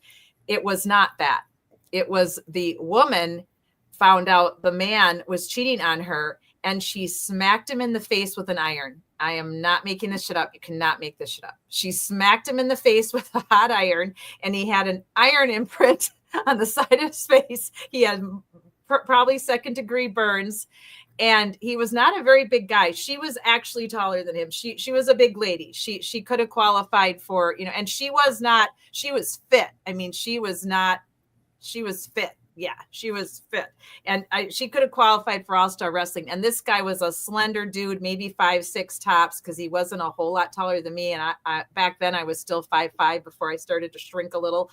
And he was skinny, like really skinny. I could have never fit into his clothes. So he was as skinny as a rail, and in a lot of pain. And so that was a shocker for us, because we had that unconscious bias as we're going to that call, that this is a man on a woman, because so much of the percentage of domestic violence is man on woman, but it does happen in reverse. And now we have couples that are, together, men and men and women, and there's domestic violence situations as well there. None of those, I didn't specialize in all those. My research and my expertise and background is dealing with survivors and victims of man on woman survivors and woman victims. That's why I don't focus a lot on, but there is other cases of that, and it does happen. What did you do with that case? Did you use your discretion and say like, oh, I don't see anything here, just there to, let them work it out. Well, Wisconsin had already passed the law that if you go to a domestic violence and you actually see that something has occurred, the living room is trashed, or there's broken plates, or somebody has a visible injury, somebody is getting arrested. And if you can't discern which one started it and they both have injuries, they both get arrested. So a lot of states have taken that law now where both of them are getting arrested and let the court sort it out, because we don't want anybody to die, and we're not going to leave you both there for sure. And we're not going to unfairly just arrest one of you if you're both at fault. And if you both started fighting and you were fighting each other and there was no primary aggressor, because that happens too in domestic violence calls. Sorry, guys, my allergies have been extra bad the last couple of days, as everybody, because Florida's been dry. It's been crazy hot down here with these crazy, feels like 108 and not enough rain like we're used to getting this time of year. So our grasses are all drying out and everything. So my allergies have been terrible. But there isn't always a primary aggressor. There's a double aggression on both parts, and it can be both their faults. So then they both get arrested. So, but that particular night, he had the visible injuries. She didn't appear to have any. She appeared to be the aggressor. So she was arrested. And arrested her? No. But like, don't do it again. No, but he did deny, and I remember this distinctly because I really wanted him to do it.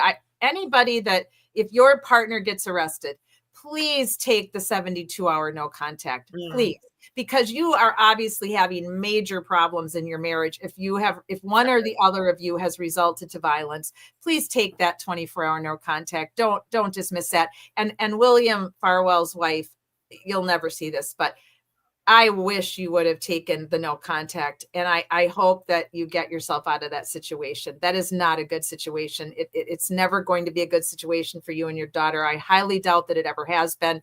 And I'm going to say a special prayer for her tonight that she removes herself from that violent piece of shit, in my opinion.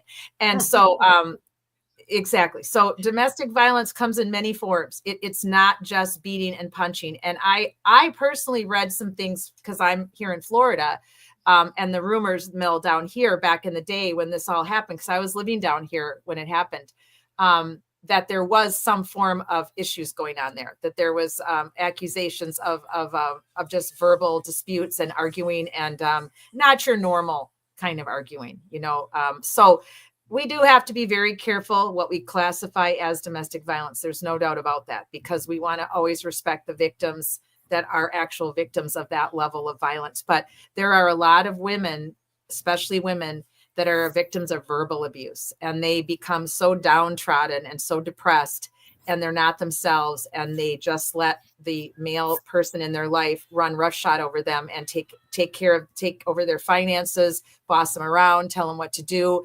basically give them privileges as if they were a child. So there are all forms of domestic violence that don't just include physical abuse. But I don't know, the actual truth of the matter. That was just my opinion, that I'm thinking for it to escalate to that level, that there had to have been something going on with those two prior to his unaliving, more than just geographical. But again, that's my opinion. And I haven't followed the case as closely as a lot of you have. So we'll delve into that in the upcoming weeks. So anything else for tonight, my friend Julie? I don't think so. Let me think. There were those two court dates. There was the Mass State Police stuff that we're going to talk about next week. Yeah, so next week we'll go over the Mass State Police stuff that came out this week and stuff that came out last week that we didn't get a chance to talk about. I'm trying to remember what the hell it was. Well, I'm sure it'll come to me. I mean, I have my list where like the list keeps growing. Yeah, like, okay, now this is happening, and now this is happening, and now this is happening. It's just constantly a lot. Yeah. I mean, it's fantastic that again we're getting eyes on this, and again, thank you to Emily D. Baker who went through and was like, well, now I guess we're going to cover the Walsh stuff, because if even Rosemary Scapiccio is saying like, do I need to follow what's going on with well, the Melody's been covering it too. Yeah. So Not yeah, just Emily.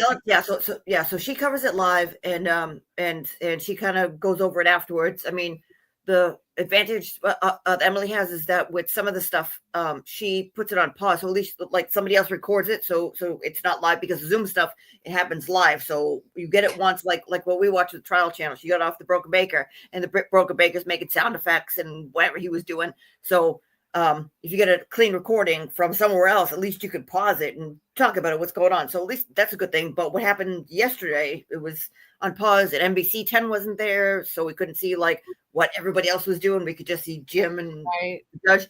But I mean, at least we're getting eyes on this, and at least we're, like it's coming full. Like we thought that what happened with Karen Reed was was like crazy and ridiculous. Like then you see like, oh, this stuff is happening with all these other cases, and then on top of that, all this other shit, and then oh my god, on top of this, then it seems like there's more grand jury stuff. And so I mean, again, when I went to federal court, and again, I didn't go inside the courthouse and the courtroom to see, you know, what exactly was said, but the reports are when I spoke to Grant talked about this on his stream. He said that what was mentioned was that there were leaks of up to 4 grand jury materials. Now, Catherine Loftus, the Note My Objection TikTok person, who's again from Boston as attorney, she was also in the courtroom, and she reported on her TikTok that there were 2 grand juries, one of which was the CDL, and one we believe is the Reed case. And she said that like she kind of alluded like there could be something else. So we're not exactly sure. But what came out yesterday, it seems like there's something going on. Now, if there's more, whoever this person leaked to, again, the Fed said that this person, the juror, leaked to individuals, including the friend that she leaked to. So who else did she leak to? Now, my gut's telling me if she leaked with CDL and possibly these other cases, again, my opinion, I'm not a lawyer or anything, but based on like what I've seen with the data, it seems like she might have leaked to somebody in law enforcement or the DA's office or somebody who has an interest in what's going on. Now, the CDL stuff was out of Norfolk County as well. So the grand jury see cases from the whole entire state. All this stuff seems to be in Norfolk County. So who would have an interest to see what's going on in Norfolk County? Would it be random Joe Schmo? Or would it be maybe an ADA, maybe the DA, maybe a police officer? I don't know. Right. So again, that's speculation, but I mean, know what we were yesterday. I know what we were going to talk about tonight, but I had a feeling we weren't going to get around to it because we covered a lot tonight. But the Dixie from Mr. Dixie, John Camo. So John, he's been putting out a lot of interesting Twitter X. Now, for those of you that aren't on Twitter X, I can I'll kind of fill you all in next Friday Night Lives, but he's been going down the rabbit hole that I've always been down myself, that I truly believe that Chris and Julie Albert went back to that house. And I don't buy for a second that Julie Albert had a migraine. No disrespect to migraine people and Julie if she does get migraines, but I don't believe she had a migraine that night. I think that was a ruse for her to leave early, supposedly, and go home, because there's just no way that a person with a migraine is going to interject themselves in a crowded bar with a live band.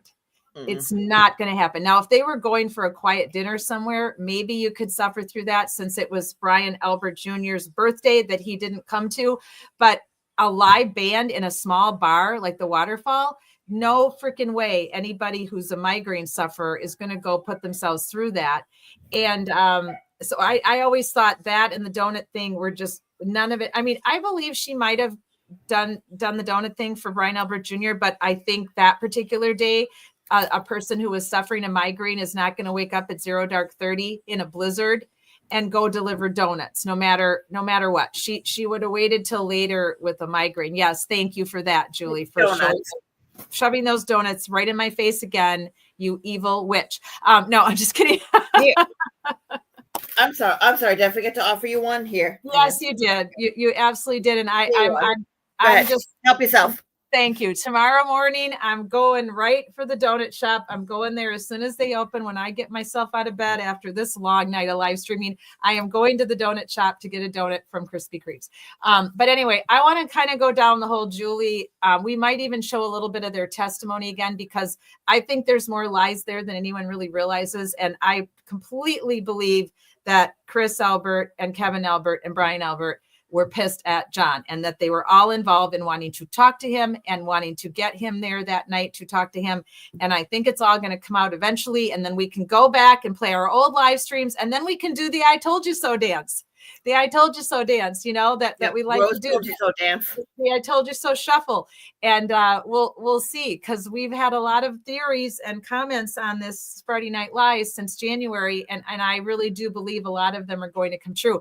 And obviously we're not the only ones that feel this way. There's many people that believe what I believe, that the Alberts were mad at John and that they wanted to have a chat with him. And I'm on a lot of the chat groups, and I pay attention to what people say. And there's so many of us that feel that way. And there's also something, the whole Ford Edge thing. John's had a lot of very interesting posts. Somebody actually posted the registration that Chris Albert did indeed own a Ford Edge during that time frame. And I believe Lucky. Lucky to me is a reliable witness, reliable resource. I remember I posted like a week or so ago on Twitter X. Don't we wish that plow would have just had a camera, so that or that he would have just jotted down, license plate number, such, parked in front, not supposed to be there when it's a snow blizzard because of the plows. If only, think about how different things could have been if there was a camera with eyes on that Ford Edge. Now, wouldn't it be something if down the line, if Google Earth, if somebody goes on Google Earth and there's that Ford Edge, that it was captured by a satellite on that particular night? Because you know how when you Google Earth your own house, and sometimes they're years behind. Like you can Google out Earth your house or a friend's house, and they'll be years behind. There was a point where the house I'm living in now, the whole front yard had not been redone. And I'm like, whoa, how can Google Earth be this far behind? But they only have so many people that they can send out, to do the things they do.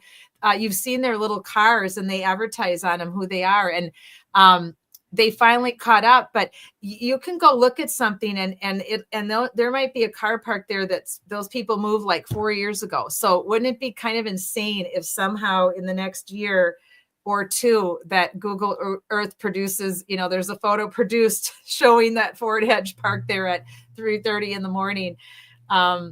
I don't know. Anything's possible with this crazy case. And but I do think that given Higgins' behavior with the kind of the bizarre call-in that he made to JFK that night, and then he wouldn't own up to it that it was him, and then his behavior when Aiden and Meredith drove by his house, because he's on a circle, so they had to go by his house and then circle back around, and he freaked the frick out. I don't think Higgy's very stable right now. I don't think he is doing very well. Rumor has it that he's been in and out of help for detoxing off of alcohol. That's just a rumor that I've been given, but I wouldn't doubt it. So there's that. So if he didn't commit any crimes, I wish the best for him in his rehabilitation.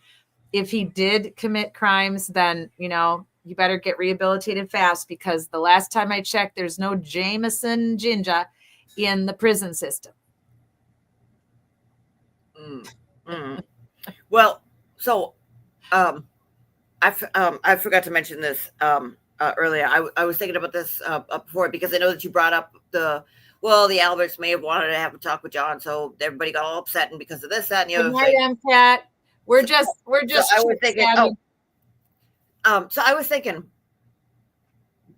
well, you say like, well, I don't think that's why they would have fought, because this and that and blah, blah, blah, blah. And then you say, well, you have alcohol and, well, they wouldn't have fought inside or this and that. You also have to remember, Higgy and Brian Albert both were in the service. One was in the Army, one was in the Marines. They both went overseas to fight in, I think both of them were deployed during wartime, and they both saw combat time. So, I mean, there's other shit that they're dealing with. Also, Higgy was in the Cambridge Fire Department. So, I mean, firefighters see all sorts of crazy shit too. So, I mean, you take that on top of what happened in service, on top of anything else that happened, on top of just like, I don't know, whatever alleged like emotional dysregulation. Mm-hmm.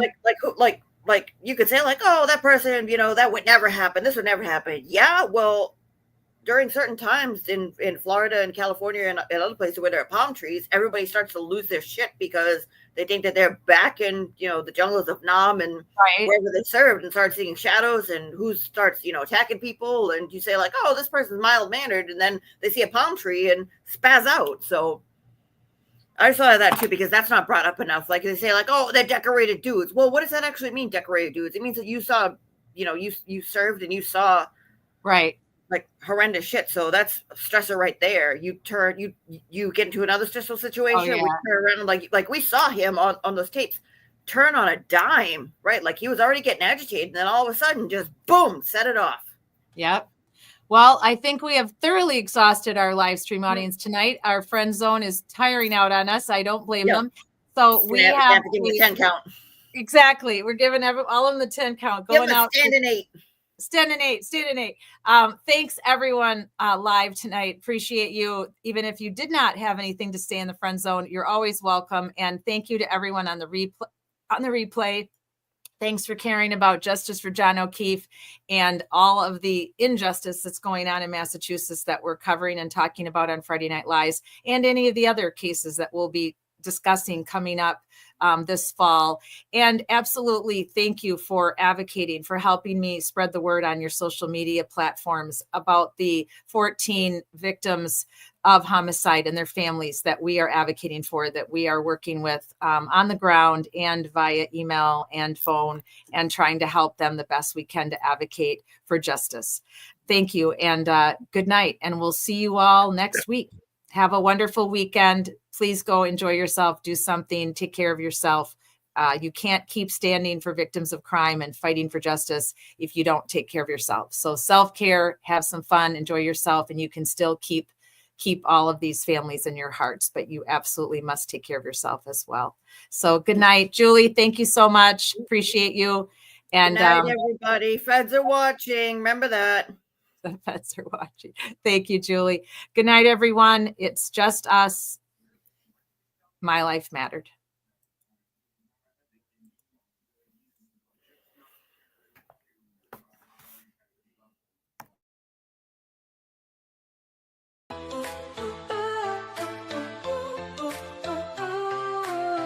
They try to silence the truth we shout, but we're still here, we're still calling out.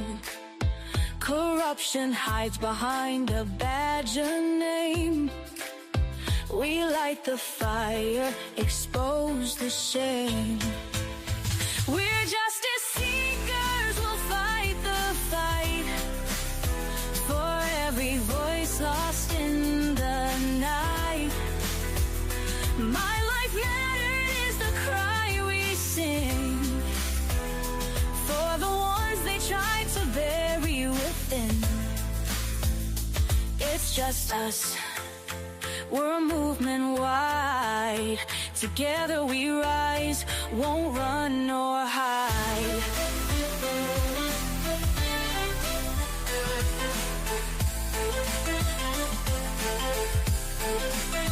The stories echo, the pain runs deep. For stolen lives we can't just weep. Elected power, but their hearts are cold. We'll bring the truth, let it be told. We're justice seekers, we'll fight the fight for every voice lost in the night. My life mattered is the cry we sing for the ones they tried to bury within. It's just us, we're a movement wide. Together we rise, won't run nor hide.